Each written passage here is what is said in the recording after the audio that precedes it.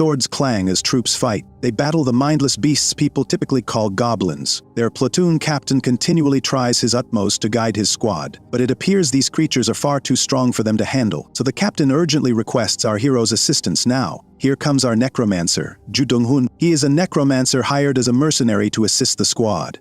Without pause, he raises his wand. At his lone command, the skull atop his wand begins to emit a dark force. Suddenly, a set of skeletons appear. They instantly rush boldly into the fray and begin confronting the goblins. The soldiers watching from the side stand amazed by the necromancer's powerful aura. They never imagined witnessing such a formidable individual in an Iraqi dungeon.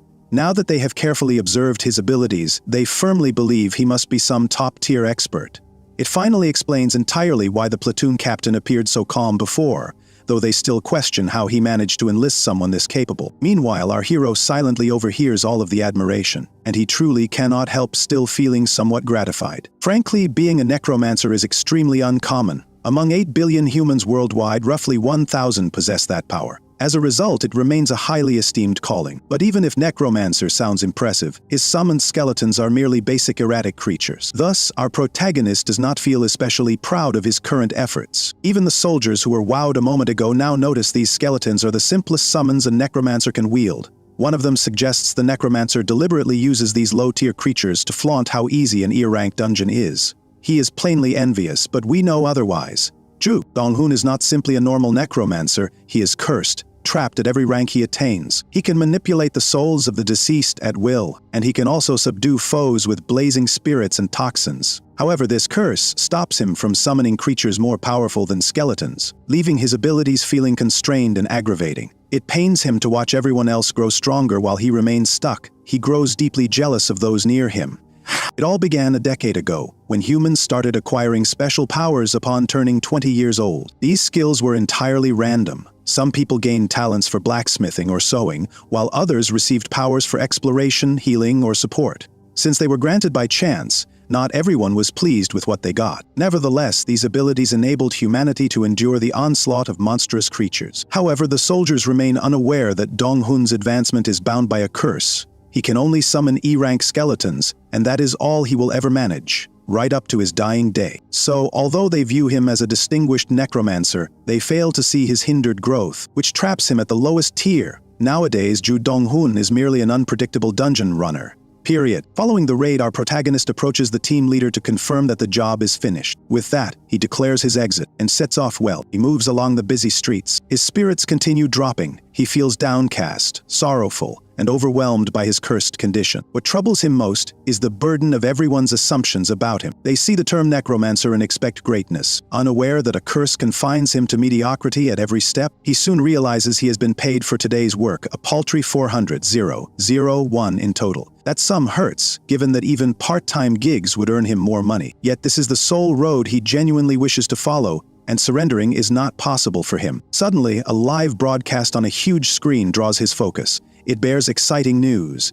Evidently, the Dark Lord who cleared the Lunar Rift previously has achieved ranker status within only 3 years of activity. Because of this, South Korea now has 37 rankers, ranking second worldwide after the United States. This achievement is massive, a major step forward for the nation. Moreover, it marks the first time a hunter reached ranker status in a mere 3 years, excluding the original rankers, highlighting just how formidable necromancer powers can be. He absorbs this news wearing an expression filled with both remorse and annoyance. While everyone else ascends the ranks, he remains trapped at the very bottom. It stings even more, knowing the Dark Lord gained his power on exactly the same day as him. Imagining that, while Ju Dong-hun remains a cursed necromancer limited to summoning skeletons, the other man has already turned into a ranker feels painfully unfair. Jealousy and anger blaze within him so fiercely, it seems like flames swirl all around him. Still, he cannot reject the truth, despite loathing it. Remaining idle will not alter his fate in any way. If he desires a new result, he must act. Thus, he comes to this. To train in seclusion, he orders his skeleton. They swiftly appear, now prepared to begin fighting. He currently possesses exactly 2 distinct effects. The first uses 10 energy to summon a regular skeleton, allowing up to 10 summoned at once. The second effect lets him assign names to each individual skeleton. Ju Dong-hun remembers the moment he realized he could give each skeleton a name. Back then, he felt truly thrilled, believing this might be the game-changing ability he had long awaited. He thought it could reveal a hidden potential he did not yet grasp. However, it turned out he was simply delusional. Anyway, he calmly approaches his clattering skeletons, instructing them to perform some gentle stretches and gradually strengthen those flimsy joints of theirs. Here, we receive a formal presentation of Ju Donghoon's faithful skeleton allies. It turns out that whenever he summons them, he inevitably gets the same skeletons. The one wielding a massive blade called Bony 1, the one holding a lengthy spear called Bony 2, and the one wielding a bow is Bony 3. Ju Donghoon constantly urged them to train diligently, hoping to boost their strength. To his surprise, he indeed started noticing real improvements. These skeletons, which once struggled to handle a single goblin, could now effortlessly battle 3 at a time. Yet that marked the limit of their progress. E-rank skeletons remained E-rank, no matter how intensively Ju Donghoon pushed their training, or even if he employed a C-rank teacher for them. Ultimately, they simply could truly never go any further. Reality proved unforgiving no matter how hard he worked. They remained hopelessly stuck at their final ceiling. While Ju Donghoon finds himself drowning in his own despair, we spot a disgusting orc lurking behind a cluster of bushes. The moment Ju Donghoon notices it, he spins around, and the orc emerges from its cover. This monster is enormous, with pointed features that make Ju Donghoon shrink back in terror. He never thought he would face an orc here. The system promptly chimes in, explaining the skeletons are now being suppressed by the aura of a powerful entity, and all their attributes are lowered by 20%. Ju Donghoon grows utterly frustrated and afraid. Seeing his worthless skeletons overpowered by an orc only irritates him more. His feeling of helplessness deepens further as he watches the orc steadily advance toward him. The monster's appearance signifies just one fact: a dungeon break is close. A dungeon break occurs when an uncleared dungeon ruptures, letting monsters spill into the outside world. Then the orc lifts its enormous axe. So Ju Donghoon swiftly orders his skeletons to defend. Only one skeleton rushes in, just in time to absorb the hit, sparing Ju Donghoon from certain death. But the orc easily pulls Bony 1 aside as though it weighs no more than fragile paper. Because of that crushing strike, both Bony 1 and Bony 2 are knocked out, leaving Ju Donghoon stuck in a crisis. Realizing the situation is truly hopeless, he attempts to sprint away at top speed, but Bony 3 swiftly intervenes and forcibly strikes the monster squarely with an arrow. While Bony 3 is readying a second arrow, Ju Donghoon decides to summon extra skeletons. With 70 energy left, he can raise as many as 7 more boneheads to assist him. Ju Donghoon summons 2 skeletons and commands the group of 3 to attack remotely. Yet whatever plan he attempts, absolutely nothing proves effective against this fiercely brutish monster in any way. This orc wields such overwhelming might that it can crush these feeble skeletons to dust with one blow. One after another, 3 of his skeletons fall, while the orc continues rampaging, utterly without restraint. With the final scrap of energy he holds, Ju Donghoon summons extra skeletons, but the ORC stands, fully prepared to smash them all. Things appear bleak, and Ju Donghoon senses his demise approaching. He does not wish to perish so soon, yet there seems no way out. Right as he nearly gives up, a certain system window suddenly glows a brilliant gold, like a beacon of hope in his darkest hour. A notification shows Ju Donghoon has now fulfilled a hidden condition, something he truly never anticipated. It is a special power associated with cursed necromancers like him. The condition is known as the 1000 uses rule. As the system declares this, Ju Donghoon starts emitting a shimmering golden aura. The system adds that, to enhance his special skill, he must summon an ordinary skeleton 1,000 times. That is not everything, though. His rank has also risen to D rank, and benefits tied to that promotion will arrive shortly. Ju Donghoon's desperation deepens with every moment. He only wants the system to give him anything helpful. Aware he may not survive long enough to capitalize on it, he is pushed beyond his limits, and his gut screams that death is near. At last the system reacts. It restores his energy and his rank abruptly leaps, climbing from one level to another. Once the upgrade finalizes, his skeletons start shining brightly beneath a radiant golden halo, indicating they have obtained fresh power. Armed with renewed might, Bony 1 swiftly unsheathes his blade and halts the orc's strike before impact. This time, Bony 1 stays unharmed, unlike the earlier moment when the orc threw him aside like garbage. Ju Donghoon cannot suppress his joy. Witnessing the skeleton's enhanced abilities sparks his first real glimmer of hope in ages. To better examine his improved rank, he swiftly instructs the system to create more skeletons. Instantly, 2 fresh skeletons materialize before him, Bony 4 and Bony 5. Bony 4 is outfitted with a strong shield, while Bony 5 grips a wand in his bony fingers. Ju Donghoon beams like a child in a sweet shop, Delighted by these new recruits to his undead team, the skeletons quickly confront the orc, operating in remarkably synchronized fashion. The shield-bearing skeleton steps forward to serve as the team's tank, while the mage skeleton conjures a tremendous surge of fire and hurls it toward the orc. Bony 3, the spear skeleton, refuses to idle and instead rushes in to deliver the decisive hit against the beast. By uniting their strengths, they finally bring the orc down. At last slain, Ju Donghun remains still, gazing in amazement. Ever since discovering his curse, he believed his entire existence had been ruined, but at this moment it seems fate has granted him another opportunity. Later, we see Ju Donghun enjoying a bowl of flavorful instant noodles. His gaze, fixed upon his system screen, intensifies. He can scarcely believe it. The notion that his powers might truly develop never crossed his mind as feasible. However, even now, he remains uncertain about the precise steps required to attain C rank. Achieving D rank seemed more like pure luck, so pushing beyond that point appears nearly beyond his reach. Nevertheless, he chooses to maintain his standard routine of drilling his skeletons.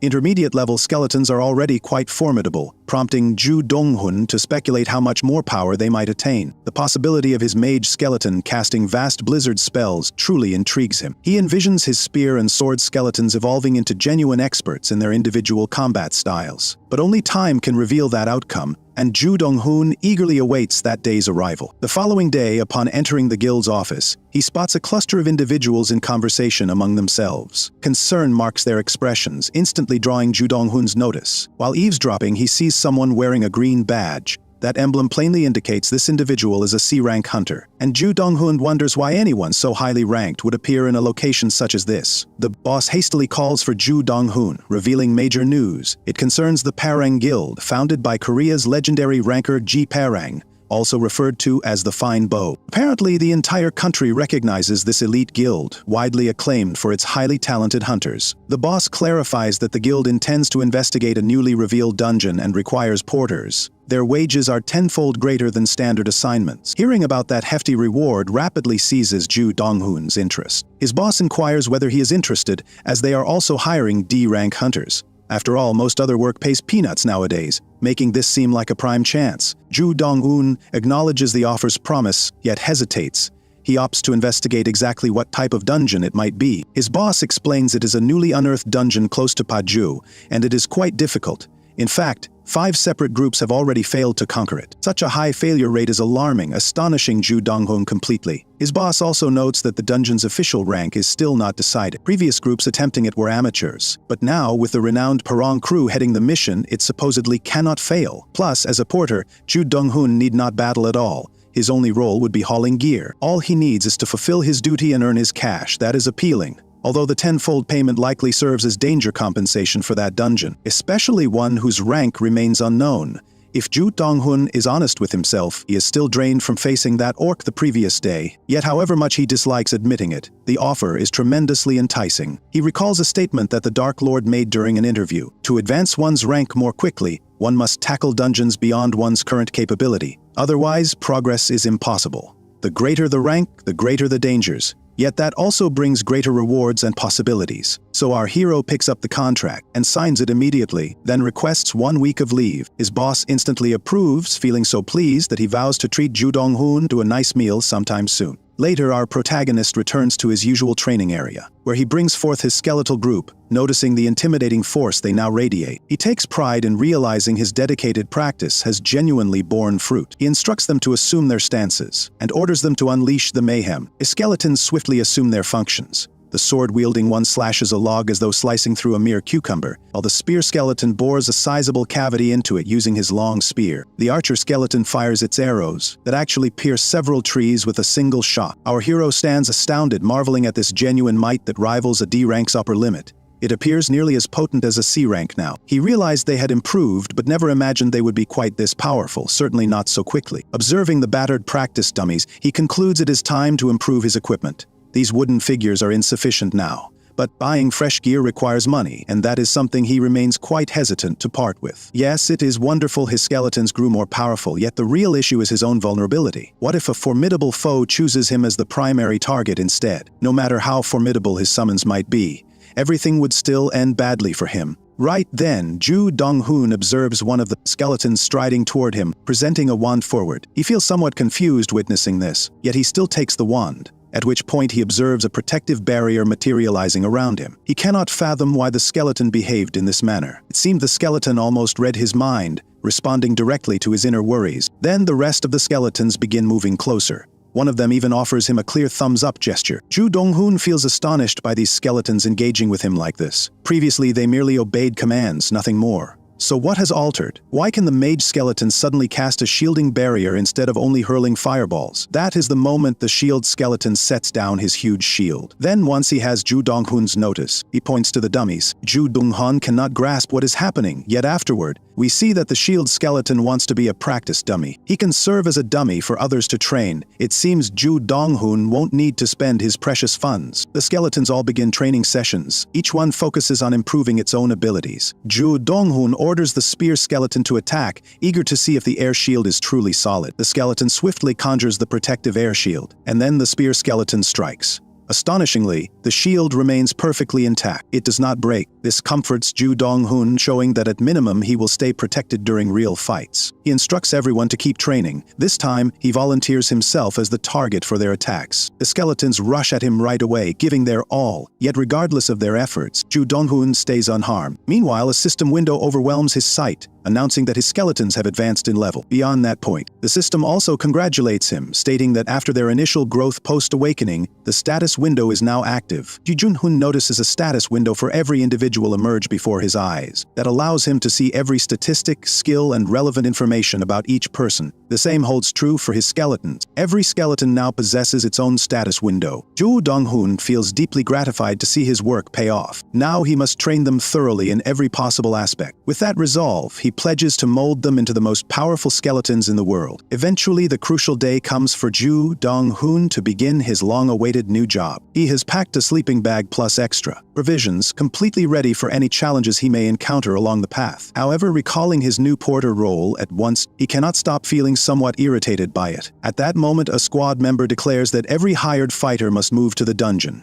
He instructs them to gather at the entrance as they will all enter together. Ju Donghoon notes that the dungeon sits quite near Paju Station. Inside, the entrance appears ordinary, as though it naturally formed into a standard dungeon. Other hired fighters, however, grow uneasy. They suspect this dungeon might be extremely challenging to navigate or survive. They mention that a denser hue around the entrance usually indicates a greater likelihood of a complicated or difficult dungeon. Still, they feel somewhat calmer knowing they are with Parang, believing it reduces risks. One person even jokes about hurrying so he can return home for rice soup and soju afterward. However, Ju Donghoon doubts that relying on a prominent guild alone can guarantee everyone's safety. In truth, this world contains an innumerable number of dungeons, as well as equally countless hunters who vanish inside. Losses and tragedies frequently remain overlooked beneath the dazzling fame of high-ranking hunters. Countless lives are lost, but existence proceeds as usual across the globe. Yet, Ju Donghoon stands prepared to enter, determined to stake his own life on the attempt, completely. Suddenly, he hears a woman's voice calling him. When he looks back, she has disappeared into nothingness. He cannot tell where she went, yet her voice is unmistakable.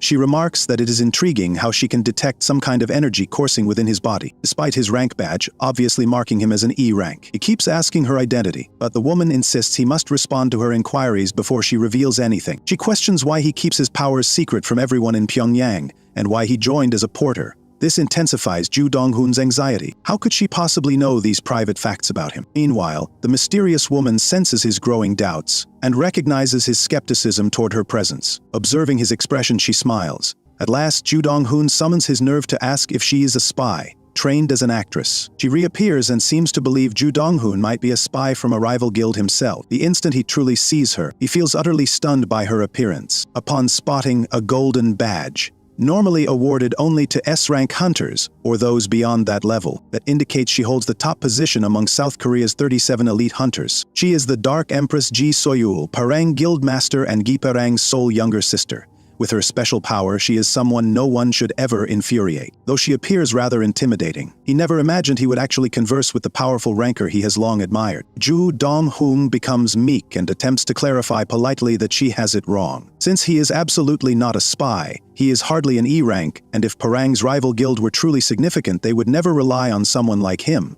So it makes no sense. She falls silent, wearing a grave expression on her face, but she soon chuckles. That light laugh grows into loud laughter, She apologizes, claiming she was merely playing a prank. Her abrupt reversal in attitude leaves him thoroughly taken aback and disoriented. He wonders why someone of her stature would tease a relative unknown like him. It is obvious her mere presence demands respect, leaving all those nearby visibly overwhelmed by her appearance. Meanwhile, Ju Dong-hun drifts back into deep contemplation, wondering if she investigated him beforehand. He is starting to suspect she observed him drilling with his skeletons, which is highly unusual. Nonetheless, this seems like a rare chance for a powerful hunter to pay attention to him. She soon expresses regret for earlier, conceding she might have behaved somewhat rudely toward him. She remarks it was astonishing to see an E-rank porter harboring 5 D-rank energy signatures within himself. Clearly, she has exposed him, and he lacks any real defense, since in truth her claim is entirely accurate. Thinking about it now, her ability to gauge his power with energy detection alone is already astonishing in itself. Ji Soyul then mentions that Gipperang requested she join the second team's expedition as a scout for their mission. Hence, she sought a porter and coincidentally stumbled upon one who seemed suspicious, namely Ju Dong-hong. She asks why he took the role despite the potential risk it clearly carries. Yet she admits that, given his abilities, he is definitely the most competent porter there, and he hardly appears to be someone who would flee in fear. Her probing inquiries only increase his tension, but at last she lets the matter go and acknowledges his unique talent. She vows to pay him twice as much upon completion. This situation seems utterly surreal to Ju Dong-hun. Not only will he receive double compensation, but he can also travel alongside a higher. He accepts immediately without hesitation, simply because chances like these rarely appear. Before delving into this puzzling dungeon, let us clarify the way dungeon ranks are determined. It seems dungeon complexity begins at F rank and progresses upward until it reaches S rank. However, no official system dictates these classifications, so humans had to subjectively categorize and measure them. The challenge is that nobody can accurately gauge a dungeon's rank before entering it. This grim truth persists because there is no sure way to evaluate a dungeon's difficulty in advance. All people can do is venture inside and learn as they proceed. One possible step is to note how bright or dark the aura around the entrance appears. A darker hue typically signals higher difficulty, though this method remains imperfect. To bring order, the association created certain guidelines. If 5 or more hunters of a given rank cannot clear a dungeon, its designated rank is raised accordingly. Moreover, if 5 or more A-rank hunters fail to clear it, the dungeon is classified as S-rank. Sadly, such procedures demand sacrifices. The unranked dungeon Ju Dong-hun faces now falls neatly into that exact category, as deploying the principal team immediately is not feasible. They dispatch a scouting party first to evaluate the overall danger. The moment he steps inside the dungeon, his initial feeling is that he has just walked into an extensive cavern-like chamber. Fortunately, their vision remains clear, thanks to the glowing pearls spread around the interior. A hunter tries to gather the pearls for resale, expecting good profit. However, the red-hamed guy cautions him against such carelessness, pointing out past hunters who died handling items too freely. Ju Dong-hun notes how casual the others seem despite the potential dangers around them. It is not shocking. Everyone except Ji Soyul, who is an S-rank holder of a top badge, remains calm. Ji Soyul then warns them not to relax too much and urges them to stay prepared. She instructs Little Fire and Swiftblade to survey the surroundings for one full cycle. She next addresses their guide Kang Sun-wook and assigns him to locate any quick escape route and protect the porters. Kang Sun-wook appears confident, assuring them he will succeed easily. Ji Soyul questions his certainty, and he replies that failing at such a straightforward duty would disgrace his very title. An alias like Guide implies an expert in pinpointing locations, a title granted by the system to those with outstanding navigation skills in dungeons. The guide then faces Ju Dong-hun, asking about his anxiety. Ju Dong-hun confesses he is somewhat tense, yet rather than console him, the man bluntly tells him to remain uneasy. Unsurprisingly, Ju Dong-hun feels confused. That is no comforting advice at all. Then the guide reveals his harsh reasoning. He explains that this dungeon features several highly suspicious elements, or signs. He clarifies that Dark Empress Ji Soyul, being a top hunter, warned them for a valid purpose. The area here is unnaturally quiet, and the layout appears too straightforward, suggesting a strong possibility of no monsters. He reasons that if creatures inhabited this cramped cavern, there would be subtle noises, tremors, or traces of movement indicating their presence. Such silence indicates a concealed trick, possibly more perilous than common creatures. Ju Dong-hun marvels at the guide's perceptiveness in piecing everything together so early. It is truly remarkable. The The guide then explains that he has worked in the dungeon field for many years, making it simple for him to form such deductions. He gestures toward a certain path and instructs Ju Donghoon to join him in searching for the exit as instructed. Ju Donghoon notices that the guide heads in the exact opposite direction from where the other hunters went, yet he assumes it will be okay. He proceeds along with the guide. The guide becomes increasingly uneasy as they advance. When Ju Donghoon inquires about this apprehension, the guide explains that absolutely no signs, traps, or clues appear, which is itself highly unusual. He even mentions a sensation of growing weight and wonders if Ju Donghoon experiences it as well. Ju Donghoon confesses that he senses a cold shiver along his back and questions whether they should proceed deeper. The guide is equally uncertain. He admits he has never experienced such apprehension, not even when meeting top-ranged hunters. Yet, this environment suggests something incredibly formidable could be hiding in the darkness. Because Ju Donghoon is a necromancer, the guide insists he conjure any creature to aid them in this predicament. If trouble erupts, they should at least manage some form of defense. He calls forth all 5 of his skeletons. Thereafter, he retains merely 50 energy points. The guide doubts these simple skeletons can assist much and questions Ju Donghoon if he has stronger options. Irritated, Ju Donghoon admits these are his only assets. Suddenly, both sense a crushing weight, as though unseen power is restraining them. They resolve to press onward toward a broader space ahead. However, Ju Donghoon doubts that reaching it will genuinely solve their predicament. The guide shares his uncertainty, yet perceives the existence of multiple entities ahead. If living beings occupy that area, perhaps the location is at least partially inhabitable. Lacking alternatives, they continue moving ahead, despite the crushing force turning each step difficult. Observing his master's hardship, the shield skeleton tries to form an air barrier around Ju Donghoon, yet it breaks almost instantly, leaving Ju Donghoon coughing up blood. Such pressure is powerful enough to crush the ability the instant it is conjured. He sees Kang Sun Wook has somehow moved far in front. Ju Donghoon refuses to perish here. He intends to survive and one day become a ranker, and he must live if he hopes to succeed. Then a strange event occurs. A system message appears, declaring he has reached the stage of an old man with white hair brimming with intense bitterness. Ju Donghoon cannot comprehend what this message signifies. The system continues cryptically, providing more confusing statements with little clear meaning. This time, it announces that the old man's powerful bitterness generates frosty strands of hair upon his head. At last, it urges him to go inside and vanquish this white-hailed elder. Ju Donghoon's sole assumption is that this white-haired elder stands as the dungeon's main boss. Suddenly, he spots a group of survivors.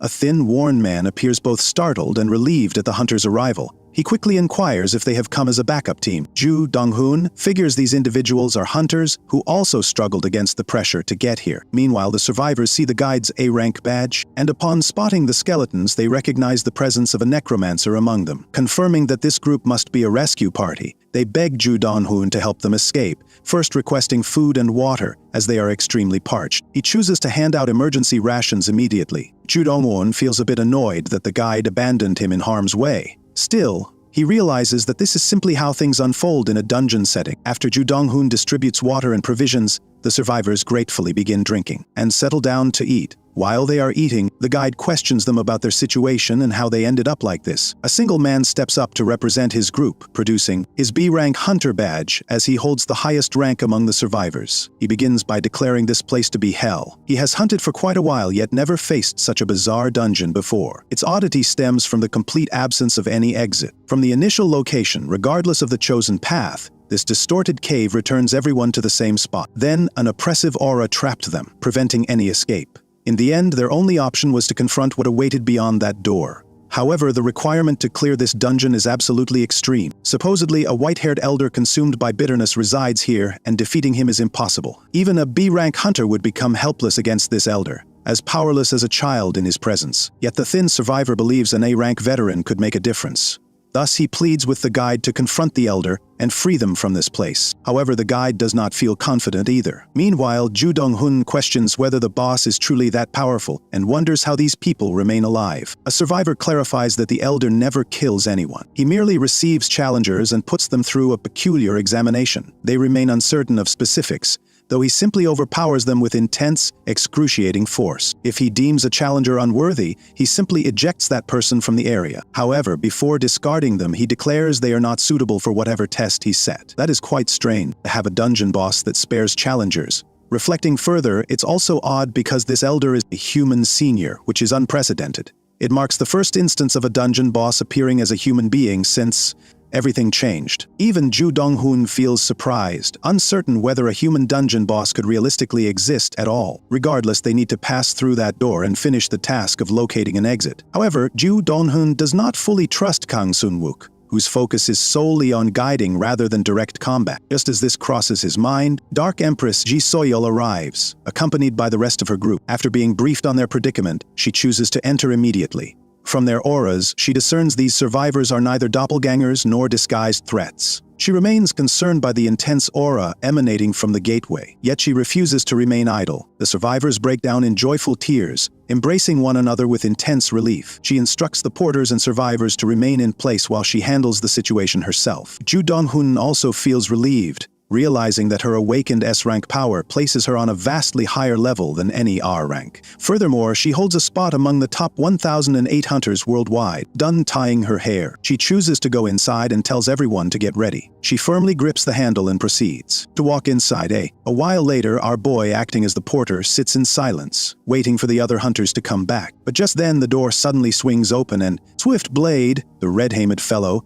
and Little Fire, the one with glasses, get tossed outside like battered trash bags. Surprisingly, even Dark Empress Ji Soyeol has been thrown outside. Dong-hoon is completely stunned by what he sees. It has not even been 10 minutes since they entered, and they are already tossed out. Seeing a powerful S-rank get disabled this quickly is truly unbelievable. But it appears that the lady is not giving up yet. She orders Dong-hoon to give her a high-level potion, determined to head back inside. Dong-hoon feels astonished by her courage, especially after she was thrown out so badly. So he asks if she truly plans to return. She confirms without any hesitation, adding that the survivors were correct. The old man never killed her. He only overpowered her painfully. He hands her the potion, and she cracks the bottle open with a swift motion, making it obvious she plans to show that old man. No, she is indeed worthy. Hearing worthy sparks a thought in Dong-hoon. He recalls this term is used when a master seeks a disciple. He figures the old man's bitterness might come from failing to discover a fitting student. After drinking down the potion, she throws the empty bottle to Dong-hoon and heads back in. And so Ji Soyeol's endless challenge began. Yet each time she went inside, she was tossed out, covered in bruises. No progress was made, even after many attempts. She began feeling frustrated, unsure how long she could keep this up. She still doesn't know the old man's true motive, nor how he excels in both sword and spear techniques. She refuses to stop and keeps pushing forward to triumph. Meanwhile, Dong-hoon simply waits, looking exhausted. As a day goes by, his mood worsens from all the chaos around him. 4 days slip by, yet she keeps challenging him without pause. Each time she went in, the old man revealed another skill. Not only was he a master of sword and spear, but he also knew magic. Meanwhile, Dong-hoon senses they are in serious danger. Even if Gipperang appeared, nothing would improve. He suspects that 2 or even 5 rankers might fail to overpower the old man. After numerous attempts, she finally concedes that the old man is truly on another level. Yet she still refuses to quit testing him. Dong-hoon admires her persistence and can see she truly thinks like a ranker.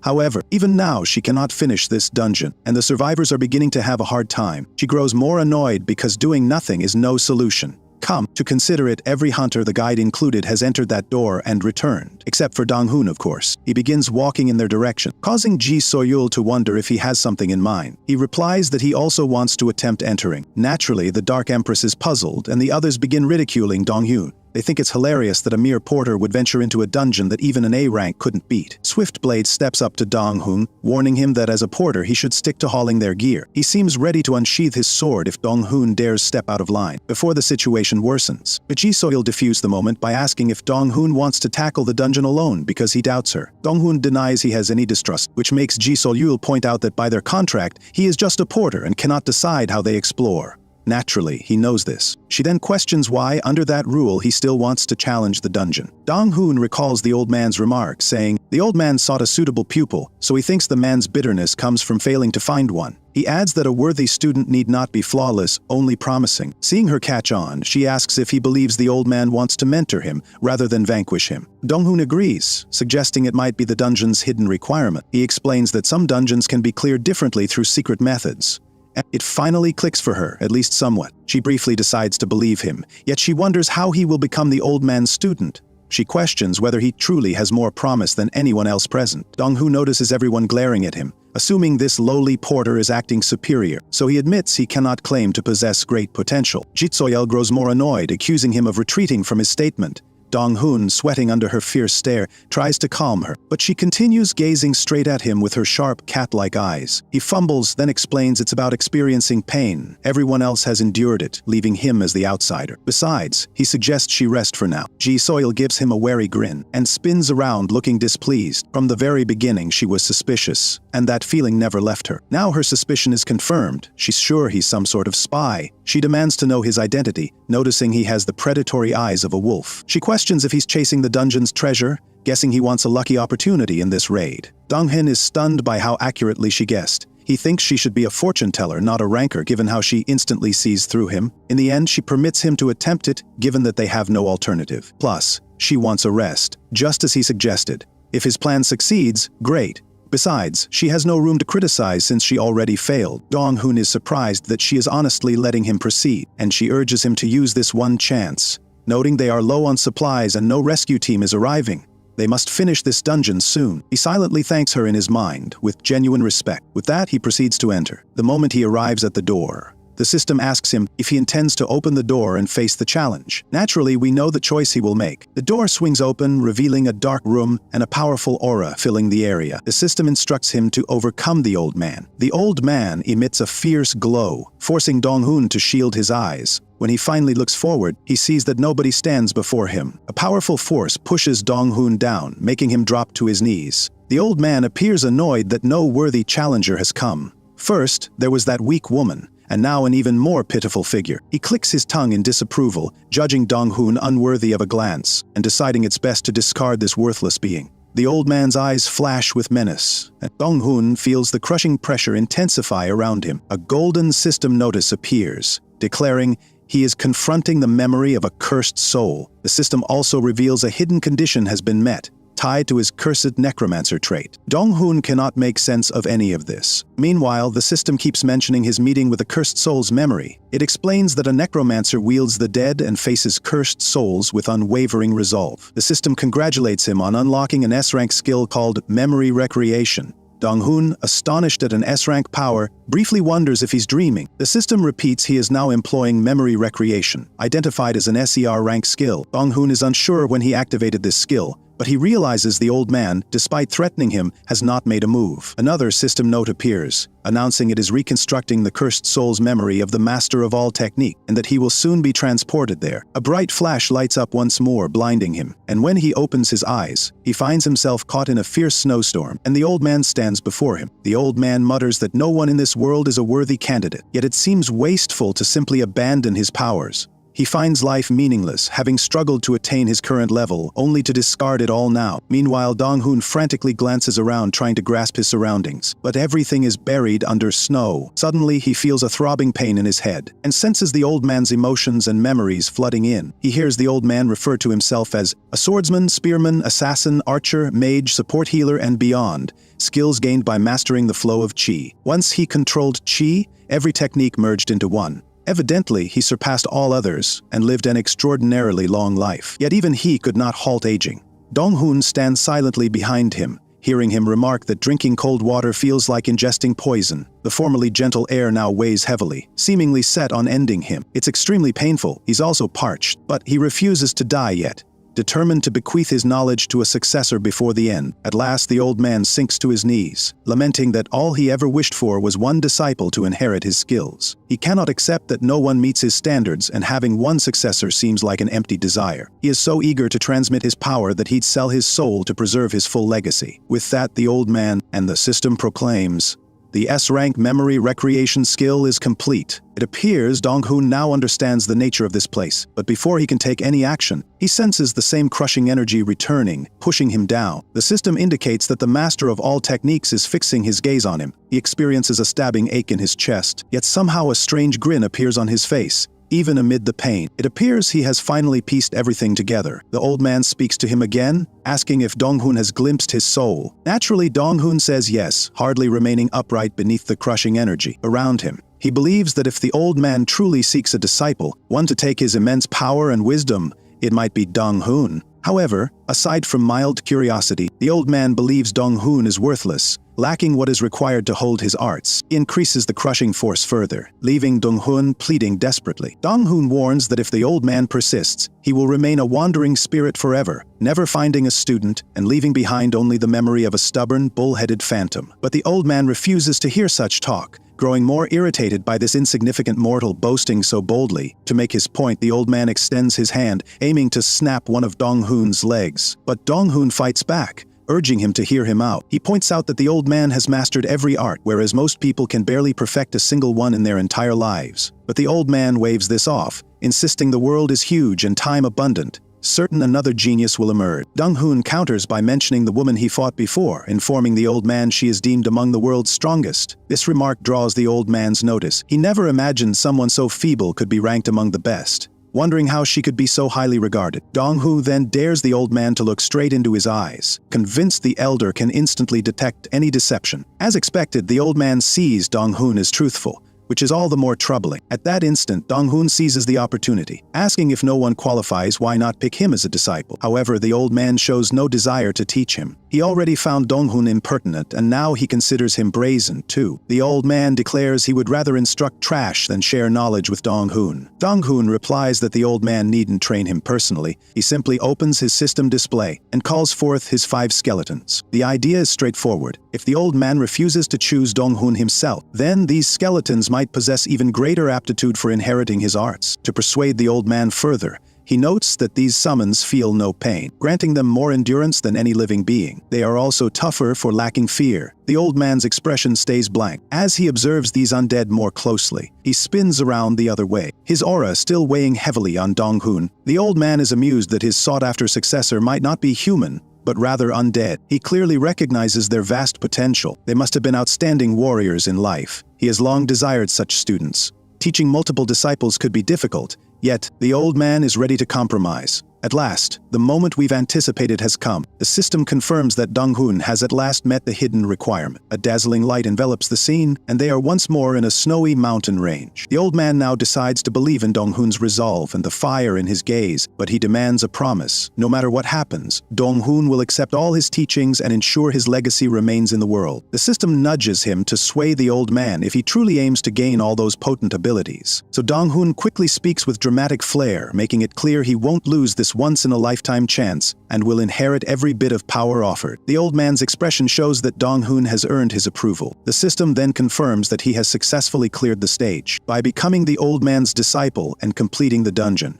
Dong-hun awakens beneath glaring hospital lights. Seated by his bed is none other than Dark Empress Ji-soyul. It seems she has been waiting a long time for him to regain consciousness. Still dazed from his strange ordeal, Dong-hun tries to understand his current circumstances, and Ji-soyul formally reintroduces herself as the Vice Guild Master of the Parang Guild, this time speaking seriously. She stresses she is also called the Dark Empress, hoping to unnerve him, but he already knows who she is. He just wonders why she came to his hospital room. He realizes that, after clearing the dungeon, he apparently passed out. Ji-soyul confesses she was astonished that Dong-hun subdued an unknown-level boss. No one would have guessed a mere porter she hired randomly would accomplish that. Her penetrating gaze could easily rattle anyone. Pulling himself together, Dong-hun asks why a vice guild master of such a big guild would personally visit him. It appears she is simply curious about how he managed to beat that ridiculous unranked dungeon, and what rewards he obtained. She wishes to confirm whether their theory was correct, and Ju Dong-hun truly became the old man's disciple. Her questions made sense. She initially planned to tackle the dungeon entirely alone. From Ji-soyul's viewpoint, a random man who arrived just to haul their gear stole the glory. He figured that a harsher, more reckless ranker might already have decapitated him for stealing their kill. So, before he answered her queries, he politely inquired about the news articles describing the completion of that dungeon. She instantly realized he worried about being exposed, though it was unnecessary. According to official reports, the Parang Guild's elite team had cleared the dungeon and required all survivors to sign strict confidentiality agreements. Ju Dong-hun beamed with joy to learn he hadn't been pushed into the spotlight. He bowed his head and gratefully thanked the Dark Empress for keeping him out of harm's way. She was honestly astonished by the porter's calm demeanor, because countless experienced hunters would gladly do almost anything to broadcast such a striking accomplishment worldwide. Yet Ju Dong-hun is more grounded than that. For him, safety always comes first above everything else. She reassured him that the published reports were likewise intended to safeguard her guild's honor and sense of pride. Nobody would accept that a mere porter was the MVP of such a risky expedition. Choosing a volatile mercenary over a genuine ranker does seem logical. However, the Perengil is deliberately concealing their true outcome to avoid facing humiliation before everyone. If he dares to reveal the truth, he risks being quietly taken out. 3 entire days had passed since they finally exited the dungeon, and he stayed completely unconscious for that whole period. Nevertheless, he gained a desperately needed stroke of luck thanks to Ji Soyul. Yet he realized that discussing his rewards might jeopardize his safety. Therefore, he decided to act cautiously, explaining he still hadn't determined what he gained from clearing the dungeon. He added that he would need a bit more time before offering a proper answer. He pretended to be ill and frail from the ordeal, hoping Ji Soyul would believe him. Juyu Donghun also promised her he would never flee, since no hunter in the world could possibly slip past the Dark Empress Ji Soyul's watchful gaze. Surprisingly, she fell for his pretense and agreed to return later with more questions, once he got everything in order. And so, she left the room. He could finally take a real breath again. Life had moved fast for him over these past few days. He awakened. After 3 long years of hard work, he encountered a ranker and also cleared a bizarre dungeon. If he landed on the wrong side of authority and blame, he would be utterly finished.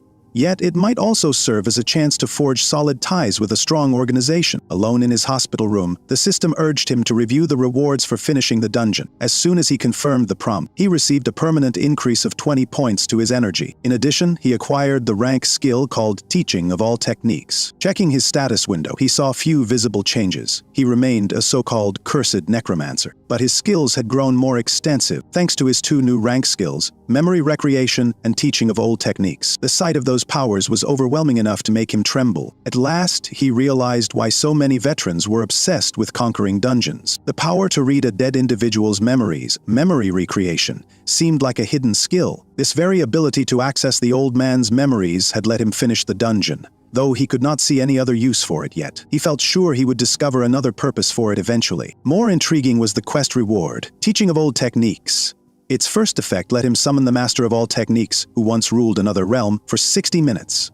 Unable to exert physical force here, the old man could only share knowledge. Only the user could see this grumpy elder, and the cooldown was fixed at 24 hours. After just one look at the skill's description, Ju Donghun leapt out of bed and he gathered up his gear. He raced to his familiar open-air training spot with all possible speed. Ju Donghun lifted his hand and activated Teaching of All Techniques, summoning the old boss who had toyed with everyone at the fortress. A radiant glow formed into the shape of an elderly man. At last, the Master of All Techniques emerged into daylight again. Ju Donghun smiled and greeted his new master, politely addressing him as. In return, the old man struck his head forcefully and labeled him a fool. An utter dimwit. Even though he had vowed to inherit all of his teachings, the kid still waited 3 full days before calling him forth. Furious, the old man accused Ju Donghun of laziness and warned he would never keep pace. Naturally, Ju Donghu tried to clarify that he had only just woken up and had summoned the master first thing. Moreover, the skill supposedly prevented the old fart from physically affecting the world, so how did he manage to hit Ju Donghun's head? To his shock, his inner thoughts were plainly transmitted and perceived by the master. They were now linked mentally, meaning no thought could slip by unheard, because they had already wasted too much time.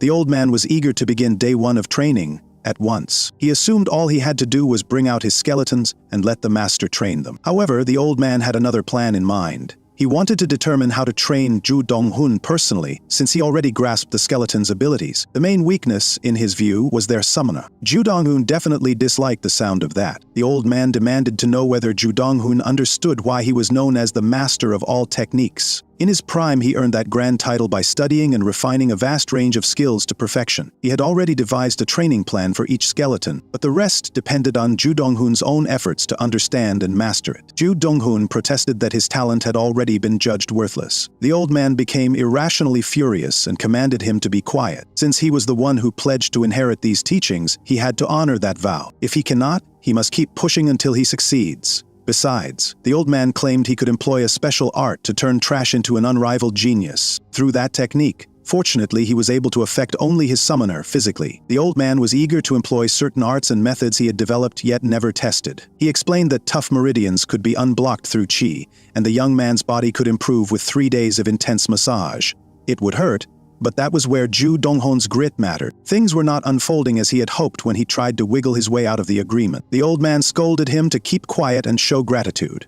In his former world, hordes of geniuses would have done anything to study under the Master of All Techniques. They all craved his grand technique of the celestial artisan, a method he invented late in life. Ju Donghun, seeing gaps in the old man's logic, wondered, If he could turn garbage into a genius, why did selecting a disciple matter? However, this technique required the master to spend his own life energy, a high price indeed. Moreover, if he elevated a disciple's abilities any further, his body would simply dissolve for no gain. But since he had already died and was bound in spirit form, that penalty presumably no longer applied. So Ju Dong-hoon questioned why the old man hadn't picked any other challengers in the dungeon and just used that overpowered method on them, which earned the young man yet another painful blow to the top of his head. That strike came from asking foolish questions instead of fully heeding the master's remarks. As he had already stated, the grand technique of the celestial artisan is an art that converts trash into genius. It is useless unless used on someone worthless. It only works if the target is basically food waste. Being labeled food waste as a twisted compliment was definitely something else. Again, this technique fails on anyone with even mild talent, since other energies have already shaped their bodies. Unlike individuals with real power. For instance, the Dark Empress has genuine strength, but Ju Dong-hoon's body is extremely undeveloped, despite his ability to summon the dead. On top of that, naturally gifted prodigies are more remarkable than artificially created ones. So the old man had tried his best to avoid this approach. He originally hoped for a more promising candidate, but ended up stuck with Ju Dong-hoon. Though his comments were harsh, the youth acknowledged every point. Moreover, the idea of growing stronger in tandem with his skeletons seemed like a great opportunity. It was akin to striking two birds with a single bone. So, when the master of all techniques asked him whether he was prepared, he answered with complete sincerity that he was. His fresh resolve was rapidly shattered and his agonized screams echoed through the training area. He tried pleading for mercy and wanted to give up, but the old man refused to let him. He kept hammering Ju Dong-hoon's back with his fists, massaging his torso with a flurry of blows. They had barely begun, and he was already raising a clamor. As the bizarre massage intensified, Ju Dong-hoon bit his tongue and fought with all he had to bear it. If he hoped to become a true ranker, he had to push through the torment. The old man assaulted his body, yet praised his courage and endurance. Noticing he was adapting, the master raised the intensity further. Ju Chong-hoon had never encountered pain of this magnitude before. The torment was so intense that he actually developed a C-rank pain-resistant skill by withstanding the agony. And the skill could still grow further over time. With one last slap and push, Ju Dong-hoon coughed, and he dropped to the floor. That massage seemed endless. But it was finally finished. The old man commended him for clenching his teeth and fighting like a champion. Even with worthless talent, it's unusual for anyone to show such resilience. If he keeps striving to grow stronger while firmly preserving the willpower required to endure endless, relentless torment, he might not be a hopeless case after all. Beaten and broken, Ju Dong-hoon asked if they were done for the day. Unfortunately, the summoning period still had around 30 minutes remaining. The old man firmly lifted him by the shoulder, refusing to let him rest on the floor after that precious massage. His undead battalion was waiting for their leader to begin the real training. Ju Dong-hoon surrendered to his fate, tears slowly rolling down his cheeks. This truly became his new normal, driving him to seriously contemplate giving up altogether. You see, every profession is built on physical strength, and it appears the skeletons can develop that power even without muscles. The old man's first real lesson focuses on correct posture, specifically the horse riding stance he has relied on throughout his life. Human muscles concentrate in the lower body, so a stable foundation is essential for strength and balance. Since his body had just been severely battered by what was labeled a massage, Ju Dong-hoon struggled hard to maintain proper posture. To make things worse, the old man specifically called him out for his lack of talent, but then he praised his tenacity once again. The master believes the summoner must never lag behind his summoned units, so he has to work twice as hard. But Ju Dong-hoon already sensed his strained muscles were torn, and would need some time to fully heal. He couldn't help thinking that posture training was useless and merely added more torture. Still, he pushed through, as he always did, and collapsed the instant the master ended the session completely. That's all for today. For his assignment, Ju Dong-hoon had to perform basic physical drills each morning before summoning the master for the real training. And so the master of all techniques was summoned, leaving Ju Dong-hoon completely stuck on the ground, struggling to catch his breath. His skeletons looked at him with genuine worry. When Ju Dong-hoon finally caught his breath, he turned toward Bone-won. He asked the skeletal swordsman to carry him, as he couldn't move a single muscle after that brutal first day. Early the next day, Ju Dong-hoon's first stop was the mercenary agency. As soon as he arrived, his agent called him over to the front desk without delay. In the lobby stood the final dungeon survivors they had recently saved. The man stood up and walked to Ju Dong-hoon, greeting him as Mr. Necromancer. They observed that he seemed to have changed somewhat. In fact, he looked considerably more muscular and better looking. They were not exaggerating. Only a day after the massage and the old man's training, he had noticeably bulked up. His shoulders had widened significantly, and even his skeletal structure had been visibly altered. It was difficult to believe that a grueling 30-minute massage could cause such dramatic changes. Regardless, he could not fathom any reason for these hunters to appear before him now. searching for the porter at the agency. One of them stepped forward and formally introduced himself as Kang Jae-ho, a C-rank hunter. He claimed that Ju Dong-hun's behavior and outlook inside the dungeon had made an impression on him. Because they survived thanks to Ju Dong-hun, he tracked down the porter again to form a team once more. Out of courtesy, Ju Dong-hun also introduced himself formally, fully revealing that he was merely an E-rank Necromancer mercenary. Kang Jae-ho got straight to the point and offered a business proposal about another dungeon.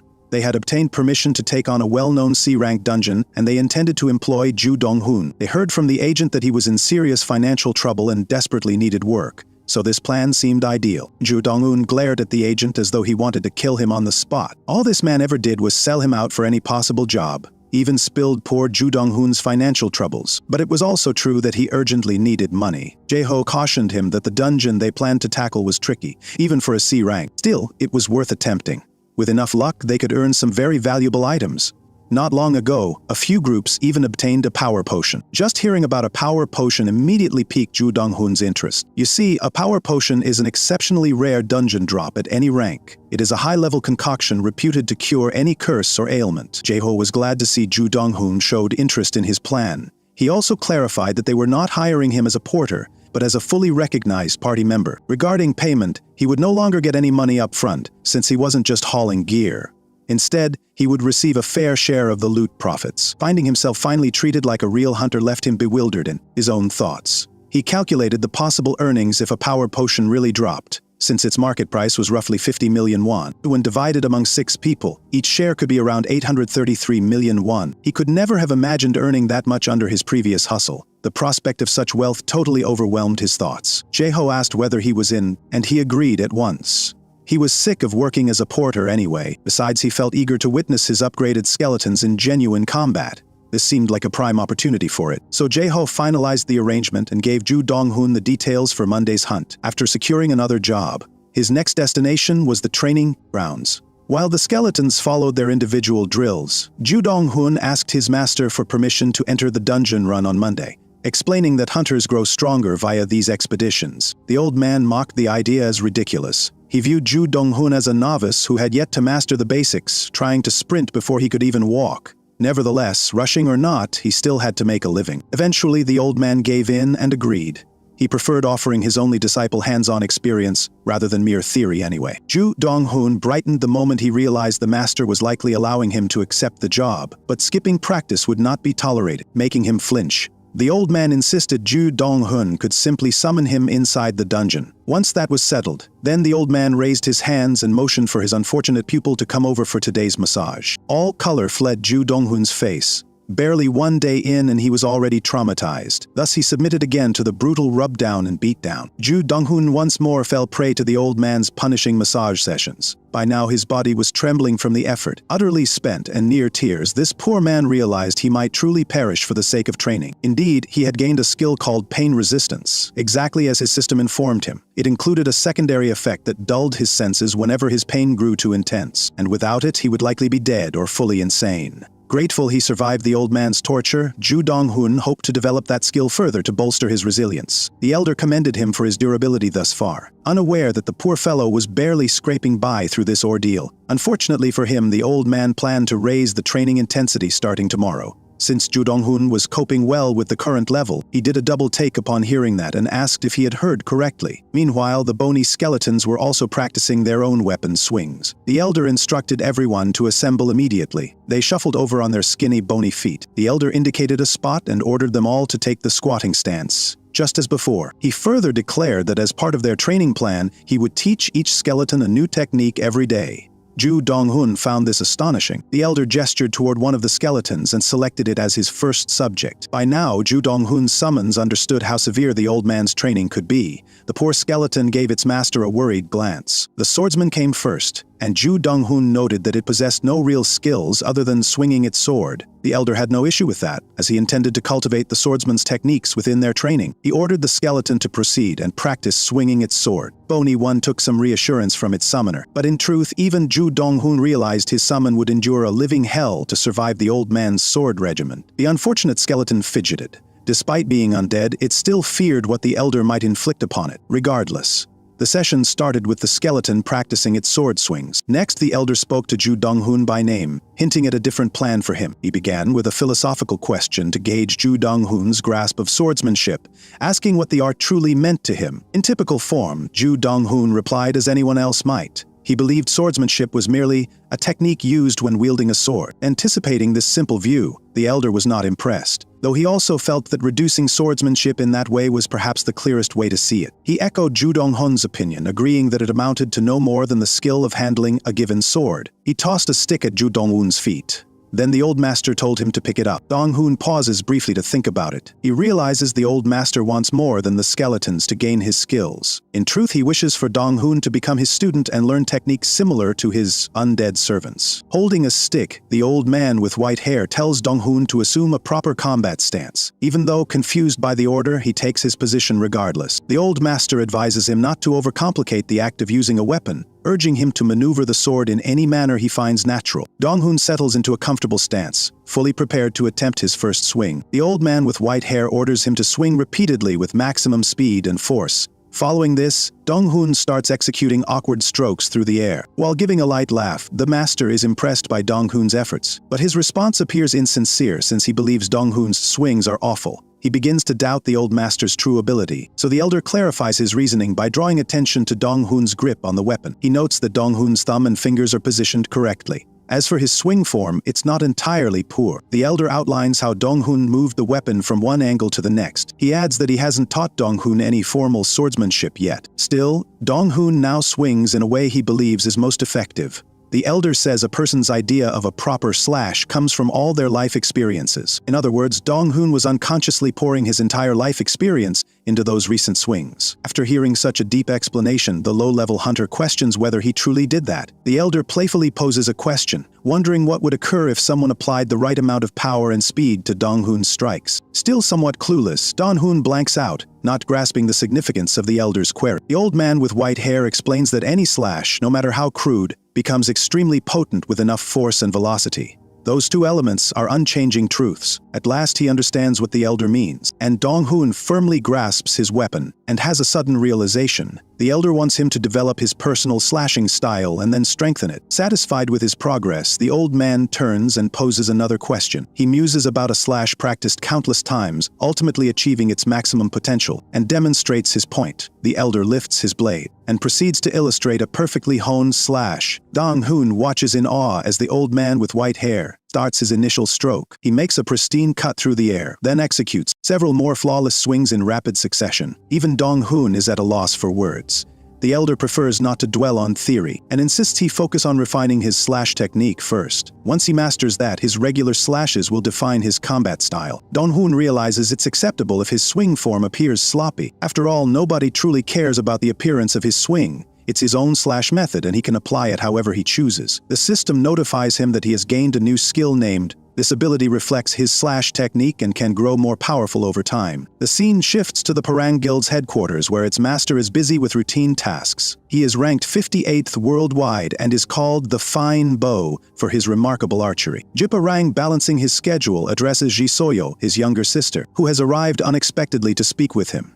Even Giparang finds it odd and remarks on it. Ji Soyul explains she is concerned about a certain issue, startling her brother. She cuts to the chase and asks whether a ranked hunter can abruptly display abilities surpassing a typical ranker. Giparang notes how unusual the question is, yet Ji Soyul insists on a swift response. He states that it usually takes considerable time to refine one's abilities, so a sudden leap like that should be impossible. Even if it happened, it would indicate the person secretly concealed their full strength and pretended to be weaker from the start. However, Ji Soyul insists that the individual she encountered definitely wasn't hiding his abilities. Jiparang accepts her statement, knowing Ji Soyul's heightened senses let her accurately measure a ranker's power. After all, she has a remarkably potent detection ability. Then Giparang asks what is truly troubling her, clearly uneasy about the topic. Ji Soyul silently reflects on how she has not even told her brother about the dungeon she tackled, involving the old man with white hair, because she can't accept being beaten so effortlessly by that dungeon's boss. That old man in the dungeon possessed astonishing power,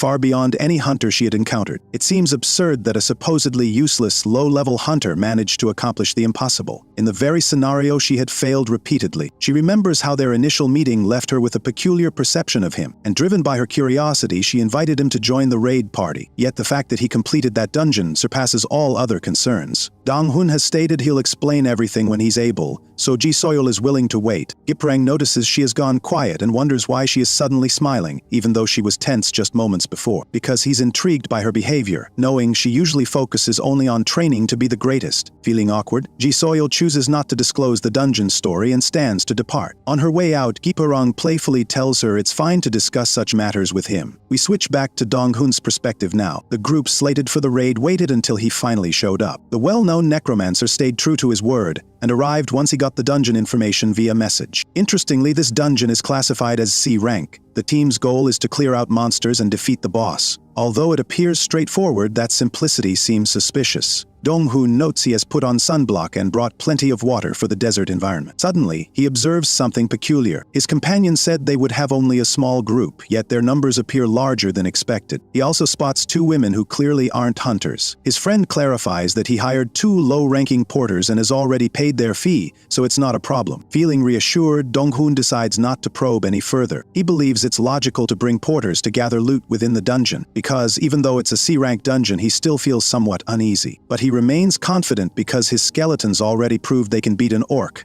reputedly the strongest monster there. The group steps through the portal. Once inside, they find themselves in a barren desert matching the earlier information. His system alerts him that this environment will be tough, reducing his core stats by 10%. The heat is far worse than they anticipated and they must cope regardless. In spite of everyone else struggling, Dong-hun appears to handle it just fine. He believes he'll manage without much trouble. After all, he considers it mild compared to the daily training he endures under the old man with white hair. He activates his summoning ability and summons his bonehead squad, all armed and poised for action. The skeletons increase the team's overall numbers and presence. The other hunters are shocked at how much sturdier his summoned skeletons have become. The group's organizer gets everyone's focus and describes the various monsters they will encounter. Scorpions and snakes are included, unnerving some hunters, yet they're only C-rank creatures at most, so there's supposedly little danger. He explains they must carefully follow orders and do as instructed, assuring them all will be okay. Beyond that, they commence a grueling trek across the scorching sands. However, the brutal heat is already wearing down the unfortunate hunters. The organizer unexpectedly halts the group for some unclear reason. After a lull, they see nothing around them, so it makes little sense that they halted here. Suddenly, a party member spots something unusual. A scorpion's tail emerges violently from beneath the sand, and a swarm of them crawls up to assault the group, prompting the hunters to ready their blades. They fight back using their gear, slicing through the C-ranked creatures. The organizer urges everyone to stay alert and concentrate on the immediate threat. They form up in combat stances to challenge the scorpions. From a short distance, Dong-hun watches them fiercely engage the desert scorpions, which he deems on par with the orc he battled before. Dong-hun summons the mage skeleton Bonehead 5 and orders it to form an air barrier around him. Heedful of its master's command, the undead caster conjures a protective shield. Dong-hun, sometimes called Dong-jun, then speaks to the others and lifts his staff, commanding them to eliminate the scorpions. Having ensured his own safety using his summoned squad, the shield-bearing skeleton sets its defense on the ground and activates a low-level taunt ability, and Dong-hun instructs the others to finish off the creatures. Provoked, the scorpions now converge on the shield-bearing skeleton, while the swordsman skeleton lifts its blade and lands its initial strike. However, the blade struggles to penetrate the scorpion's tough armor. Even so, the strikes are not entirely futile, so Dong-hun directs his summons to keep striking until the beast falls. The skeletons continue their frenzy of assaults. Eventually, the spearman skeleton succeeds in puncturing the scorpion's hide with a well-aimed thrust. Observing the ongoing clash, Dong-hun is pleased to see that his summons are far more powerful than he expected. The party's organizer also remarks with admiration on the notable improvement of Dong-hun's skeletons. Dong-hun humbly insists it's not special, saying he's merely cleaning up leftovers since the main force already dealt with the scorpions. The leader teases him for his modest attitude. Dong-hun quietly notes his lingering distrust of the man's behavior. He also observes another detail. The other hunters are so strong that his role in the team seems almost unnecessary. He is merely a low-level necromancer, yet they appear aware he gained benefits from that high-level dungeon earlier. Due to his confidential contract with the Parang Guild, none can openly discuss it with him. They can only corner him for details during a dungeon run, free from surveillance or official oversight. It removes any risk of proof, since accidents often occur in dungeons. No wonder he suspects the others of plotting. as if they're all silently evaluating him. Still, it remains only speculation, and he tries not to overthink it. While these thoughts occupy him, the organizer grins, believing everything proceeds according to plan, until they finally reach the temple of the ancient desert, Scorpion King. The system states that breaking the seal demands 1 life, and that the altar itself needs 2 offerings. This is where things become alarming. Recall the 2 F-rank porters who joined them? They qualify as sacrificial candidates, which is deeply disturbing. Dong-hoon feels stunned that this vital piece of dungeon information was conveniently omitted. The organizer's subordinates pretend to be completely caught off guard, yet these villains are fully prepared to sacrifice the porters at the altar. Terrified, one porter begs the group leader for help, but he's as heartless as the rest, deeming the 2 porters perfect for his plan. Without pity, he demands both porters step forward to be sacrificed. The porters protest, calling the mercenaries insane, but the leader is indifferent and advises them to accept this approach. Confronting such injustice, they ask him why he is acting this way. Suddenly, they realize this vile scheme was his intention from the start, and he releases a sinister laugh, reminding them about the generous wages he had offered these low-level porters as he brandishes his weapon. In his view, high rewards require paying a steep cost. Dong-hoon silently watches the situation. He suspects that if the leader shows no concern, it implies he's certain he could overpower Dong-hoon should he intervene. So the leader orders the porters to proceed and sacrifice themselves. However, someone intervenes to save them. Dong-hoon chooses to oppose the group. The leader is mildly stunned at his genuine compassion, ridiculing him for acting heroic. Dong-hoon ignores the taunts and insists on learning the man's true objective. He suspects there's a motive behind bringing him here. The leader is pleased to see Dong-hoon isn't entirely naive. As Dong-hoon grows angry and demands answers, the leader cuts to the chase, saying he wants details about the previous high-level dungeon and had no direct way to learn them. So he cunningly lured Dong-hoon into this place. Decisively, he assures Dong-hoon they don't aim to kill him. They revealed their true colors for a specific reason, namely to pressure Dong-hoon into choosing a side. If he cooperates, he must share everything about that high-level dungeon run, even offering a portion of this dungeon's profits as incentive. Dong-hoon considers it an insane proposal from people who willingly endanger others for personal gain. It feels like a classic villain inviting him to join their cause. Dong-hoon has already made up his mind, and that response is a forceful rejection. He doesn't care about offending them and orders his skeletons to resolve the conflict. They unleash a volley of arrows, which the leader effortlessly deflects with rapid reflexes. Though impressed by Dong-hoon's defiance, the leader warns that he will surely regret his choice. Dong-hoon remains firm, stating he cannot trust criminals. His skeleton crew intensifies their offensive. Even the swordsman's skeleton alone is challenging the leader. Significantly, the leader ridicules Dong-hoon for thinking he can match him just because he's grown more powerful. Nevertheless, Dong-hoon remains safe while his undead forces handle the fight. This C-rank hunter exceeds his assumptions, bordering on a much higher tier of prowess. All the same, Dong-hoon believes this works in his favor. The hunter smirks at the skeletons,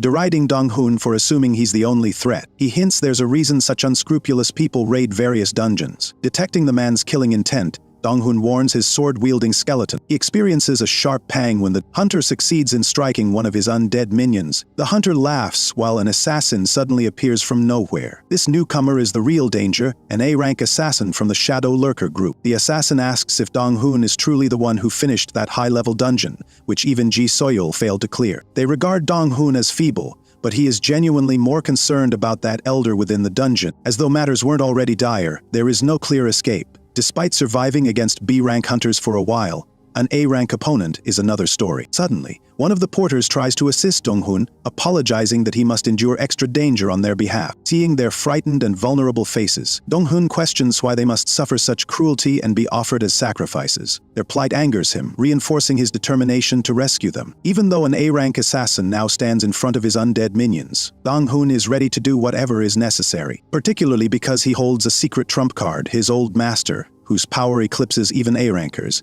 He activates the skill to summon the Elder. However, the assassin and the other Rakers appear to downplay the threat. The old man with white hair surveys the scene, stating he foresaw such a development. Dong-hoon feels cornered and urgently seeks someone's guidance. Yet even his master insists it's all on him, warning he'll surely be crushed by these opponents. Dong-hoon pleads for help, arguing that if he dies, the master's objective will fail too. The Elder remains unfazed and feels he has more reason to be frustrated with Dong-hoon. Despite having the potential to master every skill, even he cannot surpass the impossible. The assassin, speaking calmly, asks Dong-hoon what he acquired from the dungeon. Dong-hoon pauses, realizing they are specifically after the prize he got from the dungeon. Once he sees this, he figures there might be a possible escape. He realizes it's all intimidation to force him to reveal what he discovered. After all, they risk trouble if he refuses to cooperate. Sensing his pupil's intent, the elder understands what Dong-hoon plans to do. Dong-hoon piques their curiosity by mentioning the dungeon reward. The assassin states he only wants details of that treasure,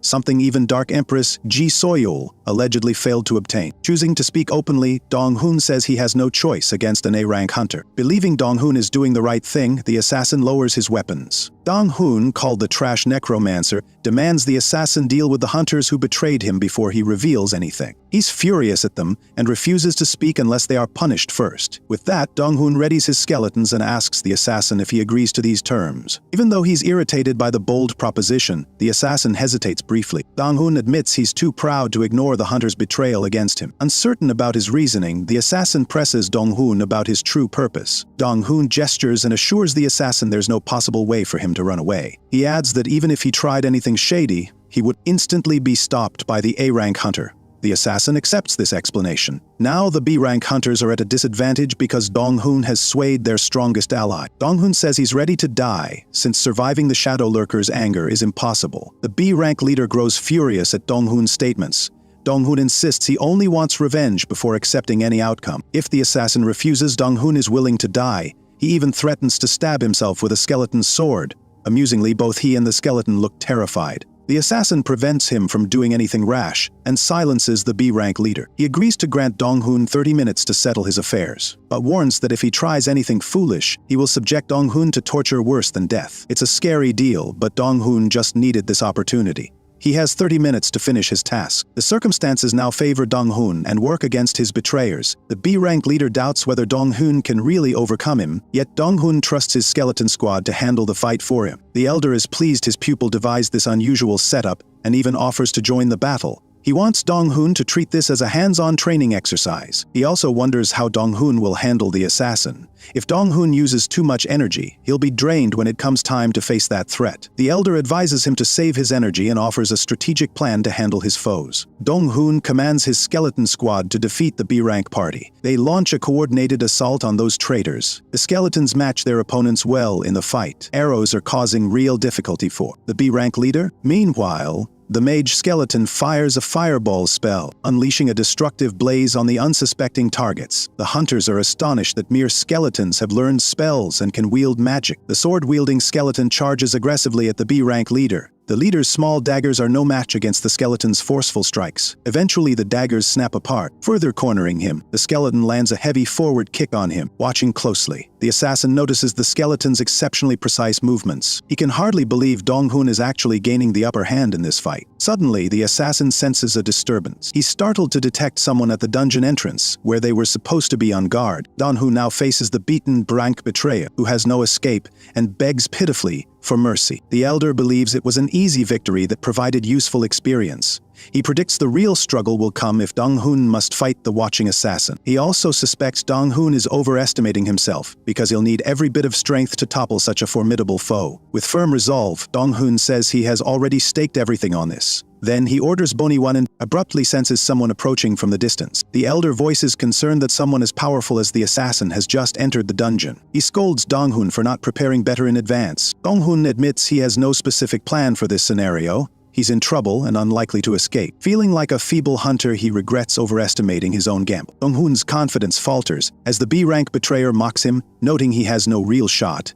After all, more than one shadow lurker showed up. Dong-hoon is scared and considers fleeing, though it seems pointless. However, the second assassin actually arrived to tell his comrade that Ji Soyul suddenly showed up at the dungeon entrance. Dong-hoon is completely stunned by this news. He takes a moment to grasp that Ji Soyul might have come to help him, but it seems illogical. Still, the assassins must depart at once because they can't defeat Ji Soyul if she finds them. With that said, they vanish, leaving the B-rank leader in utter hopelessness. As he desperately calls for his brother, Dong-hoon is pleased, having never expected them to flee so quickly. Ji Soyul remains at the dungeon's entrance, wondering if she should actually proceed. She tracked Dong-hoon through the Parang Guild's connections but feels uneasy about whether she's doing the right thing. She recalled Dong-hoon's promise to explain everything when the moment was right. So, rather than entering the dungeon, she chooses to wait and observe. Meanwhile, inside the dungeon, those traitors are being severely beaten. They're being smacked around relentlessly. Their leader is desperate to survive and focuses on the porters, willing to sacrifice anything for his own safety. Dong-hoon notices he's planning something else, because he can't win in a head-on fight. That's why he's aiming for the porters. Dong-hoon alerts his skeleton to strike before the man can execute his plan. They attack immediately. The skeleton chops off the man's arm in one swift move, showing no mercy. Dong-hoon reasons he wouldn't have been spared if the roles were reversed, so he sees no reason to show mercy to the traitor who now begs before him. He feels the same way about the others in that group. In hopeless anger, the man hurls insults at Dong-hoon and attempts a desperate tackle against him. Sensing danger, the skeleton slices off his leg, disabling his movement and forcing him to endure more agony. Dong-hoon remains emotionless before the man, who pounds the ground in rage, regretting how it all ended up. Dong-hoon steps closer, reminding the traitor that he was the one who betrayed him, not the other way around. Out of choice as the B-rank hunter pleads for a quick death, but Dong-hoon has a grim scene in store for him. He calmly states the man will not have an easy death, no matter how much he begs. The sobbing man implores Dong-hoon to end his life, but Dong-hoon's skeleton merely seizes his arm and drags him away toward the temple area. He is thrown onto the altar meant for sacrifices. Another B-ranked hunter meets the same fate, as living challengers are required to face the boss. He curses Dong-hoon while the final conditions for sacrifice are finally met. If not for this turn of events, Dong-hoon would have chosen to leave the dungeon uncompleted, but after the treachery he endured, he is prepared to deliver the punishment they merit. The altar takes the two living sacrifices. Dong-hoon intends to avenge himself against those who turned on him. Now that the requirements are complete, the seal is lifted. The hunters' bodies, offered as sacrifices, vanish completely. In spite of their betrayal, Dong-hoon hopes they might have better fates if they're reborn. He wonders why Ji Soyul is taking so long to appear, because just the mention of her made the assassins leave. Without her, he would already be dead, so he's grateful she showed up. Facing even one S-rank fighter seemed impossible. Facing two would have been twice as hopeless. Dong-hoon himself might have ended up as the sacrifice. The earth shakes now that the sacrifices have been completed, and the ancient Scorpion King is released when the gate opens. Its raw fury terrifies the porters, and even startles the skeleton summons. Their abilities are automatically reduced by a considerable 20%. Dong-hoon realizes this next fight will be brutal. One porter nervously asks if they will survive. Dong-hoon admits he's unsure but believes this is still preferable to facing the shadow lurkers. The porters concur. Meanwhile, Dong-hoon pauses to collect himself, trusting his training will help, while his nagging master jokes, asking if he wants help defeating the boss. The elder says his pupil deserves to fail if he can't beat such a boss.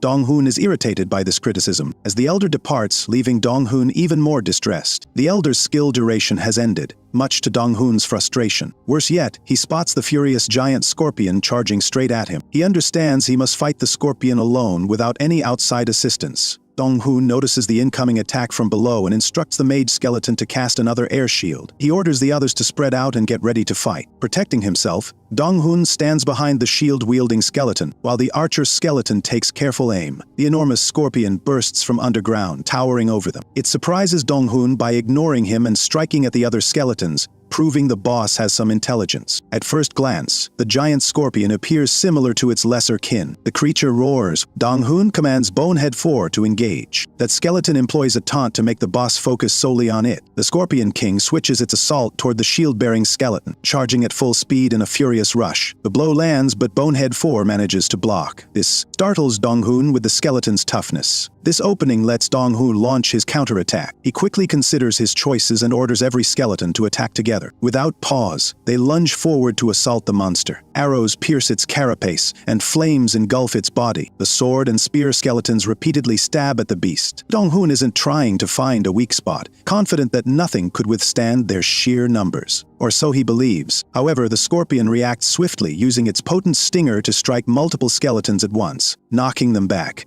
Though overcoming the monster looks daunting, Dong-hoon is relieved his summons can still land some hits. He sees the Scorpion King's wounds, proof they are harming it. Dong-hoon commands them to fight relentlessly, even if it costs them their existences. And he checks his remaining energy and decides 50 points should suffice to defeat the boss. Dong-hoon feels certain he can repeatedly summon them, making his skeletal forces practically endless here. When one skeleton is destroyed, almost immediately, Dong-hoon resummons it, consuming 10 energy points, leaving only a limited supply remaining. The Scorpion King faces a renewed wave of skeleton assaults, Bonehead 1 and 2 strike first. The sword skeleton skillfully severs its stinger with a decisive slash. With the scorpion's prize tail gone, the other undead leap onto it to deliver vicious strikes, piercing its shell. So far, so good for Dong-hoon's side. Dong-hoon manages to defeat the boss monster on his own, but he's utterly drained. After numerous summons, he's down to just 10 energy points. If the Scorpion King had been tougher, the outcome could have tipped against him. Nevertheless, all his skeletons gain solid buffs, raising their levels after clearing the stage, and improving their stats and abilities. Dong-hoon is happy to have gained so much from this. He then receives a system alert to claim the Scorpion King's venom gland. Since it's a valuable item, he accepts it without hesitation. Dong-hoon joyfully agrees while the object forms in his hand. Inspecting it, he wonders if it's just a basic crafting material. The system clarifies that the creature's venom lies within the gland. In fact, it holds 20 types of poison for forging gear or learning skills. Suddenly, one skeleton signals its master. Bonehead 3 responds to the venom gland, triggering a hidden condition in the system. Dong-hoon gains the ability to create poison arrows. Thanks to the new material, he never imagined unlocking a skill simply by meeting special requirements. Now he sees why the Dark Lord appreciates dungeons. Their item drops can be extremely rewarding. Dong-hoon promptly adopts the poisoned arrow skill, boosting Bonehead 3's abilities even more, since that skeleton acquires the skill on his behalf. With the monster defeated, the desert stage is fully cleared, and a system promises Dong-hoon a completion reward. Dong-hoon is suddenly transported just outside the dungeon's entrance, confirming their successful conquest. The porters celebrate excitedly, grateful they survived, all thanks to this so-called lousy necromancer. Dong-hoon is pleased for them, and warns them not to pick jobs solely based on payment. After exchanging farewells, they depart, and with that resolve, Dong-hoon eagerly examines the dungeon's reward in his possession. The system informs him he has obtained another rare item called the Trace of the Desert. Dong-hoon inspects the object in his hand, noticing it materializes into a golden key. More details about this key are shared. It can unlock the dungeon known as Ancient Desert, and it is also bound to Dong-hoon. He wonders if it might be a linked dungeon. Although he wants someone to explain things, there is nobody nearby, except Ji Soyul, who suddenly appears to greet him. She says she was eager for his explanation since he is already exploring dungeons. She also worried he might keep dodging her forever. He is extremely anxious, and even his skeletons notice it. He debates whether telling the truth is best here, or if he should invent a false story. But the danger is that she might sense his lies. Dark Empress Ji Soyul is the last person he wants as an enemy, so he simply accepts his fate and decides it is best to confess everything. He also reminds himself that he is a novice hunter, without many advantages. Forming a bond with one of the top rankers might benefit him in every way. With a sigh, Dong-hoon decides to come clean. He remembers her interest in how he cleared the dungeon and the reward he gained. Dong-hoon is ready to reveal it all on one condition. Ji Soyul listens closely, until he asks her to protect him until he grows stronger. She finds it odd and asks if he owes a debt. Dong-hoon says he merely has a group of troublemakers pursuing him. She inquires about the second part of his request. Being new, he has much to learn, so he wants her guidance, beginning with the key he is holding. Seeing it, Ji Soyul is startled and asks if that object is a medium. Naturally, Dong-hoon does not understand, but he hopes it is valuable enough to catch a strong ranker's interest. Ji Soyul realizes he obtained that dungeon's exclusive drop, and she even calls him a fortunate man. She explains that the odds of discovering such a rare item in an ordinary dungeon are almost zero. Only one exists in the whole world, and it is bound to its finder, meaning it can never be traded. Still confused, Dong-hoon stares at her and questions its purpose. Ji Soyul explains that such mediums are special chances for advancement. They trigger linked quests that can escalate in difficulty,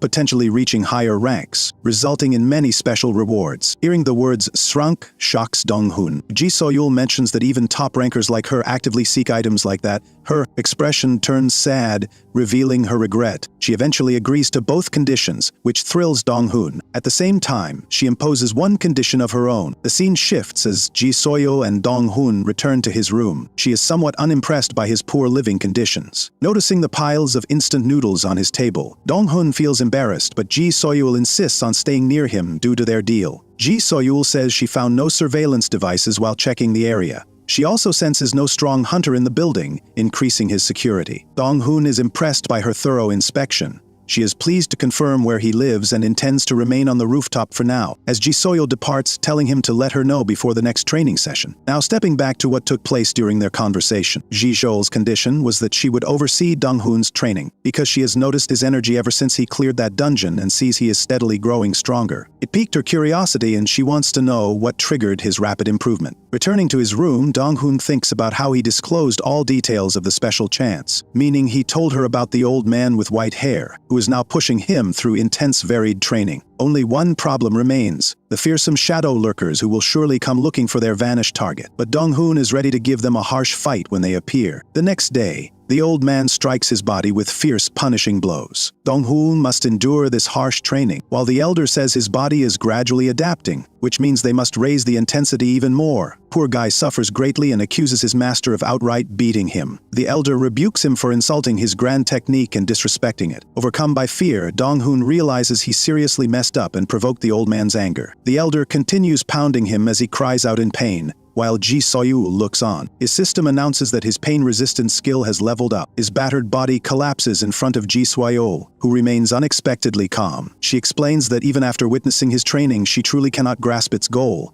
She finds his routine perplexing. Despite his attempts to clarify, Dong-hoon says Ji Soyul should not be able to see the old man at all. She also cannot join the training because it is so unusual. The elder orders his frail student to stand up, since they still have 30 minutes of training left. He feels defeated, yet knows he has no excuse to dodge the master's fury. As for the skeletons, Bony 2 trained yesterday, letting Bony 3 take over. The skeletons steadily grow stronger each day. The issue is that the more they improve, the more Dong-hoon must learn on their behalf. So when he opens his status window, he sees all his stats. He is pleased with these improvements and feels content. Bony 1's skill, Bony 2's thrust, Bony 3's shodan, Bony 4's block. He has learned all of their skills except for the mage, Bony 5. To acquire that skill, Dong-hoon must first sense and harness chi in his body. The elder draws a circle on the ground and tells him to sit cross-legged. Dong-hoon complies and waits for more guidance. The elder instructs him to repeat the Great Blue Heart formula they used before. He is also told to concentrate while reciting it, letting the formless energy circulate. So he closes his eyes and intensifies his focus. Dong-hoon repeats the formula in his mind.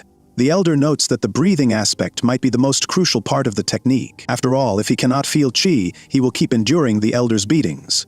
Realizing the danger, he deepens his focus. During meditation, Dong-hoon longs to grow stronger and is ready to withstand any hardship. The scene shifts to Ji Soyul, who looks around the rooftop. She questions if he truly became the disciple of the old man with white hair, the very master who easily overpowered her many times. She recalls his severe comments. Ji Soyul thinks that the special chance must be why.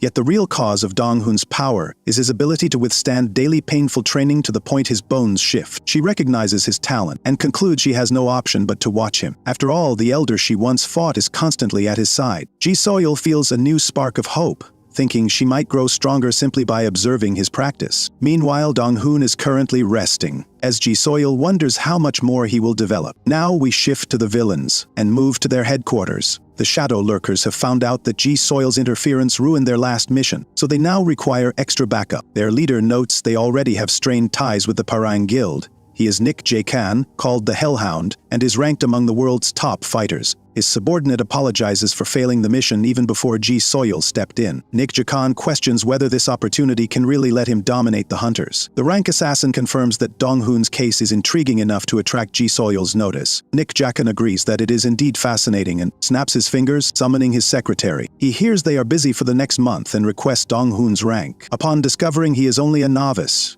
Nick Jae-kan believes dealing with him will be no problem. He plans to face Dong-hoon personally in a month. Meanwhile, that struggling necromancer keeps up his daily training. As Ji Solo watches him, Dong-hoon collapses after 40 repetitions. Ji Soyul calls his name and moves closer to him, saying she has an important matter to discuss with him. Ji Soyul stands in a quiet clearing, partly hidden by her dark hair.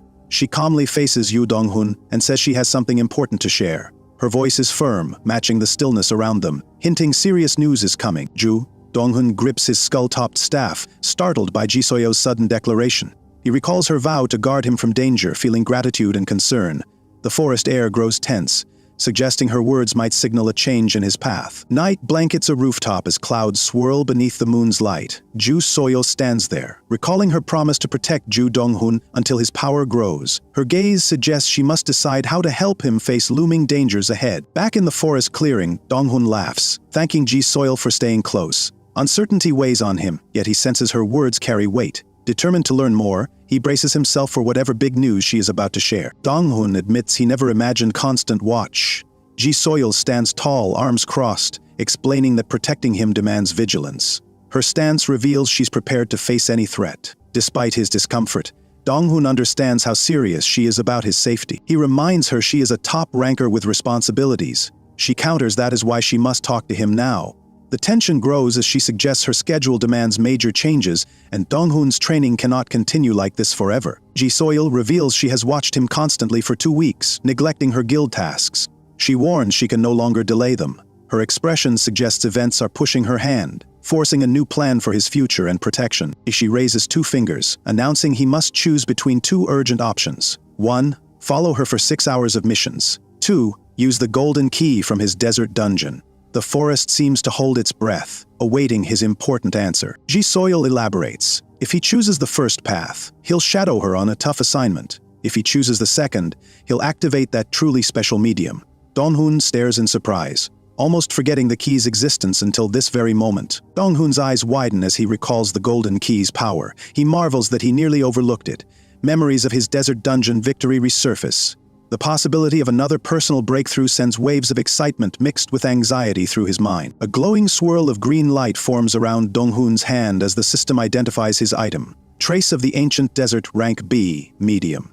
The eerie radiance suggests hidden depths, beckoning him toward a challenge he once never thought possible. Another translucent window describes its purpose, unlocking a solo dungeon called Ancient Desert. Bound solely to Ju Dong-hoon, this key hovers like a promise of both risk and reward. Its golden sheen seems to encourage him to seize his destiny. Ji-soil explains that mediums force a solo challenge, shielding him from outside interference. She suggests it might be safer than staying exposed by her side. Pointing at the key, she hints threats can't reach him inside this sealed dungeon. Dong-hoon examines the B-rank label, worried a solo mission could be too dangerous. Yet excitement flickers in his eyes. He realizes he's no longer that weak necromancer stuck summoning skeletons. Perhaps his new strength can match this big unforeseen test. A smile spreads on Ji-soil's face, reflecting confidence in Dong-hoon's hidden talent. Her gaze reassures him that she believes in his progress. In her eyes, he's grown more than he realizes, and she's ready to see him prove it. She explains the dungeon isn't as hazardous as he fears, reminding him of his recent achievements.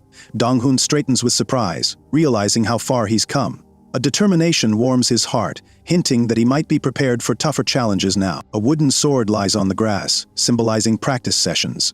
Ji-soil insists this solo dungeon is the ideal test for Dong-hoon's enhanced powers. Her voice echoes across the clearing, urging him to face what awaits beyond his comfort zone. She smiles and asserts he can conquer a B-rank dungeon alone. Light filters through the trees, highlighting her confidence in him. Dong-hoon's spirits lift. Surprised at her encouragement banishes his doubts. Hope swells, urging him to trust his evolving abilities. Dong-hoon's eyes widen in disbelief, stunned that a top ranker praises him. He recalls the pity and scorn he endured as an ER rank. This moment feels surreal, like a spark lighting his self-worth. His heart races with a newfound determination. In his mind, he pictures himself cloaked in shadows, holding his skull-topped staff. His curse once defined him as a mere skeleton summoner. Now, a stirring resolve deep within suggests he might transcend past limits and become something far greater. He recalls his old E-rank badge, once symbolizing weakness and ridicule. Suspended in dark memories, it reminds him of endless doubt from mercenaries and clients alike. That token overshadowed his hopes, keeping him trapped in everyone's low expectations for years. Yet Ji-soil's gentle smile now dissolves that old bitterness. For the first time, someone recognizes his worth. Her gaze seems to unlock confidence he never felt. He starts to believe he can rise above the label others gave him. Dong-hoon tightens his grip on the golden key, feeling renewed determination stir inside. A gleam dances across its surface, reflecting his sharpened resolve. He remembers his hard-fought battles, and how each victory shaped him. This time, he welcomes the challenge. Smiling, he announces his choice. He'll enter the ancient desert alone. Gone is the timid E-rank mercenary. Clutching the key close, he thanks Ji-soil for believing in him. With newfound confidence, he sets his sights on becoming a powerhouse. Under the morning sun, Ju Dong-hoon meets Ji-soil in a forest clearing. She says she knew he'd leave soon and asks if he's going now. He has just finished training and decides there's no reason to wait any longer. Ji-soil calmly explains how to activate the B-rank key, trace of the ancient desert. She tells Dong-hoon to infuse his energy into the ornate key. Her eyes show mild concern, yet she believes in his determination to enter alone. Dong-hoon nods, gripping the key with renewed resolve. The bright sky reflects his excitement. Ji-soil watches closely, sensing both potential and danger. He stands, poised at the edge of a new challenge, ready to prove his evolving necromancer skills. A sudden flash of golden light envelops his hand as he channels mana into the key. Radiance spills over, momentarily outshining the forest around them.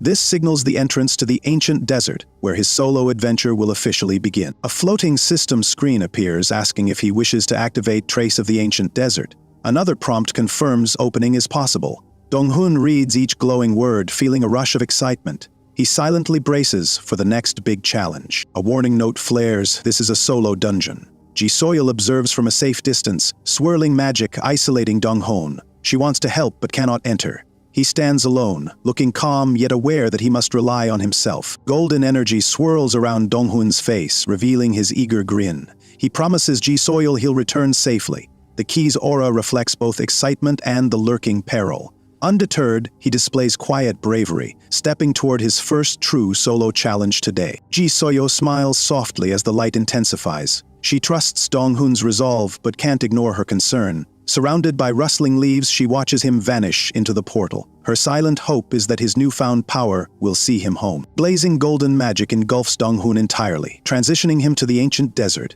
His expression is confident, eyes shining with eagerness. The forest fades away, replaced by bright emptiness.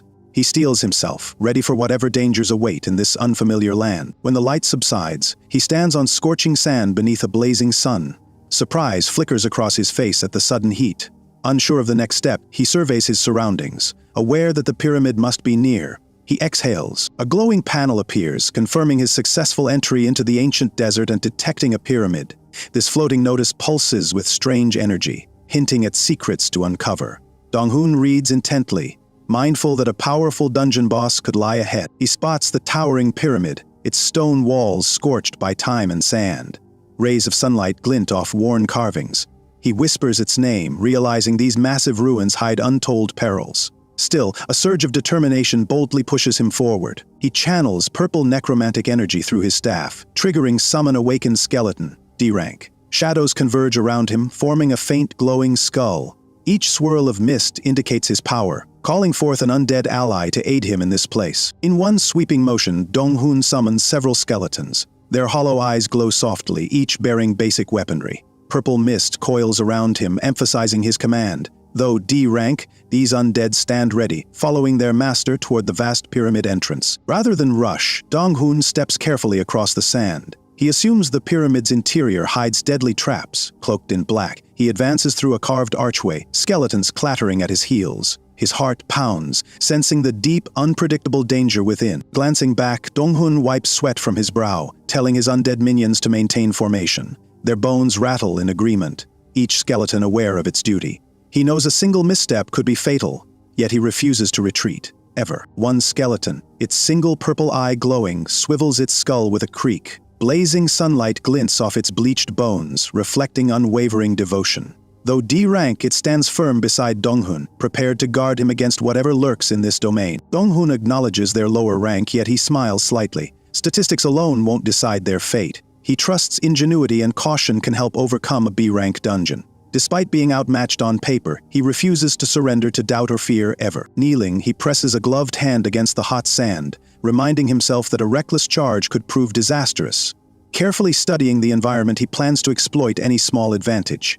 Confidence alone won't suffice, so he readies his cunning strategies. Dark energy swirls at the pyramid entrance, and Dong-hun leads his skeletons inside. Long shadows stretch around them, hinting at hidden traps. Sunlight fades behind him, replaced by echoing corridors. He steels himself, prepared to face the unknown in darkness. Venturing deeper, he feels a chill in the stale air. The walls press close, and footsteps echo strangely. Skeletons shuffle in tight formation, their hollow eyes scanning every crevice. Dong-hun senses both excitement and dread as he tests his skills. Suddenly, he emerges back at the entrance, sunlight again on his face. Surprised, he remarks how effortless it seemed. Sweat beads on his brow, unsure if they missed something. This unexpected loop makes him wonder if the real trial lies hidden. A bright system prompt appears, revealing a special connection between his necromancer powers and the pyramid's shifting depths. Dong-hun frowns, intrigued. Could the dungeon be reacting to his summoning magic? The lingering text implies unseen forces are reshaping obstacles around him. In a flash, a second notification warns the dungeon is changing, sealing its exit. Donghun's eyes widen. Purple streaks of energy ripple along the walls, confirming escape is impossible now. He realizes the easy path before was merely a deceptive illusion. Inside a dim chamber, he watches the entrance vanish behind swirling shadows. Two skeletons stand watch, their rattling bones echoing his own anxiety. Donghun's heart pounds as he comprehends the pyramid's shifting nature. Every corridor here can warp at any moment. A fierce rumble shakes the floor. Stones grind overhead, as if massive gears shift unseen. Donghun steadies himself against a wall, alert for traps. The skeletons brace their weapons, uncertain if the quake signals approaching monsters or another spatial distortion. Blue mist sweeps through the corridor, forcing Donghun to stumble. One skeleton intercepts a sudden attack with its shield, metal clashing. Donghun regains his footing, straining to identify the hidden enemy. He grips his staff, determined not to fall again. Unseen shapes dart through the haze, causing startled cries among the skeletons. They form a defensive circle, raising swords and shields in unison. Donghun urges them to hold tight, preparing spells to push back whatever malevolent force lurks in this darkness. Weakened, Donghun collapses onto the cold floor, groaning in pain. Strange figures lurk beyond the faint light. His confidence fades as he recalls his earlier bravado. Sweat dripping, he musters resolve, knowing he can't let this place break his spirit. He pushes himself upright, breath ragged. Admitting he never expected such harsh conditions, he glances around the gloomy chamber. His mind replays his confident entrance. Yet here he is, bruised and cornered, still clinging to the hope of victory. Mustering strength, he calls for Boni 3. The skeleton steps forward with a rattling nod, its glowing eyes locked on Donghun. Though undead, it conveys loyalty through each purposeful motion. Donghun appreciates this unwavering support in an otherwise hostile maze. Steadying his breathing, he decides to scout the area before rushing ahead. His fist tightens, grateful these skeletal allies remain intact. The echoes of his voice fade into the corridor as he vows to outmaneuver every trick the pyramid conceals. A sudden burst of brilliant blue light erupts from a skeleton, illuminating towering pillars. Donghun shields his eyes from this unexpected radiance. Their once shadowy path becomes visible, revealing deep corridors that stretch in every direction. He exhales relief at this advantage. Floating text reveals Bonehead 3, used secure vision, level 6, creating a glowing orb overhead. Donghun marvels at this skill, grateful for the improved visibility. With the darkness receding, hope stirs that they can navigate the shifting halls more confidently. Peering into the blue glow, Donghun spots a wide chamber up ahead. Smooth pillars line the route, seeming to promise either safety or another trap. He steels himself, suspecting that beyond these pillars, they might find essential clues or a path. Yet, doubts plague him with every echoing step. The pyramid's shifting design could hide countless horrors. Even with newfound light, he questions if they're walking into greater danger. Still, he presses on, committed to unraveling the mysteries haunting these ancient corridors. He hesitates briefly, head bowed. Realizing there's no turning back, he murmurs he must move forward. The skeletons clatter behind him, offering silent reassurance. He can only hope caution and teamwork suffice against the pyramid's relentless, ever-shifting tests of skill. A swirling vortex of blue energy lights the towering walls. The brightness intensifies, unveiling carved columns and ancient symbols. Donghun raises an arm to shield himself, astonished by this sudden surge. Whatever triggered it seems entwined with his necromancer power. Blinking, he feels the cool glow against his face, realizing the dungeon is reacting to him personally. Mysterious power resonates with his aura, as though inviting him deeper. Nervous anticipation fills him, unsure whether this link means salvation or peril. A system window announces, "Resentment of the Sun's Spear." Lines of skeletal warriors appear, each weapon ready. Their silent vigil suggests a grand trial awaits. Donghun's heart pounds, sensing this confrontation might define his entire journey through the ancient desert. Text reveals the legendary Sun Spear, supreme ruler of an ancient desert empire. Breaking through these trials could unlock incredible power. The swirling magic urges Donghun onward, showing him spear-wielding undead. He wonders how such a fearsome relic remains sealed here. Donghun's eyes widen at the rows of spears glinting under eerie blue light. The skeletal ranks look stronger than anything he has faced. Fear twists in his stomach, yet he won't retreat. Determination burns brighter, fueling his resolve to advance. Night rain drenches a desert city once scorched by sun. Buildings of sandstone glow under lightning while empty streets echo with thunder.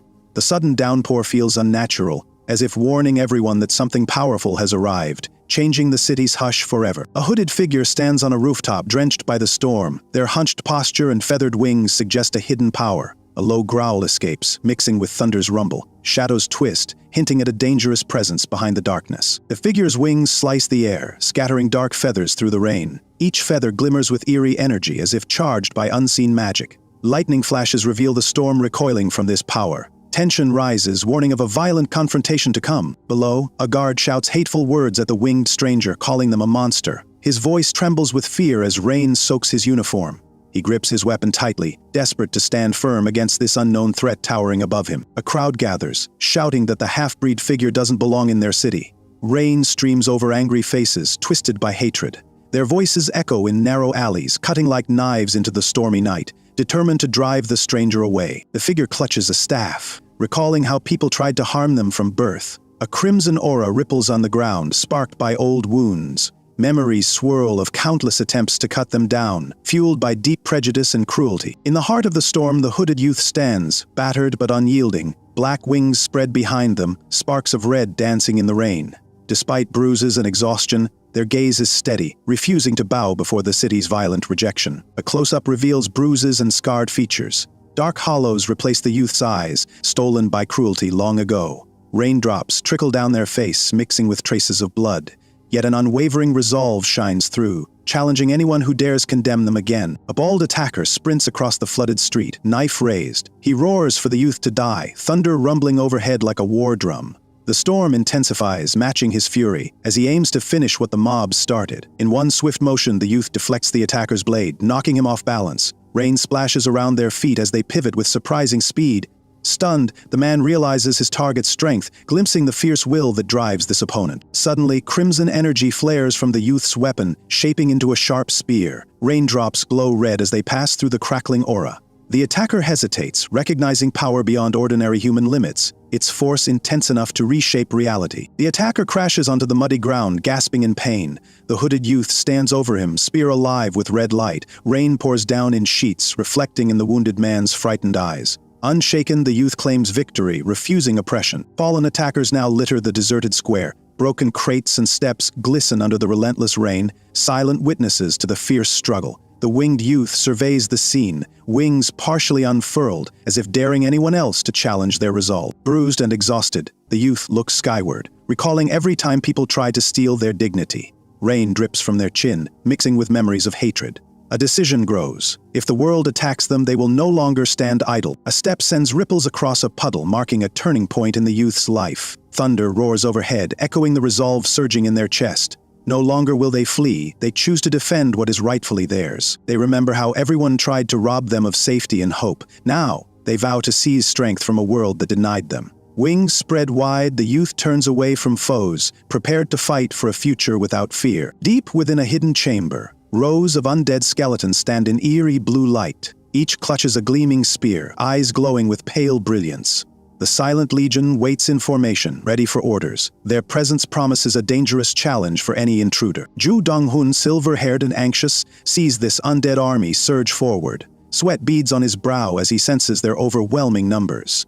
With staff in hand, he braces for battle, realizing these skeleton spearmen threaten his survival. A crimson warning message flashes in mid-air, declaring 100 D-rank ancient skeleton spearmen are closing in. The alarm blares like a siren, driving home the danger. Dong-hun's heart pounds, knowing he must quickly strategize or risk being overrun. Against the blue floor, the skeletons march in unison, spears raised. Their bony limbs move precisely. Dong-hun steadies himself, aware they outnumber him. He clenches his jaw, determined to face this legion with every skill he has learned. Dong-hun calls to Bony 4, who rushes forward with a shield. Spear strikes crash against it, sparks flying off the wood. The summoned skeleton braces against the assault, while Dong-hun stands behind, ready to guide the fight with careful strategy. He notices the open space leaves them exposed. Knowing they can't handle all foes at once, Dong-hun plans to lure the horde into a hallway. There, fewer spears can fit, letting him and his allies strike back without being overwhelmed. Dong-hun's face hardens with resolve. He'll force the skeletons into cramped quarters, eliminating them gradually. His mind races with possible tactics, each meant to protect Bony 4 and the other summoned allies who shield him from defeat. A rattling of bones heralds the skeleton legion's charge. They surge in a wave of flashing spears, aiming to overpower Dong-hun's defense. Bony 4 holds the shield high, while Dong-hun signals a careful retreat, hoping to funnel the undead into advantageous terrain. Spear tips slam into Bony 4's shield, shaking the corridor. Shards of wood fly, and the summoned skeleton fights to stay upright. Donghun shouts encouragement, urging Bony 4 to hold on a bit longer while they move closer to safer ground. A swift enemy skeleton lunges, but another of Donghun's allies counters, splintering its ribs. Bones scatter across the floor. Each strike demands focus as Donghun's summoned skeletons push back with vigor, hoping to survive this relentless assault. A purple glow envelops one skeleton ally, its eyes blazing as it smashes another foe. Splintered bones hit the slick floor. Donghun channels necromantic energy from afar, urging his forces to stand strong within the swirling chaos of battle. Sweat drips down Donghun's face as he grips his skull-topped staff. Purple mist coils around him, revealing his worry. Though they hold off the undead for now, he senses they cannot last forever. Determined, he readies the next crucial move. Bony 4 blocks repeated spear thrusts from the D-rank skeleton spearmen, hits echoing in the corridor. Ju Donghun stands behind, noticing the shield weakening. Tension grows as spears strike again and again, leaving Bony 4's defense on the verge of collapse. Amid towering pillars, Donghun calls for his skeleton allies not to fight recklessly. He instructs them to retreat slowly, forming a safer line. The skeletons pull back with shields raised, while the D-rank spearmen press forward in the dimly lit hall. One skeleton skids across the stone floor, its glowing eyes filled with nervous energy. It clacks and clatters, trying to keep formation while enemy spears jab close. Their scraping echoes around the corridor, revealing how outnumbered these loyal minions are. A shield-bearing skeleton lunges forward, smashing an enemy's skull in a burst of blue-white light. Shards fly across the floor as the foe collapses. Although more attackers loom, this small triumph boosts everyone's spirits in the midst of chaos. Donghun glances at Bony 4 and other skeletal allies, still standing behind battered shields. He offers a reassuring smile, trusting their teamwork. Even with enemies nearby, his steady gaze suggests a new plan, hinting the battle's pace is about to shift. Suddenly, a spear hurtles through the air toward Donghun. He notices it at the last second, sweat forming on his forehead. Time slows as he braces for impact. The corridor's glow makes the danger clearer, raising tension for everyone watching. Donghun's eyes sharpen with focus, banishing any hesitation. He knows just one misstep could be fatal. The corridor around him hums with tension, underscoring how carefully he must move. Each heartbeat feels heavier, reflecting the high stakes of this fight. With one sweeping motion, Donghun uses his staff to knock the spear aside. A loud clang echoes through the stone halls, momentarily startling nearby foes.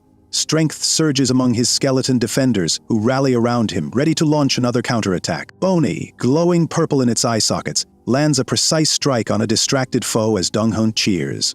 Sparks flash where bone meets spear, revealing the power of teamwork. The corridor shudders with every blow, yet confidence grows among the defenders. Another skeleton's eyes blaze with crimson light, as if fueled by might. Its jaw clenches and a red glow spreads across the walls, hinting at an explosive power within. Everyone senses a dangerous change, bracing for whatever this energized ally will do. Lifting a bony arm high, the red-armed skeleton channels swirling flames overhead. Streams of fire gather into a glowing orb, casting bright shapes across the corridor. With a fierce motion, it launches a fireball spell, stunning enemies and allies alike. A pillar of flame erupts, roaring upward and shaking the corridor. The intense heat tosses skeletons aside, scattering embers across the stone floor. Bone fragments clatter in every direction, emphasizing the fire's destructive force. The battle momentarily halts amid swirling sparks. Fires fade, leaving burnt skeleton parts on the blue-tiled floor. Though some foes lie motionless, rows of spearmen still advance. Small flames flicker among the wreckage, casting uneasy shadows. The corridor feels grim, hinting the fight is far from over. A skeleton's foot rises, framed by streaks of motion. Nearby skulls lie shattered, showing the nature of these battles. Silence hangs in the air, broken by the scrape of bones. This tense moment promises a brutal finishing blow on a fallen enemy. That raised foot crashes down, crushing the enemy's skull with a resounding crack. Bone shards spray across the corridor, leaving no chance of resurrection. The triumphant skeleton remains poised, as if declaring it will defend this ground at any cost. From above, more enemy skeleton spearmen flood the area in neat rows. Fires still burn amid scattered bones, providing flickering light. Their hollow eye sockets stare ahead, showing no fear or remorse. Danger marches closer to Donghun's position. Donghun surveys the scene, noting he's still severely outnumbered. His skeleton allies gather around him, battered but unbroken. Despite his deep sigh, he maintains a determined gaze. Clearly, he'll keep fighting, no matter how many foes stand in his path. With sweat beading on his forehead, Donghun flashes a confident smirk. He challenges the marching foes, gripping his staff tightly. Though danger grows, he seems playful, as though daring them to try. His unwavering stance hints at stubborn resolve beneath the fatigue. A swarm of skeleton spearmen charges forward, spears clacking in unison.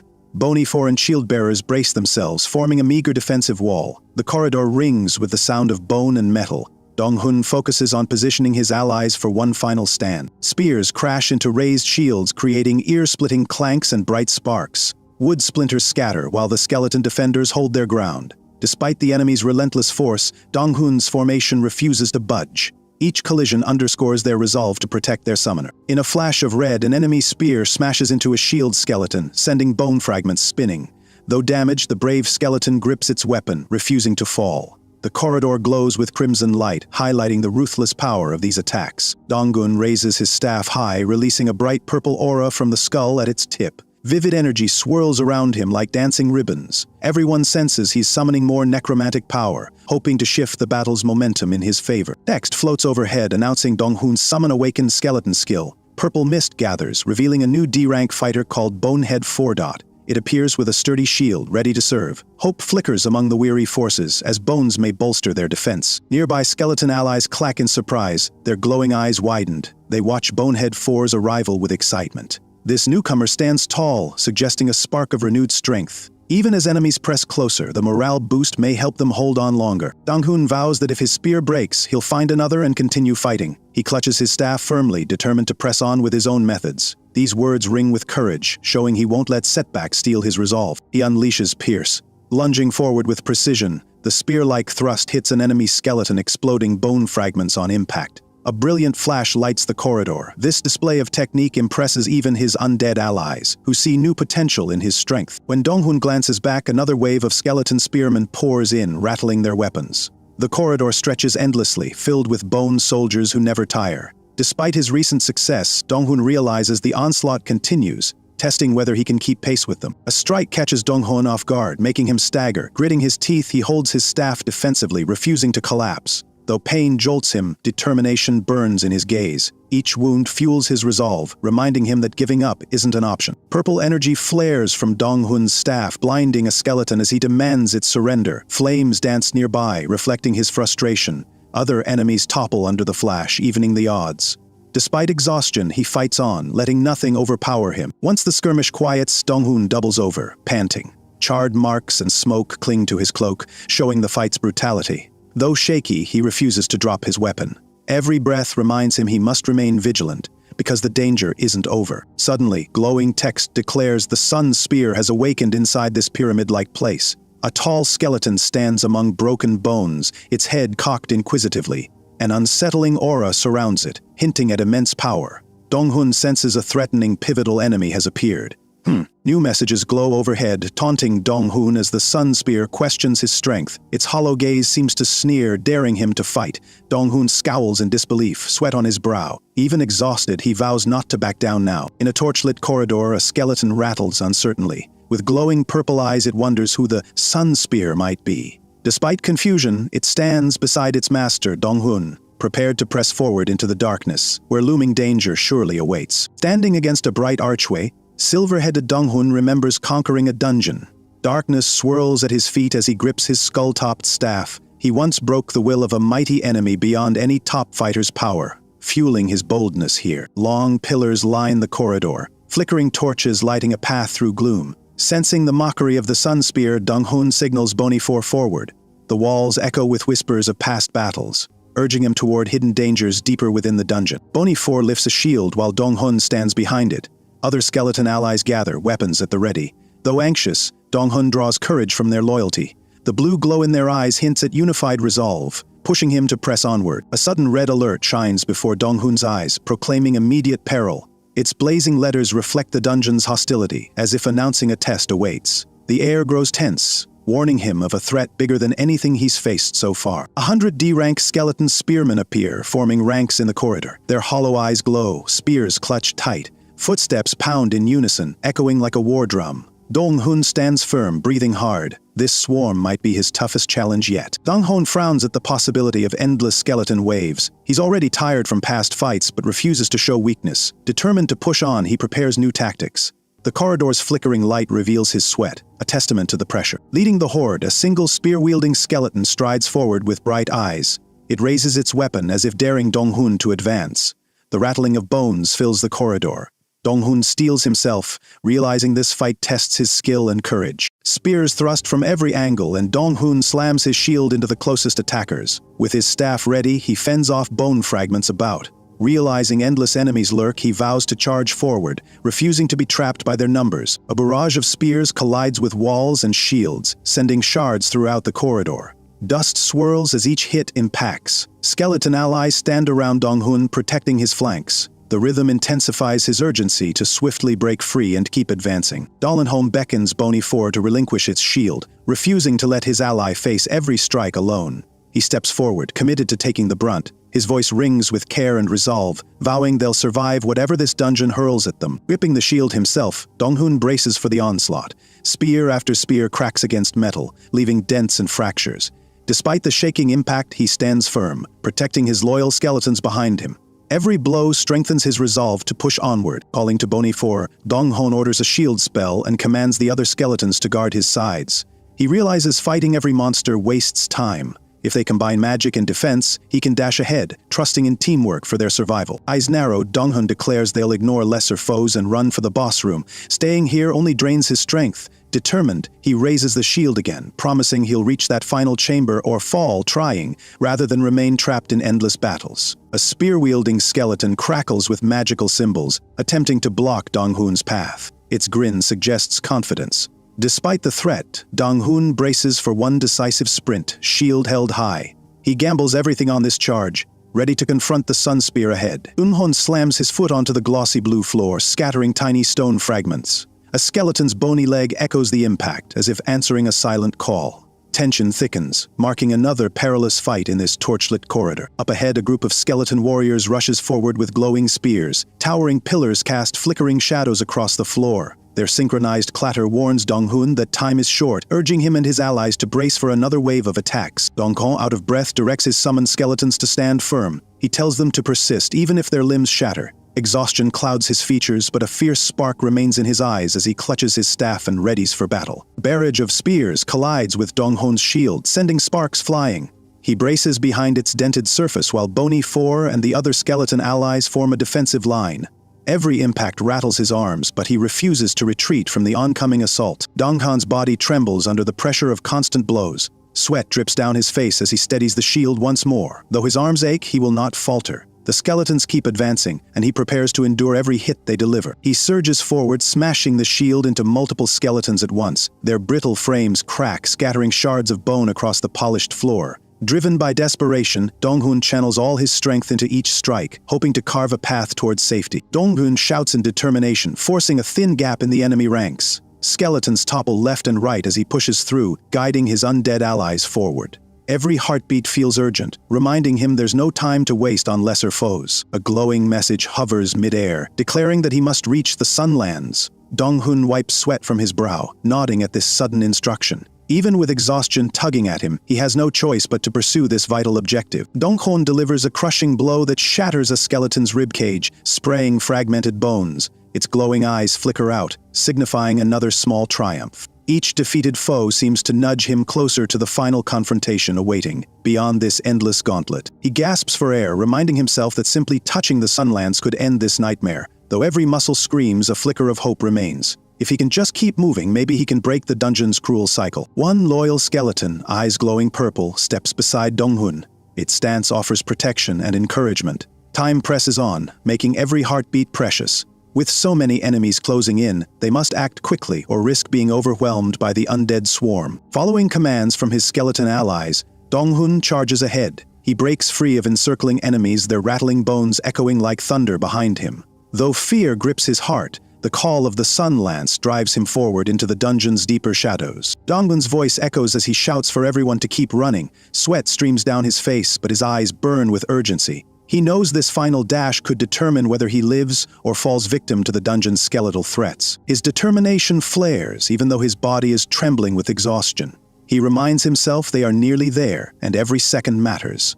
The corridor stretches on, but Dong-hun pushes aside doubt, relying on willpower to drive him closer to his goal. A sudden brilliance fills the hallway, almost blinding him. Its radiance pulses like a beacon, suggesting the legendary Sunlance lies just ahead. Shielding his eyes, Dong-hun braces himself, sensing this light holds the key to ending the dungeon's torment. An uneven tile catches Dong-hun's foot, sending him crashing onto one knee. Pain shoots through his body as he grips the staff to stay upright. He grits his teeth, refusing to surrender. Even on the floor, his resolve to continue burns. A message materializes, mocking Dong-hun's weakness and calling him unworthy. Surrounded by rows of armed skeletons, he stands battered but undeterred. The boss's scorn echoes through the corridor, challenging the young necromancer to prove his worth or perish in disgrace. Dong-hun clutches the skull-topped staff, frustration evident on his face. He mutters that he's merely an E-ranked hunter, yet still won't yield. Defiance sparks in his eyes. No insult or threat can extinguish his resolve to challenge the dungeon's mightiest foe. As if answering the boss's taunts, more skeletons march in formation, their footfalls echoing against stone columns. The relentless scraping of bones intensifies the oppressive atmosphere. Each step signals renewed danger, closing the circle around Dong-hun like a tightening snare. Amid the growing legion, Dong-hun curses. Fear mingles with determination as he surveys the skeletal ranks. No matter the odds, he stands ready to prove his necromancy is not feeble. His shield rattles in hand, but his courage remains unwavering. From Dong-hun's vantage point, squads of skeletons appear at the corridor's far end. Their weapons glint beneath torchlight, promising another brutal clash. Each pillar looms like a silent witness to endless battles. His heart pounds, but he refuses to back down. He grits his teeth as sweat drips from his temple, frustration mounting with each wave of enemies. The corridor twists ahead, offering no escape. Dong-hun tightens his grip on the shield, accepting that he must stand against overwhelming odds. A skeleton lunges, scraping its weapon against Dong-hun's shield with a deafening screech. Sparks dance in the flickering blue light. The creature's glowing eyes remain locked on him, exuding menace. Despite the jarring impact, Dong-hun refuses to yield even an inch. A crushing strike from the side obliterates the attacking skeleton's skull in a burst of red energy. Bone fragments scatter across the floor and the creature collapses. For a moment, relief floods Dong-hun, but countless undead threats still lurk nearby. Realizing he's exhausted to keep brawling, Dong-hun hoists his staff and dashes down a corridor. Fighting might be suicide now, so he focuses on escaping before his strength fails.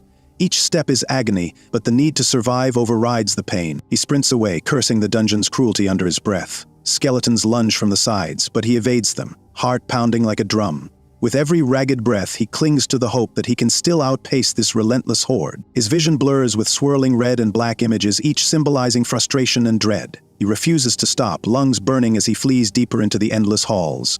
Anger at the dungeon's cruelty mixes with determination to escape its grasp. After what feels like hours, Dong-hun collapses behind a towering pillar, chest heaving for air. His entire body aches, but he has a moment to breathe. Surrounded by darkness, he steadies himself, knowing he must soon continue toward his ultimate goal. Peering past the pillar, Dong-hun spots a giant mound of bones glinting under the faint blue torches. Confusion floods him. How could so many remains gather in one place? The eerie sight sends a chill through his exhausted frame. He realizes these scattered bones belong to the skeletons he's just fought, all piled in a towering heap. Shocked by the sheer number, Dong-hun wonders if he's been fighting endless waves, only to circle back to their broken remains. A vivid memory flashes, shield strikes, spear thrusts, and shattered ribs. He sees himself battling again and again. The grim truth sinks in. He's run in circles. Each collision with the undead only brings him back to the same grisly aftermath. A glowing diagram appears in his mind, revealing a circular dungeon layout. Realizing the corridors loop endlessly, he clenches his fists. Though fatigue grips every muscle, he refuses to surrender. He must find an exit, or this will never end. Dong-hun trembles at the thought of re-encountering the same enemies, no matter which path he takes. Perspiration lines his brow, and frustration gnaws at his spirit. Every route leads back to the same halls, forcing him to confront his worst fears repeatedly. He glances behind him, spotting yet another group of skeletons. Their empty eyes glow with cold light as they shuffle closer. No clear escape appears. So he tightens his cloak and braces himself for the next inevitable clash in this looping trap. One particularly fearsome skeleton steps forward, weapon raised menacingly. Its bony grin seems to taunt Dong-hun's helplessness in this endless maze. Despite the fear creeping into his chest, he stands firm, determined to prove that giving up is not an option. Dong-hun tightens his grip on the staff, torn between fighting or running. He wonders if there's a hidden trick to escaping this cycle. Anxiety grips him, but he steadies himself, understanding that hesitation now could lead to sudden defeat. He debates whether to launch another risky fight or collapse in surrender. Exhaustion fogs his mind and doubt tugs at him. Yet the skeleton's advance reminds him there's little time. He knows he must act, or be overwhelmed by relentless attacks. A glowing panel shows his stamina at a dangerously low level. Only a handful of energy points remain, making each move precious. With so few options left, Dong-hoon steels himself, aware that one mistake could spell doom in this unforgiving place. Scattered around are nearly 30 hostile skeletons. Their sharp spears and unwavering gazes promise a brutal final stand. Dong-hoon's own skeleton allies hover behind him, ready but weary. The corridor's echoes hint that a single push might decide everyone's fate. Realizing surrender leads nowhere, Dong-hoon lifts his staff, voice quivering with resolve. Fear grips his heart, yet he refuses to yield. With one last rallying cry, he chooses to fight for a chance at freedom, determined to overcome the dungeon's endless loop. Dong-hoon, a silver-haired necromancer, stands in a torchlit corridor. He grips a skull-topped staff, calling Bony 4 and other skeleton allies to block approaching foes. His eyes burn with resolve, determined to survive at any cost, despite his low hunter rank. A wave of glowing-eyed skeleton spearmen attacks from the darkness. Bony 4 and the undead companions clash, bone against bone. Despite being outnumbered, Dong-hoon's summons hold firm. Their loyalty reflects his cautious guidance, proving even low-rank necromancers can lead fierce defenses. Dong-hoon surveys the corridor, sensing his energy fading fast. Still, he refuses to give up, convinced any small opening could secure victory. He signals his skeletons to hold positions. Determined, he quietly vows to seize every chance to push forward. Stepping over scattered bones, Dong-hoon reminds himself that his summons must keep enemies away. Each crunch underfoot echoes his resolve. Though exhaustion gnaws at him, he grips his staff tighter, believing hope still flickers somewhere hidden in this twisting maze. Bone heaps surround Dong-hoon as he gasps for air. He pushes through his fatigue, urging himself to stay sharp. Determined, he believes no dungeon is unbeatable if he remains calm. The silent corridor testifies to his countless battles fought here. Slowly, he stands upright, groaning at the strain on his body. Each step feels heavier than the last. Even so, he forces a brave front, reflecting on how fiercely he has fought. He declares this challenge will not break him. A glowing blue panel materializes, urging Dong-hoon to continue until he finds the Sun Lance. His heart leaps at the mention of this artifact, said to break the dungeon's curse. Eyes shining, he senses renewed hope fueling his weary body. High above, a swirling darkness looms, pulsing with energy. Dong-hoon wonders if the Sun Lance hides there, ready to be claimed. Though the portal's eerie glow unnerves him, he steadies his breath, determined to unravel its secrets and break free. The swirling vortex churns ominously. Dong-hoon's pulse quickens, suspecting this portal leads to the lance. A strange sound echoes from within, hinting at powerful forces. He clenches his jaw, deciding he must face these shadows, no matter the dangers beyond. Bone, sire, a loyal skeleton smashes a threat against a nearby pillar. Despite rattling bones, it fights fiercely to protect Dong-hoon. Watching this display of devotion, Dong-hoon feels hopeful. Even bones can rise to the challenge if guided by determined will. Dong-hoon signals Bonsae for help, wanting to be launched higher. He hopes to glimpse what hides beyond the darkness. Voice trembling with nerves and excitement, he insists every ounce of strength is needed if they wish to reach the lance. A taunting voice echoes through the chamber, confirming the Sun Lance senses Dong-hoon's approach. Its mocking tone dares him to continue, scoffing at his rank. Despite the challenge, he vows no insult will halt him, determined to prove his worth. Perched on a mound of bones, Dong-hoon hears a threat from unseen depths, calling him foolish. He clutches his staff, unshaken by those words. Though the dungeon's aura crackles with menace, he stands firm, unwilling to retreat or show fear. He braces a foot on a sturdy crate, challenging the lurking foe. Defiance radiates from his posture, as if daring the voice to attack. Tension hangs in the air. Dong-hoon steels himself, resolved to find out whose power dominates here. In a swift motion, Dong-hoon leaps from the crate, cloak sweeping behind him. The skull-topped staff glints under flickering torchlight. Determined to meet the threat head-on, he ascends higher, ready to clash with anything lurking in that mysterious, darkness-filled ceiling. The swirling portal looms closer. Dong-hoon's heart pounds, certain he's nearing the final stage. Dark shapes twist within the vortex, beckoning him onward. Though uncertainty tightens his chest, he refuses to waver, prepared to reveal whatever secret lies hidden above. Suddenly, two red eyes flicker deep inside the dark swirl. An aura radiates from that void, and Dong-hoon shivers with unease. Still, he braces himself, sensing this is the dungeon's ultimate guardian. His journey now hinges on confronting that presence. Summoning every ounce of will, Dong-hoon flings himself upward. Wind howls past him, and the floor becomes a distant blur. He aims for the vortex, believing this leap might lead to the Sun Lance. The dungeon's walls tremble, echoing his ascent. A panel flares into view, declaring Dong-hoon has reached the Sun Lance's chamber. Relief and excitement surge within him. Could this finally free him from the dungeon's clutches? Heart pounding, he braces for whatever final test awaits in the shadows. An ancient spearman flickers, then dissolves in swirling motes. The dungeon's defenses seem to unravel as Donghun stands at the core. He exhales slowly, realizing the final barrier is gone. Now only the true fight against the Sunlance remains. A grin creeps across Donghun's face. Though drained, he senses victory close at hand. Sweat drips from his brow, a spark of triumph lights his eyes. He tells himself every risk was worth it. The moment of reckoning is near. He lunges toward the swirling gloom, hurling a challenge at the shape within. Determination fuels his words, demanding the hidden foe reveal itself. The darkness quivers in response. Donghun's voice fills the chamber, declaring he will not be denied answers. A red warning panel flashes, announcing the Sunland's appearance. Shock widens Donghun's eyes as adrenaline surges through him. He realizes the showdown has arrived. Any hesitation could mean doom, so he steadies himself, preparing for the confrontation he's chased. Gazing into the mass, Donghun glimpses a shifting figure within. Shadows coil around it, filling him with dread. Yet he stands tall, refusing to surrender. Every hardship has led here, and he's ready to prove his resolve against this threat. A golden panel glows overhead, declaring Donghun's skill. Memory, recollection. Eyes shut tight, he delves into forgotten knowledge, sweat beading on his brow. Energy crackles, colliding with shadows around him.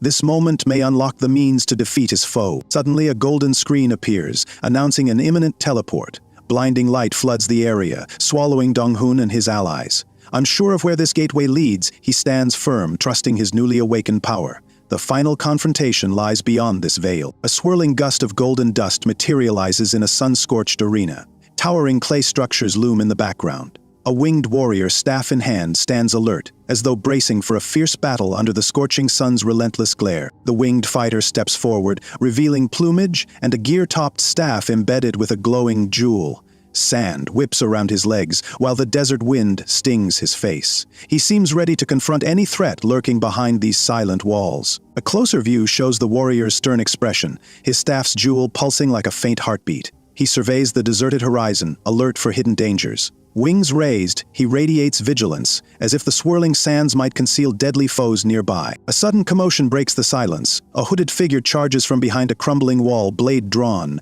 The winged warrior turns with lightning speed, staff lifted. Sand flares around their feet, hinting at a violent clash under the relentless sun. In a brilliant burst, the winged fighter thrusts his staff into the hooded attacker's chest. Sparks erupt, lighting the dusty air. The attacker staggers, revealing the warrior's precision. The desert wind howls, as though mourning another victim claimed by violence. The scene abruptly shifts into a red-tinted realm, as though anger itself stains the air. The staff pulses with ominous light, while a vengeful voice declares past wrongs unforgiven. Rage seems to fuel the warrior's moves, intensifying his overwhelming power. Dark silhouettes swirl through the crimson void, echoing that enraged voice. Memories appear like drifting shadows, hinting at an unhealed betrayal. The warrior's spirit burns with vengeance, each wave of fury strengthening his resolve to repay old debts with brutality. Suddenly, brilliant gold light engulfs the red haze. The warrior stands beneath a scorching sun, wings spread wide. Pain lingers in his eyes, yet his stance suggests renewed purpose. He harnesses the grief fueling him, forging it into grim determination. High atop a grand staircase, voices praise the winged fighter as a legendary sun spear. He appears almost divine, bathed in golden rays. Onlookers below gaze with reverence, believing him a savior destined to free their parched kingdom from doom. At the base of the steps, cloaked figures kneel in swirling dust, pleading for guidance. Their muffled voices echo against the sandstone walls. Each face reflects desperation, hoping the sun spear can shield them from catastrophe in this unforgiving wasteland. Among them, a man stretches arms upward, begging for mercy. His plea resonates through the dusty air, uniting others in the same desperate hope. Fear and longing appear in each gaze, yearning for the sun spear's favor to avert disaster. The sun spear's lips curl into a smile, illuminated by a sudden flash of red. That subtle change disturbs the worshippers. Though they bow respectfully, tension fills the air. A single doubt grows. Is he the benevolent savior they expect? A horde of faceless figures thrashes and wails, arms raised in pleas. A disembodied voice declares that mercy does not exist here. The desert reverberates with their cries, foreshadowing a devastating fate. Dread creeps into every corner of this world. A sweeping view reveals an endless desert city under a scorching sun. High above, the winged warrior stands on grand steps. A dire statement echoes. Survival demands destruction. The city's fate hangs in the looming balance of his formidable power. Amid blazing skies, the warrior raises his spear toward the heavens, its gem glowing like captured sunlight. He summons surrounding fighters to unite in a stand. Their determined faces mirror his unwavering resolve, forging an alliance under the desert sun. Spears glint in unison as several warriors form a disciplined line. Metal tips shine in the harsh light, reflecting commitment to the cause. Their collective resolve reverberates through the dusty courtyard, promising a fight that could reshape this desert realm. A row of hooded soldiers stands motionless in the desert wind. One man kneels before them, clutching the sand, pleading for mercy. Silence blankets the scene, creating the sense that any moment could ignite brutality in this parched domain. From the steps, the sun spear commands the soldiers to destroy one another without remorse. Flames color the sky, emphasizing his decree. A hush of dread grips the gathering, for they know obeying means turning this desert into a battlefield. A close-up reveals the sun spear's face contorted with wild laughter, eyes reflecting pleasure. Chaos erupts below as fighters turn on each other. He watches, wings partially spread, savoring every scream. This is no savior's deliverance, only domination over terrified souls. From an overhead view, the sun spear lounges on a stone step, staff in hand. Below, figures swirl in combat, dust and cries rising. Surrounded by a glow, he rules this desert stronghold with cruelty, relishing each moment of destruction. A sudden flash of golden text announces the end of an S-rank memory skill. The gruesome desert visions disintegrate in searing light, leaving behind an echo of screams.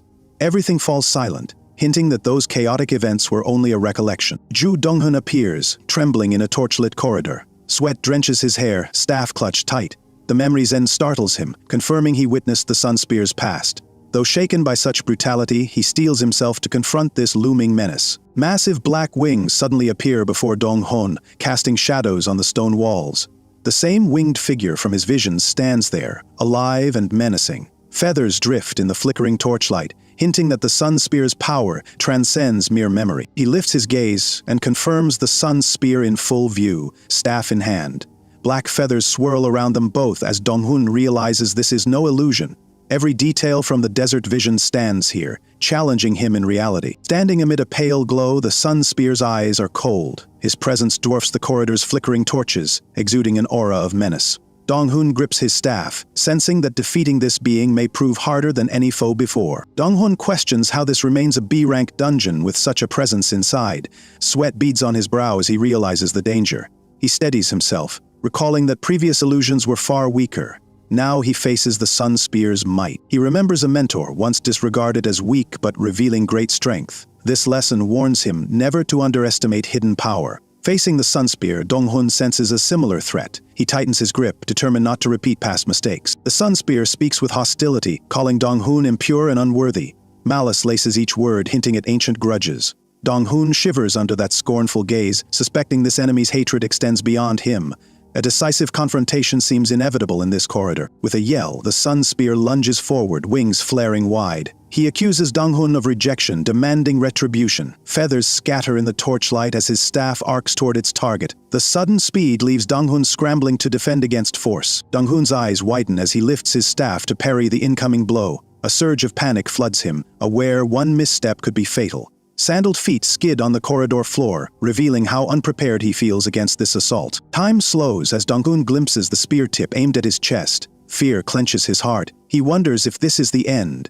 Dust swirls in the torchlight, capturing his final, desperate moment before the seemingly inevitable fatal strike arrives. Abruptly, a jolt shoves Donghun's arm aside, deflecting the spear. Sparks burst across the corridor and the floor trembles. Gasping in relief, he realizes someone or something intervened at the last second, preventing certain death. Yet the threat remains close. Golden arcs flash as Donghun blocks another crushing blow.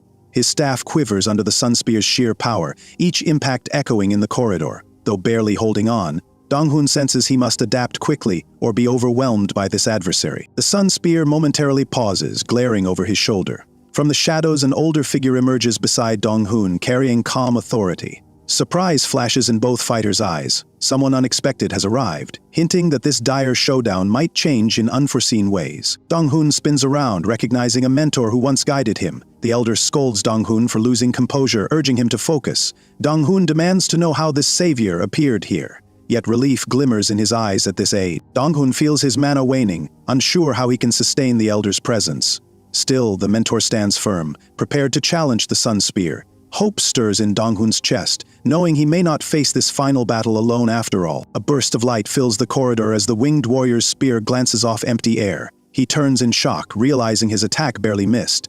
Behind him, Donghun and the Elder stand tense, ready to face the mysterious threat before them. Fury ignites in the winged warrior's crimson gaze. He scoffs at Donghun, declaring that no mere human can survive his deadly spear moves. Power crackles around him, raising the tension as he vows to crush anyone foolish enough to stand against him. The winged warrior smashes his hand into the stone floor, forging cracks that snake across the ground.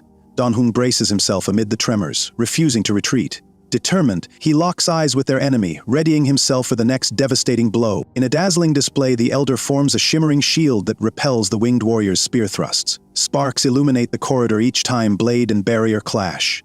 Observing this immense power, Donghun senses the fragile balance between safety and looming danger. Bursting text reveals the Elder's absolute shield at its highest level. Donghun grits his teeth as the barrier vibrates under the winged warrior's fierce assault. He realizes that even such advanced magic can barely restrain this relentless force. The Elder stands firm inside the radiant shield, chastising Donghun for rushing into danger. He warns that illusions born of the Sun Spear's power are as lethal as any real threat. His voice echoes, reminding Donghun to keep his wits sharp. Donghun, drenched in sweat, looks around uneasily. He struggles to separate the Sun Spear's illusions from reality, fearing any misstep could be fatal. His confusion grows, but he fights the mounting dread, determined not to let panic weaken his resolve. Sparks of eerie light dance on Donghun's fingertips as a strange power stirs in him. He senses that his necromantic ability may grant him a way past the deceptions all around. Awestruck, he wonders if this awakening could tip the scales. Donghun glances at the Elder and confirms his suspicion. They stand in a mental world shaped by his unconscious. The Elder admits the Sun Spear forced entry during Donghun's weakest moment. Real or not, this place holds grave consequences for them both. Though the corridor feels solid beneath his feet, Donghun realizes it is a reflection of his fears and memories. The Elder clarifies that the Sun Spear's influence distorts everything. Donghun steels himself, knowing they must end this invasion from within. The Elder urges Donghun to move aside, insisting the winged warrior's strength far exceeds Donghun's current limits. Stepping forward, the Elder braces for direct combat. His stern expression makes it clear he will protect Donghun, even if it costs him everything. With measured confidence, the Elder regards the winged warrior. He speaks of past empires crushed by this dark conqueror's might, calling it both monstrous and strangely fascinating. Tension crackles as the Elder prepares to match wits and strength with the fearsome foe. Crimson flames swirl around the Sun Spear, reflecting the winged warrior's deep rage. The Elder acknowledges the enemy's near-perfect mastery of the spear. Embers drift between them like falling sparks, setting the stage for a showdown that crackles with raw intensity. Donghun shudders, fearing the Elder's statement means certain defeat, yet the Elder clarifies he refers only to weapons skill. In sheer power, he believes himself stronger. Calmly, he tests Donghun's opinion of their mansul arts, hinting that bigger secrets lie ahead. The Elder slashes the air with a graceful move, calling it an unexpected thrill found beyond death. He glances back at Donghun, remarking that training this young necromancer was no waste. Beneath his composed exterior, he seems quietly impressed by Donghun's promise. A brilliant glow surges in the Elder's eyes as he summons an ancient power with a single command. The corridor vibrates with unseen energy, pressing even the Sun Spear to be cautious. Donghun holds his breath, anticipating the Elder's next mystical revelation. High above, the winged warrior hovers, dark wings spread wide. He raises his gear-topped spear, prepared to strike from the sky. The Elder stands rooted below, robes rippling in the wind, ready to counter any aerial assault with calm, unwavering focus. The winged warrior snarls at the Elder's interference, golden energy radiating off his body. Seething fury and wounded pride shape each of his movements. Determined to prove his supremacy, he channels his rage into the spear, causing the entire corridor to tremble. A violent memory flickers. Chained and blinded, the winged warrior once suffered cruel torment. Blood drips from bandaged eyes as he recalls the day his freedom was wrenched away. That old pain now fuels his hatred, sparking his relentless drive for revenge. Enraged by past injustices, the winged warrior dives downward, spear blazing with golden arcs. His vow to inflict equal torment echoes through the corridor. The Elder braces his shield while Donghun watches, feeling the swirling tension that threatens to tear everything apart. At the point of collision, the Elder counters with a sweeping wave of shimmering energy. Sparks erupt as spear and barrier collide. The the winged warrior senses an odd familiarity in the elder's technique, stirring a fragment of memory he cannot ignore. From behind, Donghun gasps, feeling the same mysterious aura pulsing through the battlefield. The elder's power seems tied to something beyond mortal comprehension. Donghun wonders if this is the key to merging his necromantic skill with the puzzle of the Sun Spear. A vivid flashback shows Donghun's arrival at the pyramid, where a cryptic notification hinted his necromancy would unlock the dungeon's secrets. He remembers a loyal skeleton ally greeting him. Now, he suspects those early signs were guiding him to this confrontation. While the elder holds back the winged warrior, Donghun's thoughts race. He recalls references to the dead, the spear, and skeletons, realizing they all converge here. Each clue points to a grand design binding his necromantic gifts to the Sun Spear's fury. The Sun Spear's gear-topped weapon spins in midair, crimson aura flashing. The winged warrior hesitates, caught off guard by a sensation of déjà vu. It feels as if he has wielded this motion before, triggering half-remembered echoes of a distant life. In a sudden vision, a simpler spear soars through a sunny forest clearing. The winged warrior's heart twinges with old emotions he scarcely recognizes. This fleeting glimpse hints that his devastating techniques came from a time when he was still human. A rattling noise interrupts.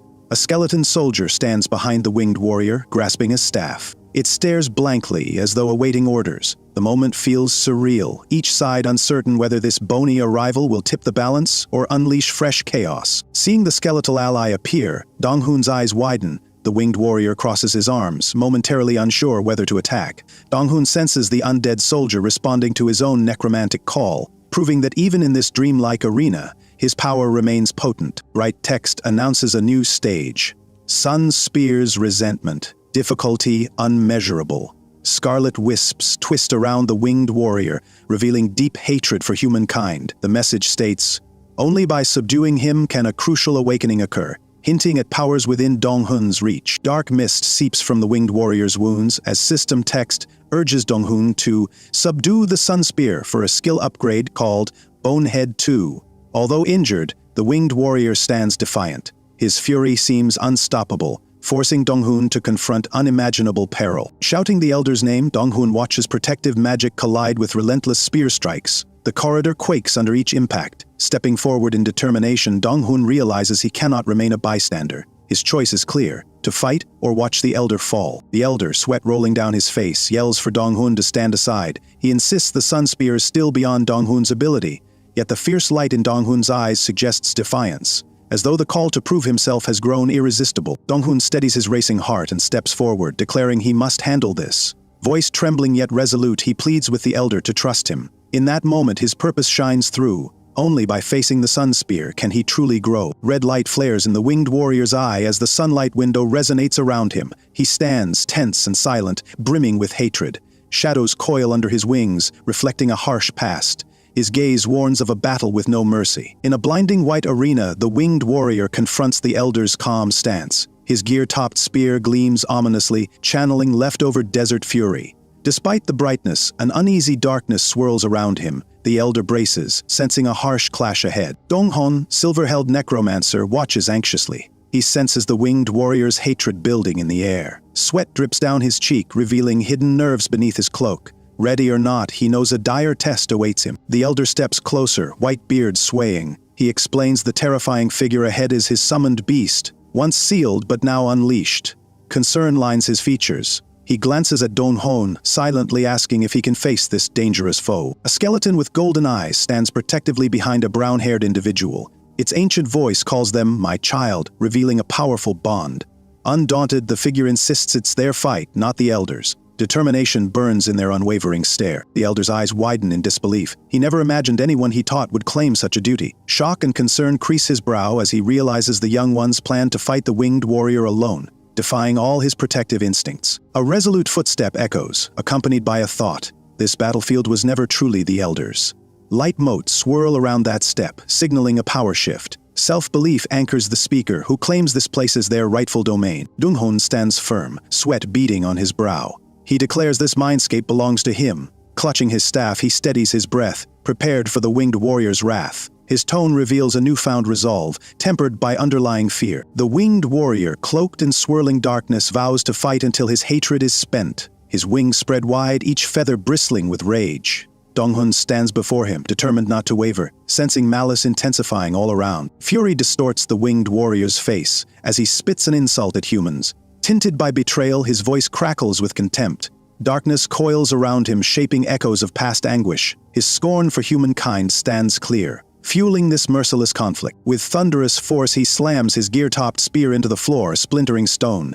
He roars accusations, branding Dong-hun a deceitful mortal. Shards scatter around them, reflecting rage. The arena trembles under his power, warning that no defense will hold easily. Dong-hun lunges forward, staff clenched tight. The winged warrior's voice echoes. "You, of all people." Winds and lights crash around them as the Necromancer refuses to back down. Determined, he prepares to counter, despite facing a being consumed by bitterness. A flashback unfurls in crimson hues. A bearded man in desert clothes, sword in hand, bellows if anyone can fathom his agony. Dark silhouettes loom behind him, echoing a life of betrayal. This memory hints at the winged warrior's tragic origins. The nightmare deepens. Two adults restrain a young child against the floor. A mocking voice scoffs at mercy, painting the scene in brutality. Red overlays everything, signifying anguish and fear. The child's helpless struggle reveals the seeds of unrelenting hatred. That child cries out, "I hate humans! I curse humans!"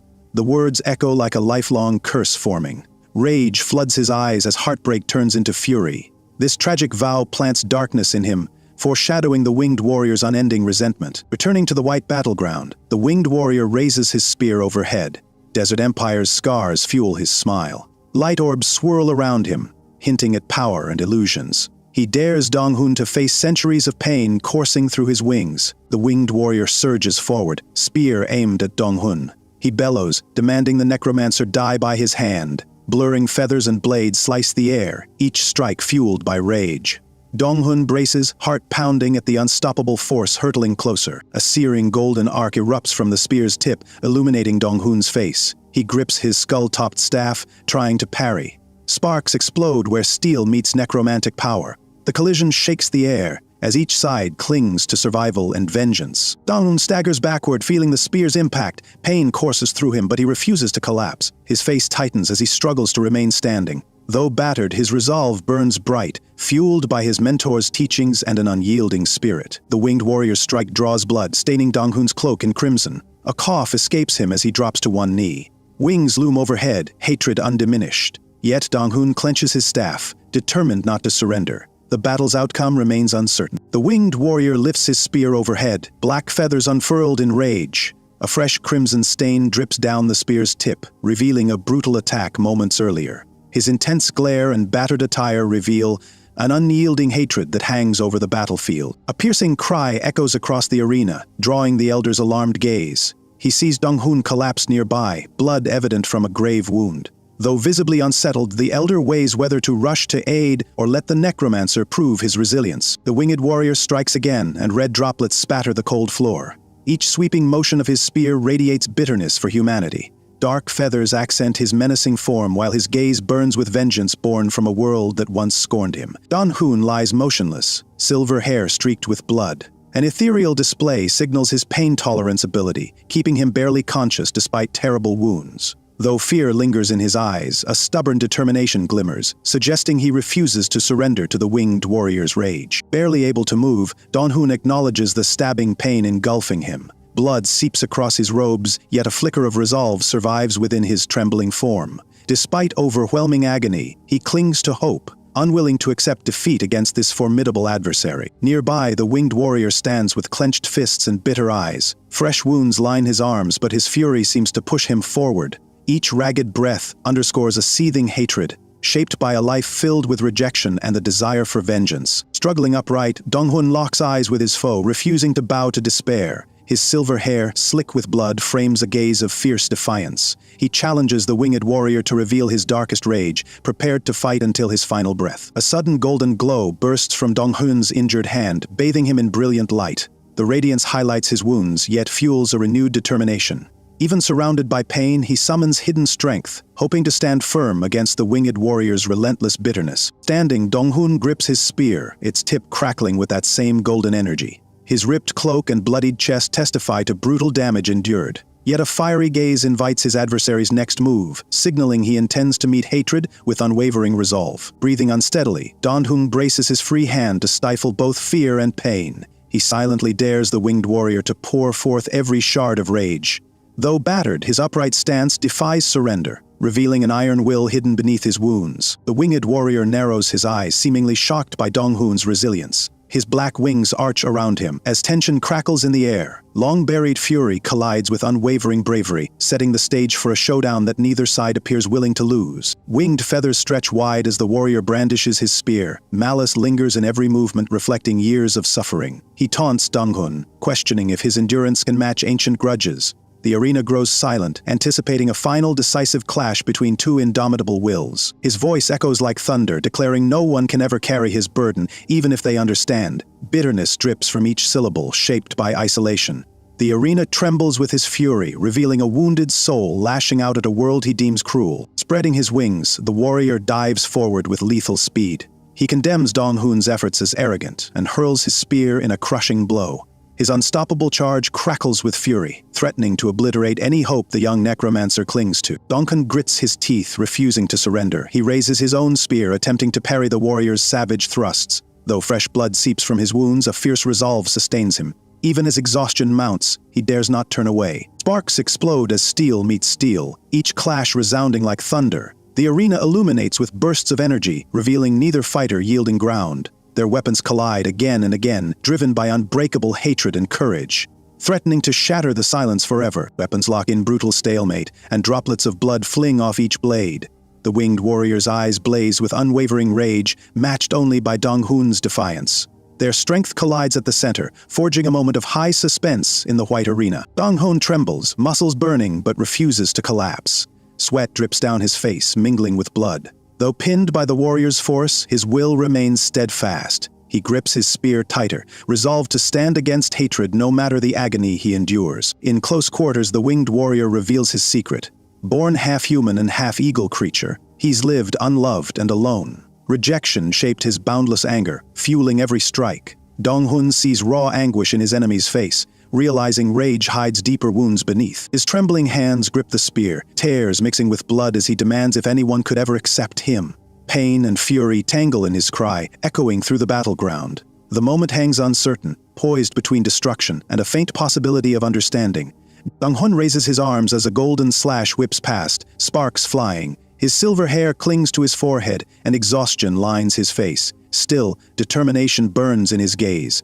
Opposite him, the winged warrior's cold fury presses down like a storm. A dark voice echoes across the battlefield. The winged warrior bitterly recalls how people turned on him at birth, calling his existence a mistake. His gear-tipped spear gleams with cruel energy, each swing fueled by memories of endless cruelty. Rage flares in his eyes. He roars that they once tried to take his sight, cut his hands, and sever his ankles. Blazing arcs of gold swirl around him, revealing the pain buried deep within, each slash echoing his desperate fury. Blood splatters as he demands if anyone could ever grasp his dreadful torment. His voice cracks with bitterness, echoing across the battlefield. Watching, Donghun senses the lonely, wounded heart behind each brutal strike, realizing this rage hides profound sorrow. Donghun falls to his knees, blood staining his cloak. The winged warrior stands close, wings lowered as if uncertain. He expected defiance, yet sees deep wounds and unwavering courage. A flicker of sympathy crosses his stern face. A soft tension crackles as the warrior admits Donghun's journey must have been harsh. Though bitterness lingers in his voice, a trace of empathy emerges. Donghun, breath ragged, feels both relief and shock, sensing the warrior's pain runs far deeper. In a hushed memory, the warrior appears as a timid child, wings curled tight. A hooded figure offers bread out of pity. Though the child accepts, doubt clouds his gaze. Even small kindness feels fragile, overshadowed by fear of betrayal. In another flashback, villagers chase the young winged warrior across a dusty settlement. Once friendly faces turn hostile, brandishing weapons and spitting insults. Their fear drives them to cruelty, stabbing his back and pushing him into a life of distrust. In the darkness, the child crouches as spears surround him, each tip reflecting his terror. He realizes every kindness leads to cruelty. Numbness grows inside his heart, convincing him that humans are built on lies, leaving no room for trust. Snapping back to the present, the grown warrior hurls his spear at Donghun, golden energy crackling. He declares if people always saw him as a monster, he will embrace that role. Dong-hoon braces himself, nearly buckling under the force. Wincing from a new wound, the warrior's grip shakes. He wonders if this searing pain could free him from the hatred that shaped him. Doubt flickers in his eyes, as though each heartbeat cracks the unyielding walls he built. Blood drips from trembling fingers, each strike chipping at the resentment trapping him. The rage fueling his blows seems less certain now. He presses forward, yet a subtle shift suggests his hatred might not be as eternal as believed. Golden arcs illuminate Dong-hoon, forcing him to stagger. The warrior watches, sensing turbulence behind Dong-hoon's weary eyes. Dong-hoon cries out, struggling to remain upright.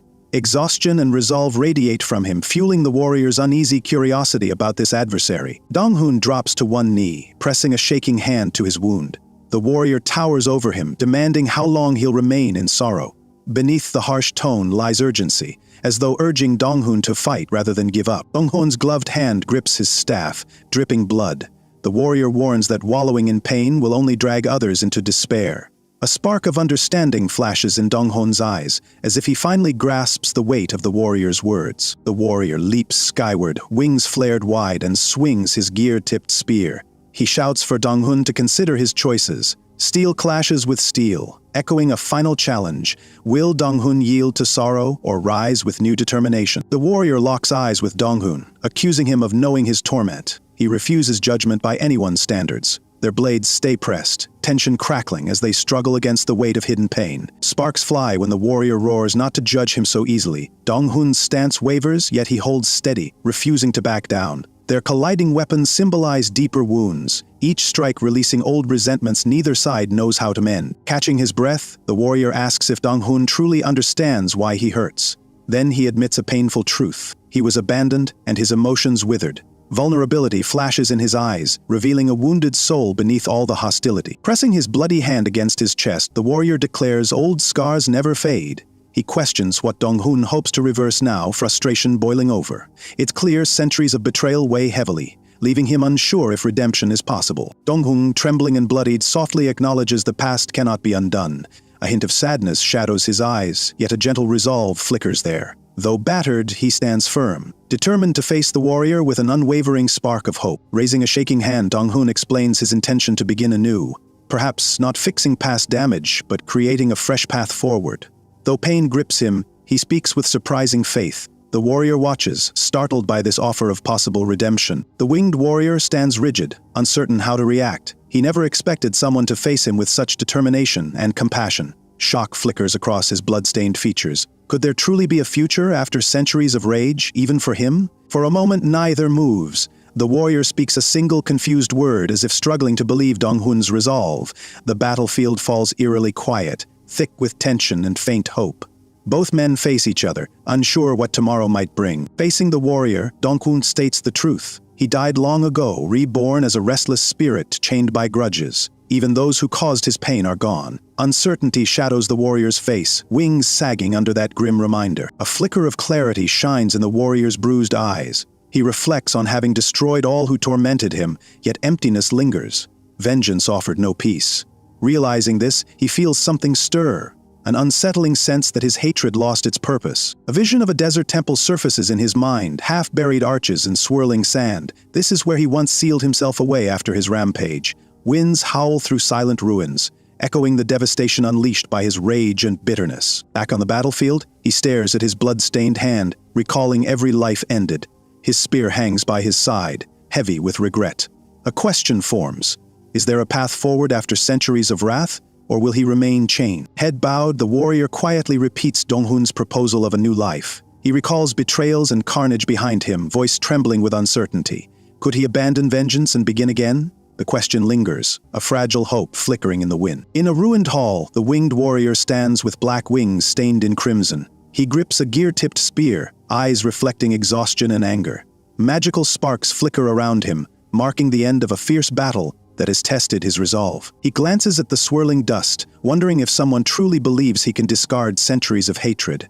Every scar on his face tells a story of betrayal. Yet a faint flicker of hope stirs beneath the storm of his emotions. Ju Dong-hoon stands nearby, his silver hair matted with blood.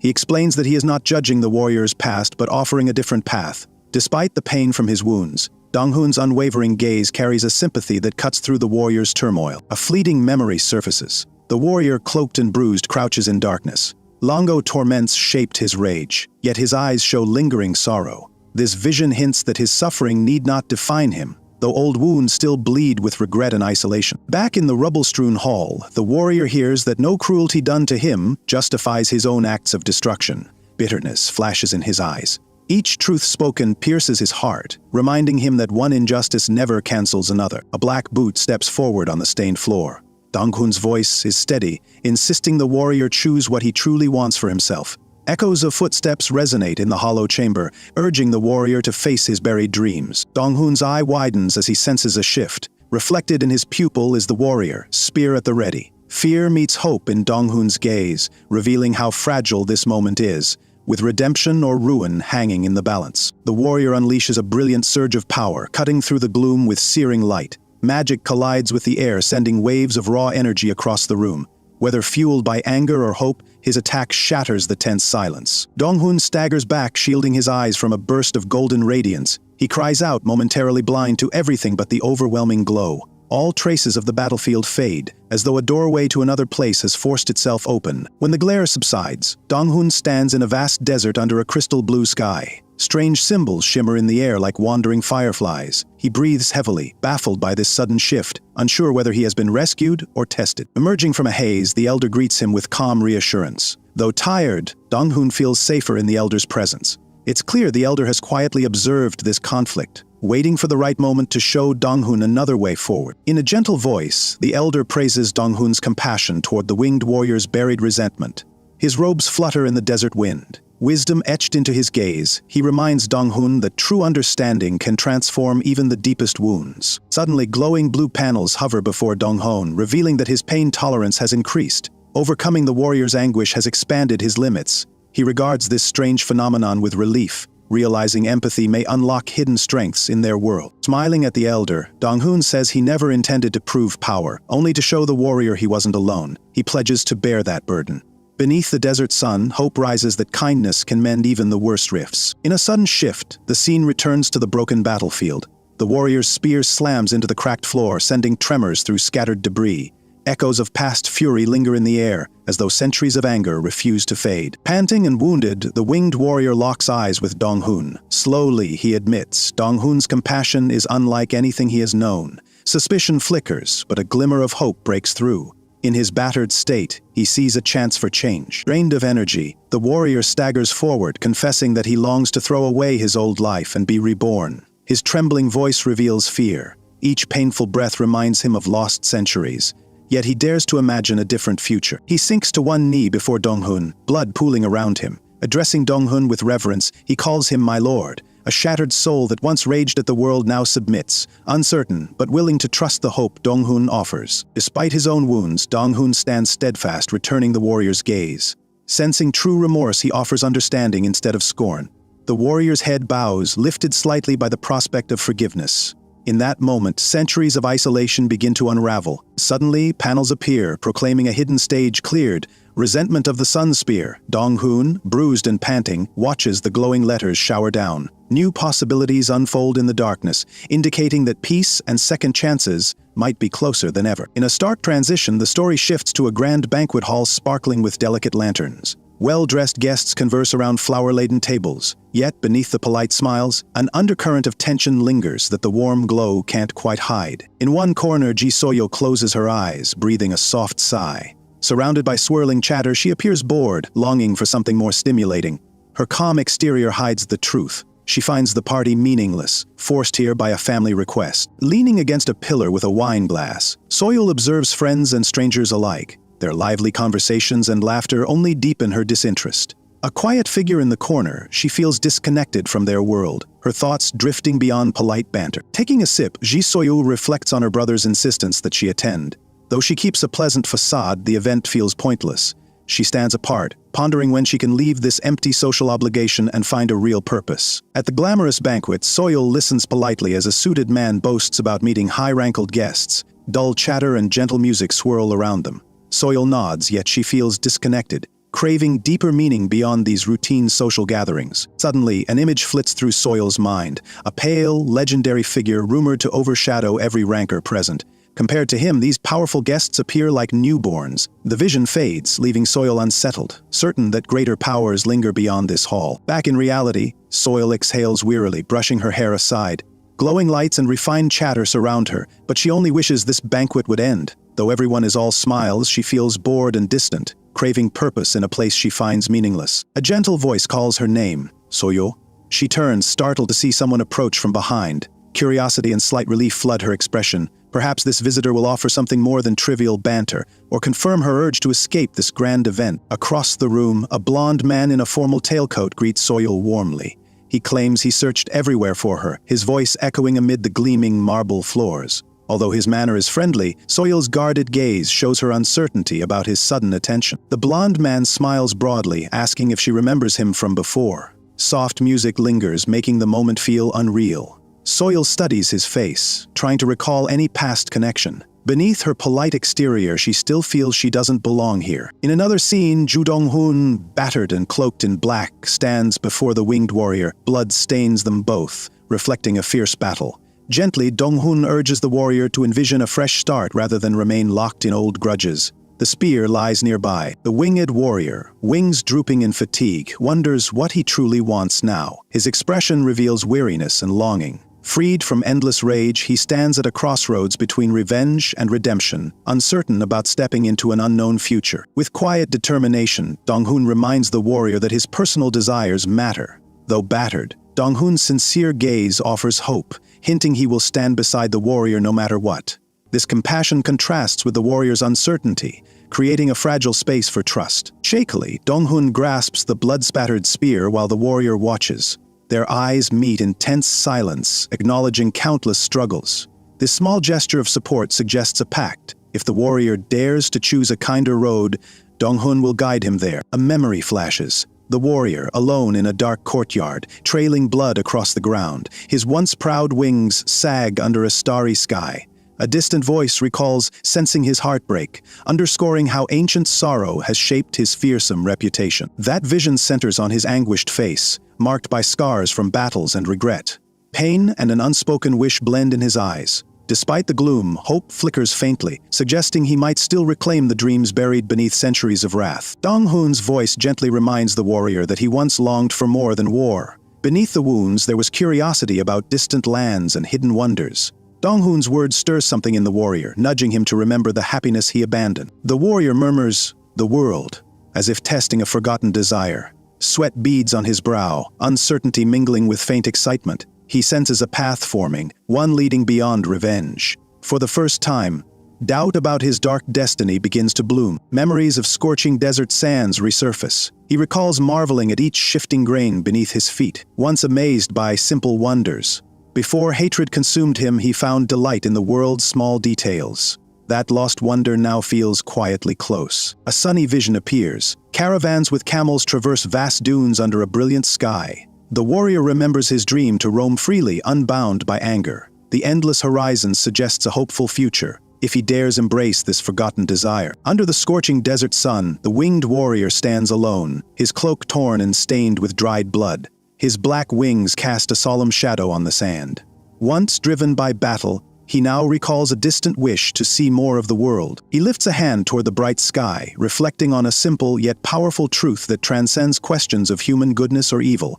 If curiosity can guide him, maybe that alone is worth living for, despite every bitter memory. A flicker of doubt crosses his eyes, as he wonders if one fragile hope can erase centuries of anger. Hood drawn low, he feels the weight of his blood-stained past. Still, the desert breeze carries a hint that change could be possible. Ju Dong-hoon steps closer, white hair streaked with blood.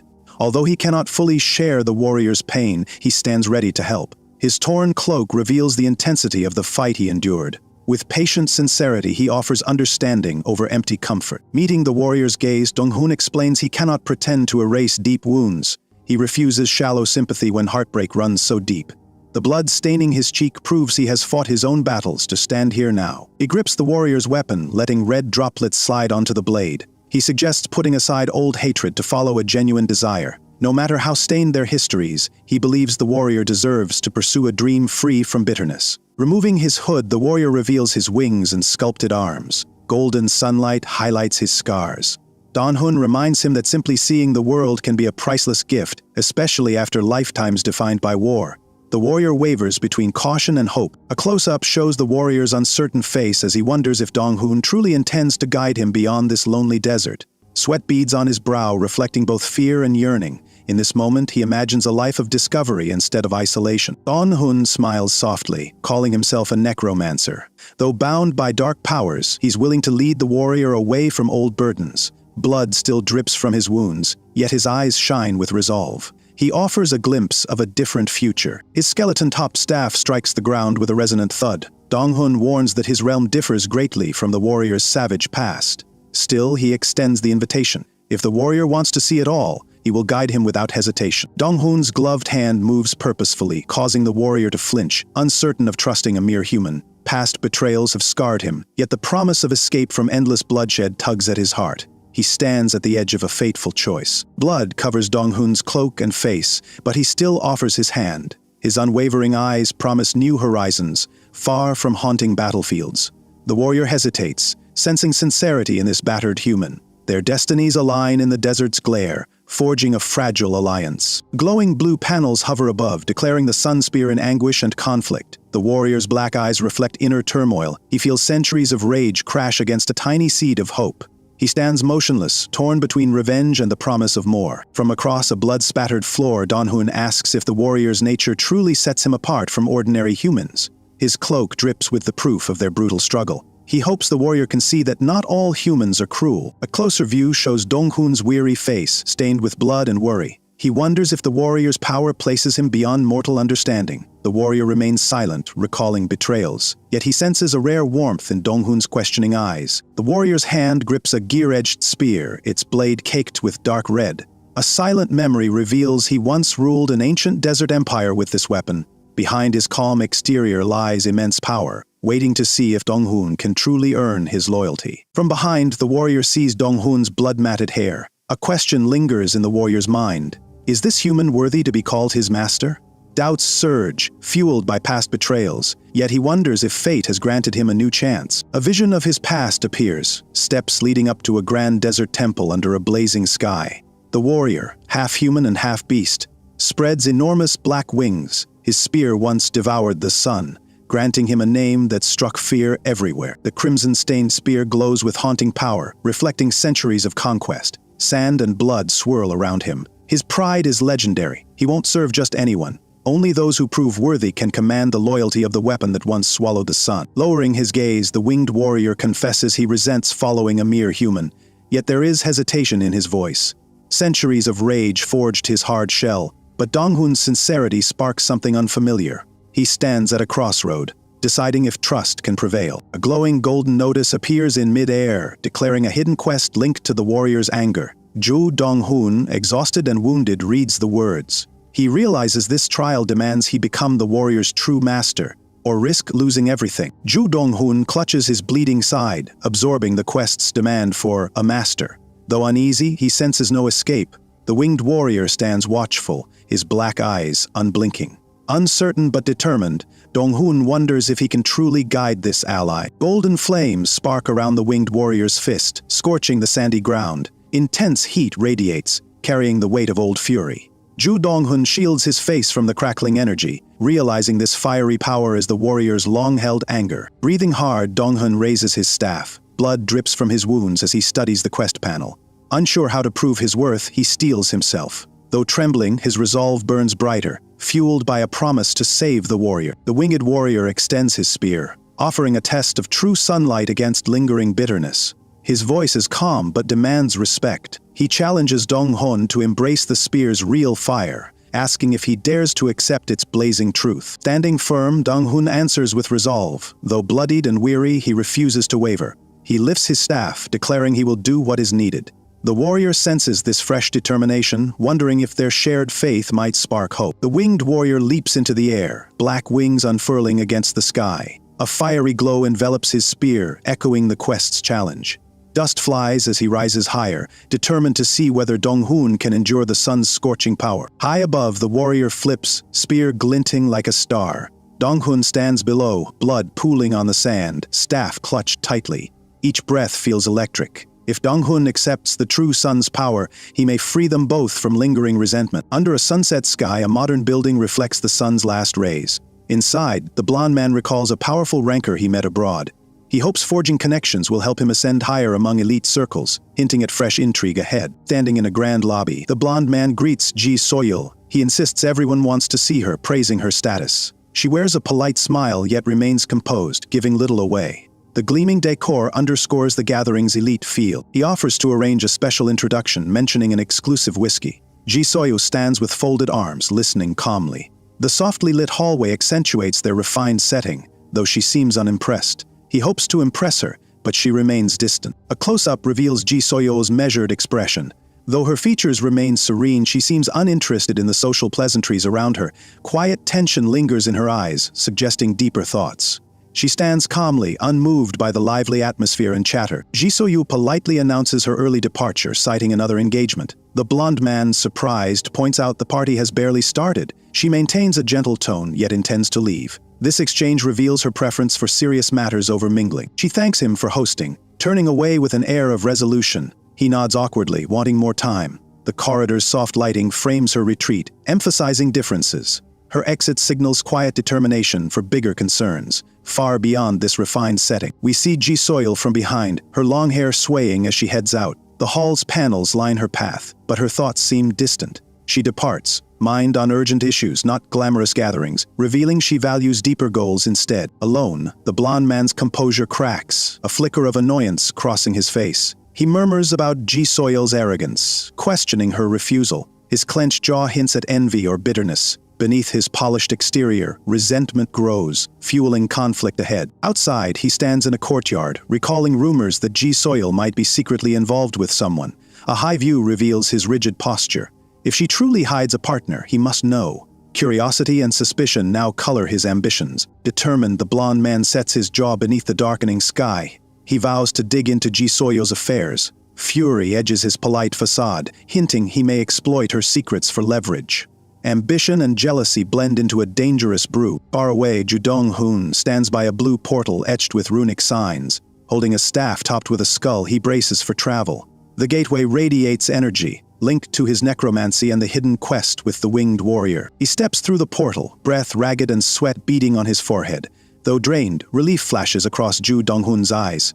Danger still clings to him, a reminder of his vow to free the winged warrior from centuries of rage. Later, his skull-topped staff thuds onto grass. Ju Donghun collapses beside it, gasping from magical strain. The staff's hollow eye sockets reflect the risks of necromancy. Each breath reminds him how close he came to disaster during his latest ordeal. Flat on his back, Ju Donghun mutters that he truly thought he might die. Sweat drips from his brow as he recovers under the sun's warmth. Despite lingering fear, he's relieved to have survived, reminding him of his crucial mission. He gazes at the glowing sky, astonished the sun remains so high. Time hasn't slipped away as much as he feared. A flicker of hope crosses his face, suggesting there's still a chance to guide the winged warrior toward redemption. Sitting upright, he recalls Anjay's warning he'd vanish for hours. Glad to have returned sooner, he steadies himself. Exhausted, he remains set to guard the warrior's path. With a trembling hand on his staff, he prepares for what comes next. Blue panels flash before Ju Donghun, declaring Bone One and others are being adjusted. He watches as his necromantic summons gain new strength. Each window glows like magic code, signaling a transformation to strengthen his bond with the winged warrior. New messages show rising stats for each skeletal minion. Ju Donghun studies the glowing panels, noticing boosts to strength, stamina, and skill levels. Excitement spreads across his face. Whatever synergy triggered is reshaping his army, preparing him for trials ahead. A larger status screen displays a skeleton named Solar Spear, its eyes blazing with eerie light. Strength, agility, and new skills, like Raging Desert, stand revealed. Ju Donghun sees the undead, shares the winged warrior's essence, hinting at a legendary power reborn. Another notification appears. Bone 2 inherits the memories and will of Solar Spear. Ju Donghun smiles, realizing a special awakening has occurred. The skeleton now holds a sliver of the winged warrior's fiery spirit, paving the way for their destiny. Ju Donghun stands in a dim room, raising his skull-topped staff over his skeleton, Bone 2. A golden burst renames it Solar Spear, boosting all stats by 10. He senses the winged warrior's sun-like energy flowing into this undead ally. Ju Donghun reviews a glowing status screen listing Solar Spear's newly gained abilities. They match the winged warrior's attacks, Amazed yet cautious, he realizes his summoning has absorbed that fiery spirit. A bond stronger than magic now links them together. Ju Donghoon recalls the winged warrior's past. Bloodied yet unbroken, he wields a spear blazing with golden arcs. Each furious strike scorches the air, leaving trails. This memory reveals how Solar Spear inherited its dazzling moves from that legendary champion. Another vision shows the warrior summoning a swirling sandstorm, blanketing the battlefield in grit. The storm crackles with golden sparks, echoing the warrior's rage. Ju Donghoon realizes this same desert wind thrums inside Solar Spear, forging a link between them. In a flashback, the winged warrior ascends, golden flames dancing across his wings and chest. This technique, called Soul Flame, burns part of his spirit for speed and strength. Ju Donghoon senses determination within that fire, crucial for conquering grudges. Under a sunset, Ju Donghoon reads a glowing blue screen showing Solar's new skills. He feels excitement and worry, noting these abilities mirror the warrior's sun-like fury. Though thrilled, he knows mastering them requires patience, discipline, and the warrior's trust. In a training area, Ju Donghoon studies the skeleton, calling it bony, seems too dull now. Observing nearby, the winged warrior remains silent as Ju Donghoon announces a new name, Solar. This gesture symbolizes the hope they seek to share. He checks a quest screen marked Clear Rewards. Though proud of his progress, Ju Donghoon knows the journey continues. He senses the warrior behind him, watching intently. With a tap, he braces for the system's surprise, heart full of excitement. Panels appear overhead, congratulating him for completing an unmeasurable stage. The reward materializes, a golden box, radiating brilliance against a sky backdrop. Ju Donghoon stares in disbelief, realizing the system acknowledges his feat, yet wonders what power the box might hold. A display reveals the item is classified as S rank, the highest level he has seen.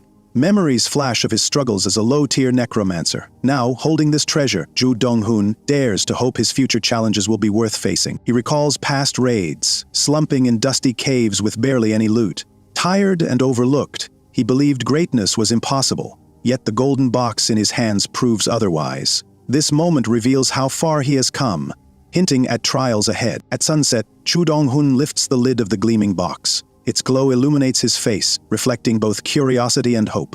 The winged warrior watches, sensing a powerful turning point. Ju Donghoon knows this reward might change their destinies forever. A prompt asks if he wants to open the SRHR treasure. Though nerves linger, Ju Donghoon nods. Nearby, the warrior stands ready, as if expecting something. With hands trembling, he begins, hoping this artifact can safeguard them from looming threats. He urges himself to open it right away, excitement mingling with fear. The golden light swirls around him, illuminating his smile. Determined to protect those he cares for, Ju Donghoon lifts the lid, preparing to unleash whatever wonder lies inside. A fierce beam shoots skyward as soon as the box opens, bathing the clearing in gold.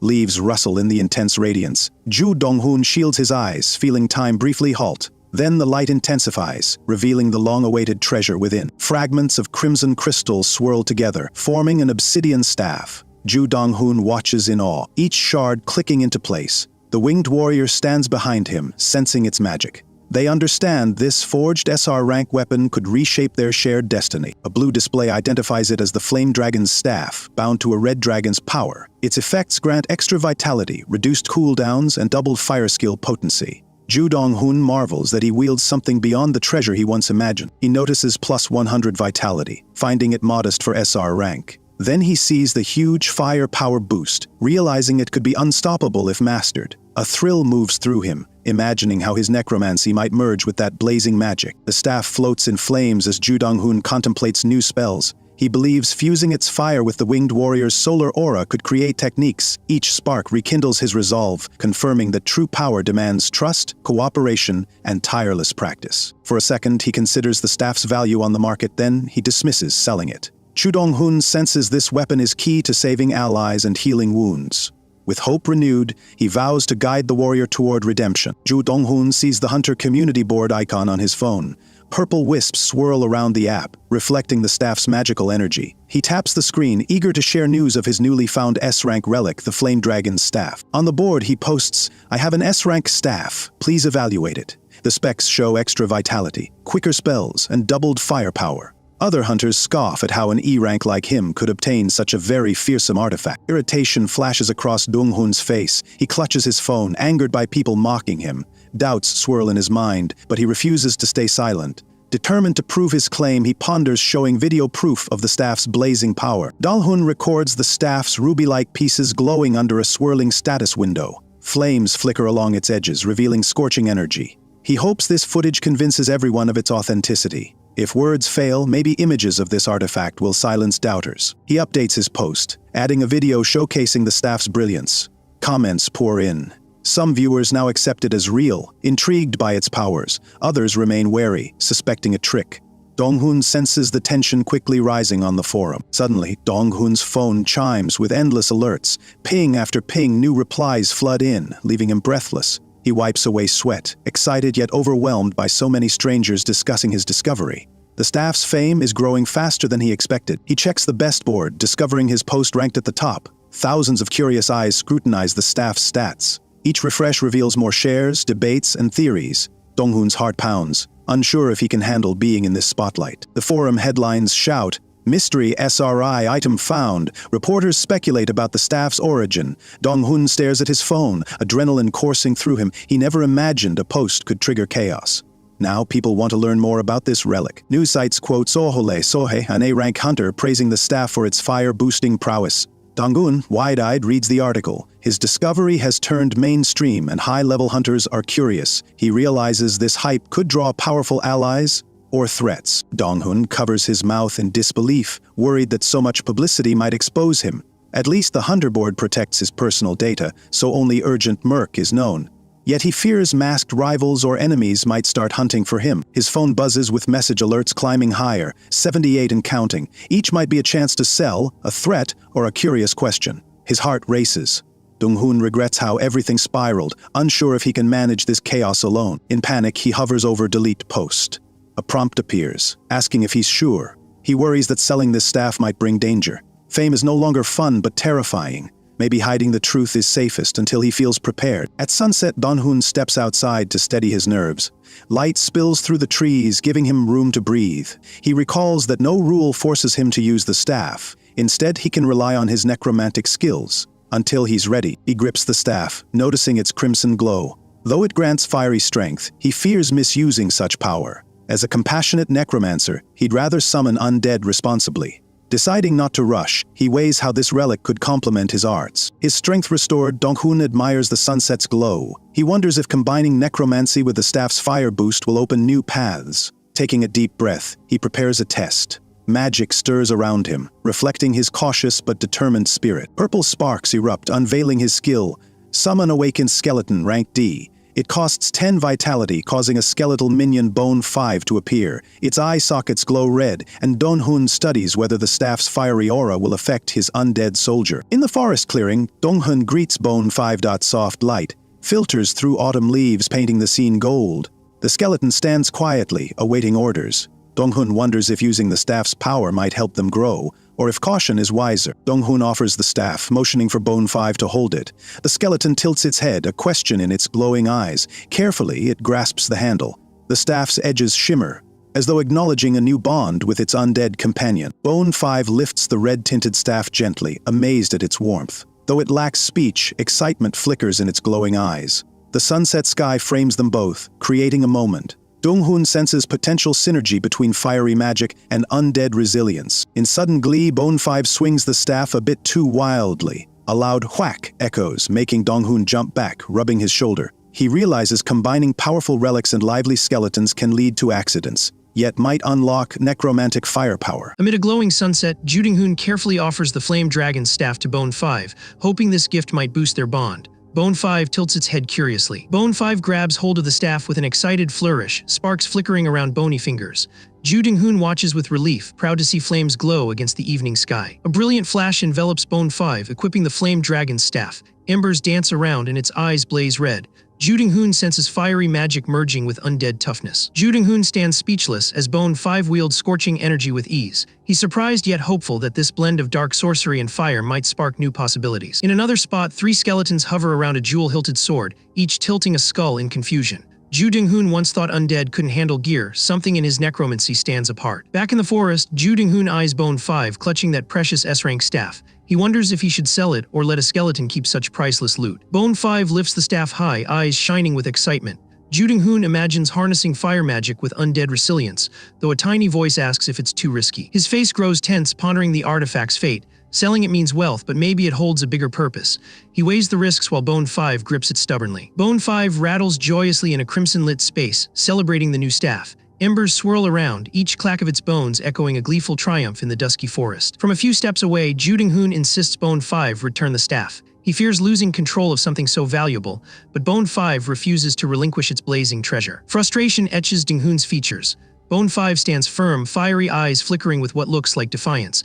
An undead minion refusing orders, their bond just got more complicated. Dong-hoon exhales sharply, realizing the staff's allure might fracture their trust. The distance between Necromancer and Summon feels shaky, leaving him uneasy about Bone 5's growing independence. He finally waves his hand, letting Bone 5 keep the staff. The skeleton rattles happily, sunset glow reflecting Dong-hoon's acceptance and a touch of lingering concern. A gentle smile crosses Dong-hoon's face as he imagines Bone 5 awakening, like Solar Spear once did. Golden light flickers, symbolizing his hope in this daring choice. He shifts his focus to the floating dungeon panel announcing his completion. Tapping check your clear rewards. He braces for surprises, knowing one item can reshape everything. Two shimmering panels appear, revealing the A-rank root of racial conflict. Dong-hoon's heart pounds, sensing another wave of power and mystery that could alter his path. Swirling blue text explains the root's link to a special profession. Dong-hoon frowns in curiosity, suspecting this treasure holds bigger secrets than standard dungeon rewards usually offer. He sees the root glimmering like molten amber, voicing wonder about its connection to that profession. He senses it's no mere trinket, there's a grand design at play. A status panel reveals it unlocks Forest and Stone Dungeon, binding to him and needs at least C rank. His pulse quickens at the promise of a fresh path. He cradles the root with both hands, energy coiling around it. Under the fading sunlight, he whispers about receiving another catalyst and feels its potent aura thrumming. He recalls Gi's soil, hair tied back, warning that catalysts spark chain quests shaping one's destiny. Her serious gaze hinted she knew too well the weight of these items. His mind conjures images of a glowing scroll and treasure chest, echoing Gi Soil's voice. She said these quests scale in difficulty, stirring both excitement and fear. A golden S emblem flashes, symbolizing top-tier potential. Gi Soil's caution resonates. Certain catalysts can rocket a hunter to S rank or beyond if they survive the trials. He imagines winged warrior Sanyang, standing in a sandy ruin with black wings extended. The swirling desert echoes the grandeur of legendary secrets that might link to his route. Returning to reality, Dong-hoon glances at his 10 summoned skeletons crackling with purple energy. He wonders if each undead could hail from some fabled realm, maybe unstoppable champions. Bone 5 stands foremost, staff blazing, while Dong-hoon contemplates.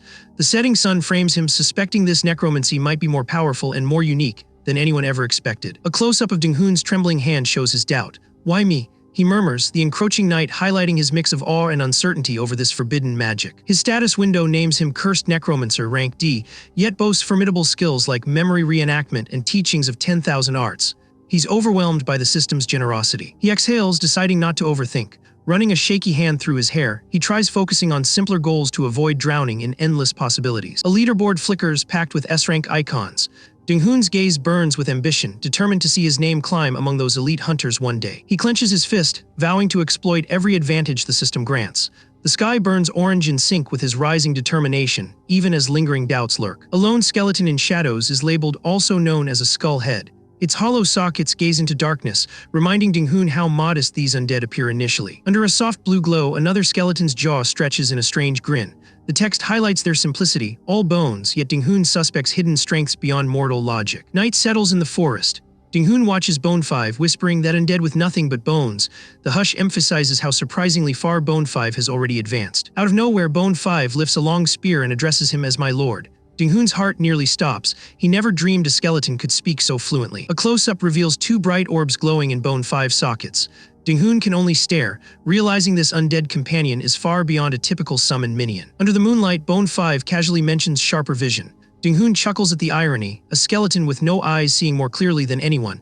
It's weird but impressive. He forces a grin, reminding himself this is necromancy's quirkiest side. Secretly, he's blown away by Bone 5 prowess, defying all logic yet proving extremely useful in battles. Soft crunching footsteps signal someone else's arrival. Black boots step out from the darkness, setting Dong-hoon's nerves on edge as he tightens his grip on possibility. Gi Soil appears, hair catching moonlight, observing the talkative skeleton.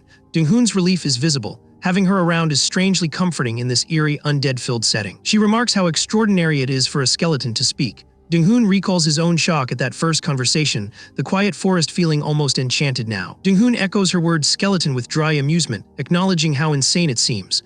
Gi Soil tilts her head, noticing he's both awed and oddly proud. He clarifies it's Sun Yang, an important summon, not just any bony minion. Bone 5, sensing the discussion, stands straighter while Gi Soil nods at their unique bond. She glances at the moonlit sky, teasingly calling him Dark Lord and asking if he's safe. She worries about the attention he might attract with such extraordinary relics. Bone 5 murmurs softly, and Ding-hoon recalls how no Necromancer would believe this.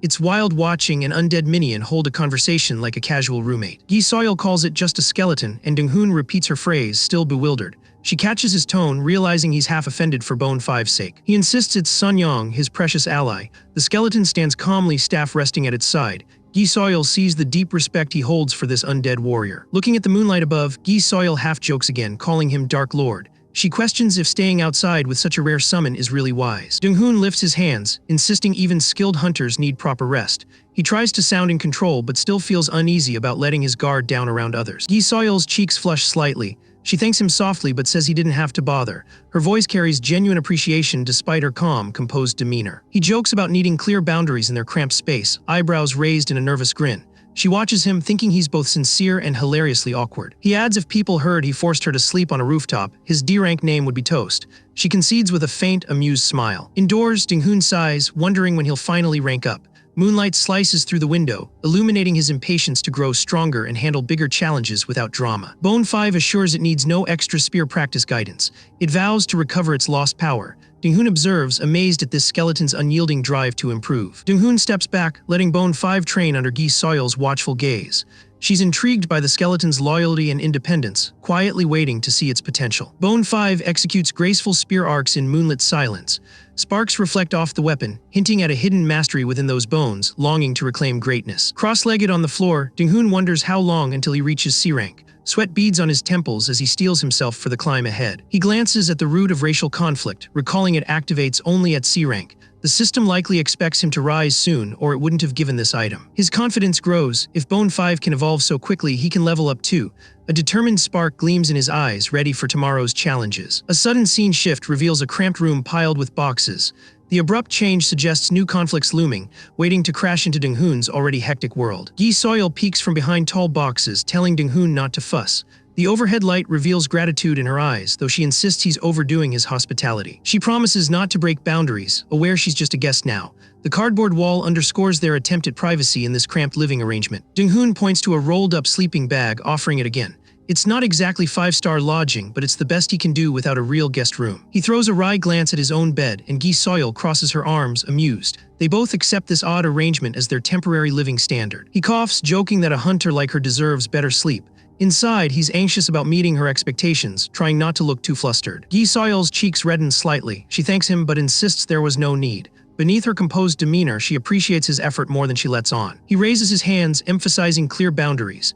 His grin looks clumsy, revealing he's unsure how to house a powerful hunter without crossing any lines or giving offense. He jokes about forcing her onto the rooftop again, saying that'd trash his D-rank reputation. Gi Soil lets the tension ease, accepting his goofy reasoning for now. Ding-hoon imagines her stern brother, some major clan figure, learning she slept on a rooftop. Shadows swirl in his mind, anticipating big trouble if that story leaks. Gi Soil firmly refuses to be controlled by her brother's opinions. She's determined to manage things her way, ignoring whatever big shot status her sibling holds. Pointing at the cardboard divider, she calls it awkward. She'd rather have no barrier at all, shocking Ding-hoon, who is certain her brother's anger was the real issue. He blurts yes, in confusion. Turns out her main concern isn't big family drama, but these silly boxes blocking space. He's thrown completely off balance by her directness. Gi Soil's small smile implies she doesn't need cardboard walls.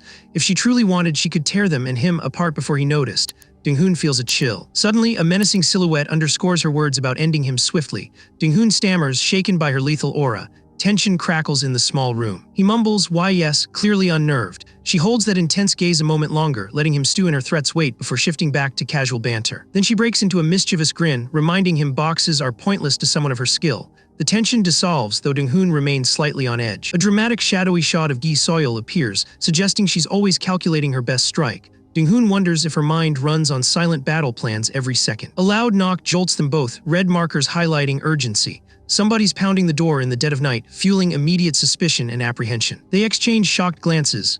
Blazing across their faces, they turn toward the rattling door, uncertain if it's friend, foe, or something worse at this late hour. A timid voice calls through, excuse me." Dong-hoon and Gi Soil share wary looks.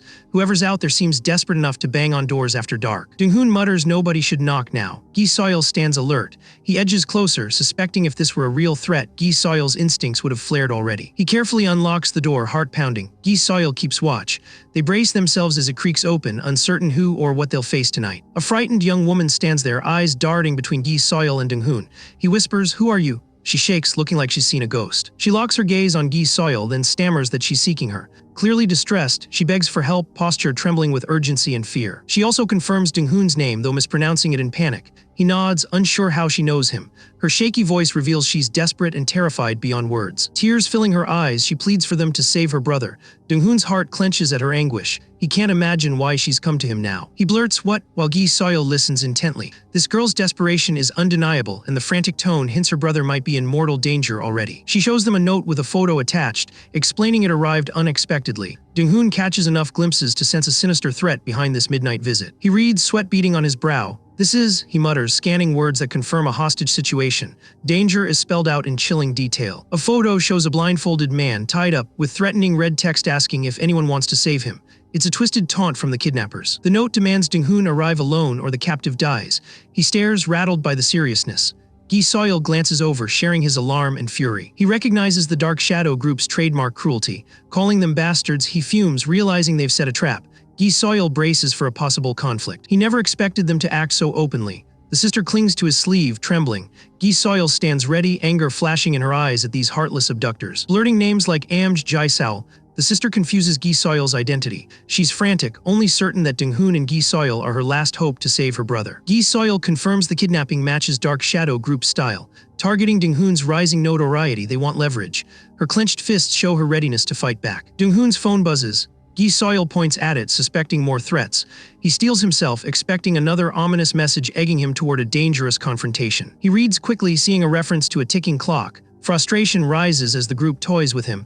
Gi Soil's glare shows she's ready to crush them. The sister trembles, apologizing for dragging them into her nightmare. Dong-hoon gently reassures her, placing a hand on her shoulder. Gi Soil nods, resolved to protect innocence. They exchange a determined glance, vowing to thwart Dark Shadow Group's plan. The sister clings to hope, trusting these two hunters to pull off a daring rescue. They huddle, forming a quick strategy. Gi Soil points to the text, planning a response.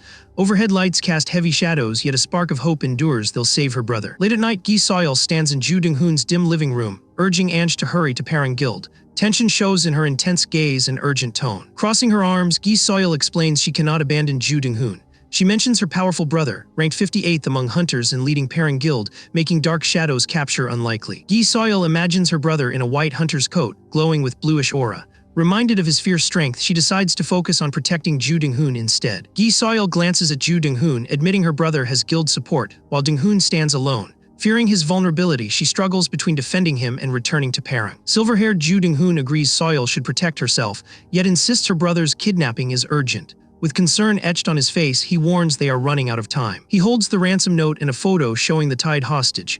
Its threatening message demands he arrives alone. Anxiety grips him, but he strengthens his resolve to act. In the living room, Gi Soil warns this is a dark shadow trap. Her grave tone suggests she is certain they want to lure Ju Dong-hoon into grave danger. Elsewhere, a pale man mutters in a crimson-lit space that Hellhound has allied with Gi Parang.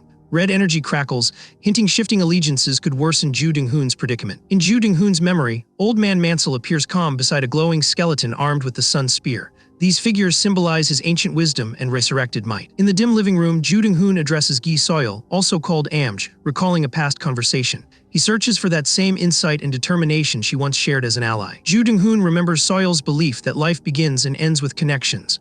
They both realize they need each other's help and allies to handle the guild's kidnapping crisis. He briefly envisions a smiling friend, now in danger because of these kidnappers. That memory fuels his determination to act quickly before more harm befalls the hostage. Ju Dong-hoon announces he cannot remain idle. Despite the risks, he chooses to confront the threat. His eyes reflect a newfound resolve, replacing the earlier fear. He approaches Gi Soil, insisting he refuses to act like a cowardly hunter. Though his voice wavers, a fierce spark in his eyes reveals unwavering determination. Clenching his fist, Ju Dong-hoon vows to repay the trust placed in him. He promises to use every ounce of necromantic power to save those in danger. Gi Soil sighs and finally agrees to help. Though reluctant, she admits admiration for Dong-hoon's sudden boldness. Their uneasy partnership solidifies as they face the looming crisis together. By the door, Dong-hoon holds the ransom letter. He explains he'll visit Parang Guild first, while Soil hovers close by, hoping this plan will hasten her brother's rescue. Turning to Dong-hoon, Gi Soil recalls her promise to introduce him to powerful allies. Her steady voice signals she might summon those connections sooner than planned. A slight smile creeps across her face. She mentions gathering those contacts now, surrounded by subtle energy that hints at her confidence in their potential support. Eyes widening, Dong-hoon realizes this sudden backing might be huge. Yet he remains cautious, aware their urgent path is loaded with peril and uncertainty. Night falls at the Han River. A lonely pier extends over dark water, creaking under the breeze. This secluded spot becomes the kidnappers' chosen meeting ground. A wider shot shows a dim walkway and 2 towering evergreens. The wind howls, throwing shadows around. This eerie scene reveals the dangerous stage for tonight's negotiations. A figure in dark, reinforced gear steps onto the path. Each footstep echoes ominously, suggesting they are armed and prepared for a high-risk confrontation at the river. Lying bound and gagged is Soil's brother, trembling on the cold ground. His muffled groans heighten the grim reality of the dark shadow group's ruthless methods. A cluster of masked kidnappers wearing spider emblems checks a digital watch. They demand Ju Dong-hoon arrive by 8 p.m. Minutes remain and tension escalates with each second. The watch reads 19:55, only 5 minutes left. Their impatience mounts, each second pushing them closer to unleashing violence if Ju Dong-hoon fails to appear in time. The hooded group confidently declares Ju Dong-hoon will soon show up alone. They believe their ambush is flawless, convinced no allies will interfere with their cruel plan. Suddenly, Ju Dong-hoon arrives, accompanied by a glowing skeleton minion. His footsteps break the hush, revealing he did not come completely alone as they had hoped. Under the moonlight, Ju Dong-hoon, hood partially obscuring his silver hair, faces the kidnappers.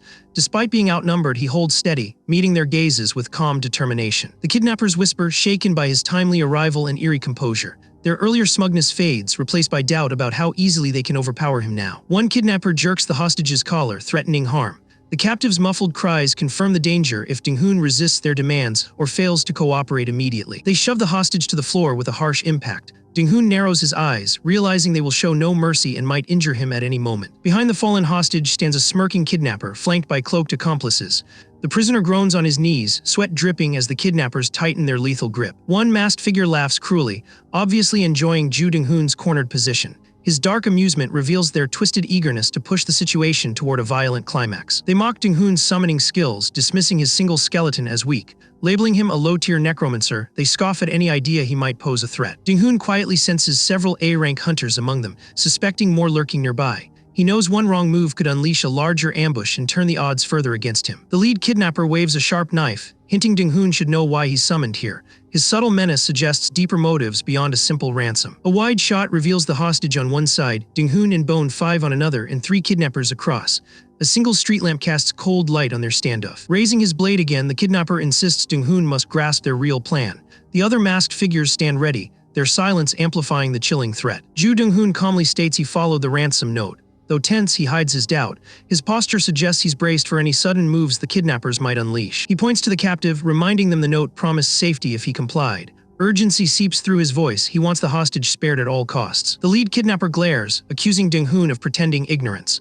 Hostility brims as he assumes Dong-hoon already knows their hidden reason for abducting this particular hostage. Suddenly, he lunges, threatening the hostage again. Any small mistake by Dong-hoon could cost a life, raising the pressure in this dangerous standoff. He jerks the captive upright, knife at his throat, demanding Dong-hoon reveal the prized opportunity. The brothers' muffled panic underscores the dire stakes. A thin line of blood appears where the blade presses. The kidnapper growls that without answers the brother dies now. Tension spikes as seconds tick by. Inwardly, Dong-hoon fights panic, remembering he only has 5 low-tier skeletons. Fear churns, but he refuses to hand over his power or forsake the hostage. Purple necromantic energy ripples around his staff. He wonders if he can truly counter these strong enemies, yet steels himself to try, unwilling to yield under pressure. Bone 5, called Sunyang, stands alert with golden eyes.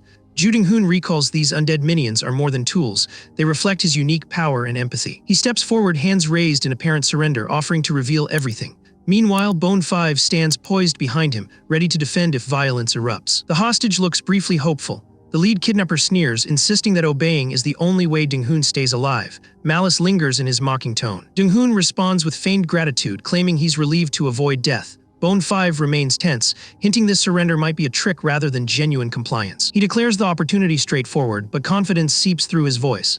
The kidnappers sense he's hiding a crucial secret, uncertain if he's truly submitting. He envisions Old Man Mansell, a formidable mentor dwelling on a misty peak. Dong-hoon explains this teacher's necromantic mastery underpins his unusual abilities. A kidnapper recognizes that name, recalling rumors of a master even Gi Soil struggled to fight. His widened eyes confirm this teacher's reputation is legendary. Dong-hoon claims the Dark Emperor repeatedly failed against Old Man Mansell. The kidnappers exchange nervous glances, realizing they may have cornered a disciple of a fearsome legend. One kidnapper hesitates, saying he heard the tales but doubted anyone so powerful existed. Their growing unease shows they suspect this isn't just empty talk. Another demands the master's location, irritated by the idea of a mere vision. If Old Man Mansell can't appear physically, they consider him useless to their plans. Dong-hoon offers a cryptic grin, claiming a special method to summon his mentor. He motions as though unveiling a powerful presence, sparking the kidnappers' curiosity. He says he can show them Old Man Mansell's teachings and even share them. The promise of such power tempts the kidnappers, who lean in with interest. The kidnappers grow hungry for this legend's abilities, ignoring caution.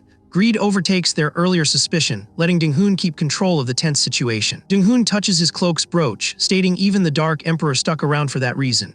This revelation fans the kidnapper's ambition, further hooking them into his plan. The lead kidnapper demands proof Dong-hoon can transfer this knowledge now. Suspicion competes with excitement, as they weigh the risk of a trap against the promise of power. Dong-hoon says a 30-minute chant is needed for the ceremony. Nervous sweat on his brow betrays he's stalling, hoping their greed will keep them listening. He silently repeats 30 minutes as a swift shadow darts across a deserted road nearby. This fleeting movement hints at approaching reinforcements or unseen allies. Earlier, Dong-hoon checks his phone under city lights, reading Gi Soil's warning not to fight alone. This message sets the tone for his risky night. He sees her response, understood. It conveys worry and support, reminding him they face a dangerous situation together, heightening his resolve to meet the kidnappers. A second message arrives, making him sweat. Something Gi Soil said will strongly affect his choices, intensifying the pressure as he heads toward this nighttime confrontation. He sees her silhouette on his phone, recalling her promise of powerful connections. Steeling himself, he prepares for the Han River meeting, determined yet anxious. Still recalling Gi Soil's text, stall them for 30 minutes, Dong-hoon braces himself. He must hold the kidnappers in place until reinforcements can arrive. On a lone street, Dong-hoon repeats 30 minutes, vowing to distract Dark Shadow. Pocketing his phone, he steels himself for the confrontation unfolding by the river. At the Han River, Dong-hoon cheerily offers the kidnappers a choice. Who wants the first transmission? They're puzzled whether he's honest or just stalling again. The lead kidnapper sweats under his mask, torn between suspicion and greed. The night remains deathly silent, hinting that violence may erupt at any second. A sly grin crosses Dong-hoon's face. He thinks the dice are cast, letting their own lust for power drive them closer to whatever trap he has prepared. His thoughts continue. They must decide if they'll take my offer or flee. One kidnapper steps forward, revealing the group's uneasy curiosity toward this mysterious ritual. Time drags on. Dong-hoon sits cross-legged, chanting. Bone 5 watches while the kidnappers form a wary circle, letting him perform this lengthy ritual with growing impatience. Someone remarks Dong-hoon has been chanting forever. Suspicion rises. Is it real magic or a stall tactic? Tension coils tighter with every passing minute. One kidnapper recalls meeting Dong-hoon before. He recognizes this could be another deception. Growing more certain, Dong-hoon is waiting for something or someone else. In his mind, he sees Dong-hoon in red shadows from a past conflict. Muttering quietly, he confirms this Necromancer is known for cunning stalling tactics. Fed up, the kidnapper yells, "Hey!" Dong-hoon, seemingly in deep concentration, looks up with mild surprise, acknowledging the interruption that threatens his careful plan. The kidnapper demands an end to this ritual. He threatens their patience is gone, and warns that further delay means deadly consequences. Dong-hoon politely apologizes, claiming interruptions reset the process. He tries to buy more time, voice tight with tension, as the kidnappers simmer with anger. A faint grin flickers. Dong-hoon murmurs, "Could it be?" teasing them about their fears. His calm demeanor rattles the kidnappers, who sense a trick they can't pinpoint. They accuse him of being nervous, but they're clearly the ones losing composure. Their accusing glares show they suspect a con but haven't figured it out. Dong-hoon shrugs, suggesting they leave if frightened. The lead kidnapper seethes with anger, outraged by his taunt. Tension spikes, hovering on the edge of violence. Suddenly, a kidnapper slashes the air with a knife, red light flaring. He's done waiting, unleashing a surge of aggression that pushes the scene toward chaos. He grabs the hostage by the hair, pressing the blade close. The captive's muffled screams ring out, heightening fear of immediate bloodshed under the crimson threat. Dong-hoon steps forward, sweat on his brow, demanding to know their intent. Fury and dread mix in his voice, aware the hostage is seconds from danger. The kidnapper snarls that their deal is void, freeing him to kill the captive. The brother shakes with terror, eyes pleading for a last-minute rescue. Dong-hoon, drenched in sweat, warns them not to blame him for this brutality. His voice trembles with rage, seeing how quickly the situation has escalated. Dragging the hostage back, the kidnapper's knife hovers dangerously near his throat. Every breath could be the captive's last, amplifying the urgency to intervene. Suddenly, the kidnapper's eyes widen in shock, startled by an unseen strike. He loses his advantage, giving Dong-hoon a crucial opening. Bone 5 slams its spear down, forcing the kidnapper away from the hostage. The piercing impact rattles the pier, showing Ju Dong-hoon won't stand idle. A hooded figure staggers back, groaning in pain. He's taken aback by the skeleton's unexpected power, realizing their target may be stronger than they assumed. He spins around, silently demanding to know who just attacked. Realization dawns that Ju Dong-hoon's skeleton ally can strike with surprising force, shifting the power balance. Spotting Bone 5 golden glow, another kidnapper gasps. A skeleton. Their shock reveals they underestimated this minion's strength and Ju Dong-hoon's hidden capabilities. Bone 5 eyes blaze with gold. The kidnappers now sense this mere skeleton can disrupt their plan, hinting at greater power behind Dong-hoon's necromancy. Dong-hoon casually notes they barely dodged some strikes. He taunts their reflexes while maintaining a calm expression, highlighting how prepared he truly is. Brushing aside his silver hair, he thanks them for letting him chance so long. Their greed bought him all the time needed to set up a counterattack. A furious kidnapper curses Dong-hoon, calling him insolent. Hatred darkens his voice as he realizes they've been tricked, fueling an explosive rage ready to ignite. Red energy coils around this enraged foe like a storm. He roars, "You dare mock me," revealing his own unleashed power. The confrontation quickly escalates. Dong-hoon smirks, asking if they believed one skeleton was all he had. His confident tone suggests more surprises await, making the kidnappers warier than before. The lead kidnapper howls, "Assassins, assemble." Hooded figures rush forward under a crimson sky, weapons gleaming. They plan to kill the hostage and subdue Dong-hoon for his betrayal. Even more assassins appear, brandishing knives. They shout, "Capture him," determined to punish Dong-hoon for duping them. The hostility intensifies with every new arrival. Dong-hoon and Bone 5 hold their ground, defying the kidnappers' demands. "Make him pay." The group roars in unison, but Dong-hoon's calm stance suggests hidden confidence. Bone 5 bursts into motion, spear shimmering under moonlight. Its sudden speed catches assassins off guard, forcing them to brace for an unexpectedly fierce defense. Dong-hoon grips his staff, purple necromantic aura crackling. He utters a single command, "Summon," unleashing dark power that suggests more undead reinforcements will soon join him. Suddenly, a legion of skeletons materializes in swirling purple light. Archers, swordsmen, and shield-bearers appear, eyes glowing faintly. They assemble behind Dong-hoon, shocking the kidnappers. With a slight grin, Dong-hoon commands, "Wipe them out." The skeletal army charges forward. Realizing they're hopelessly outmatched, the kidnappers stare in horror as the undead surge closes in.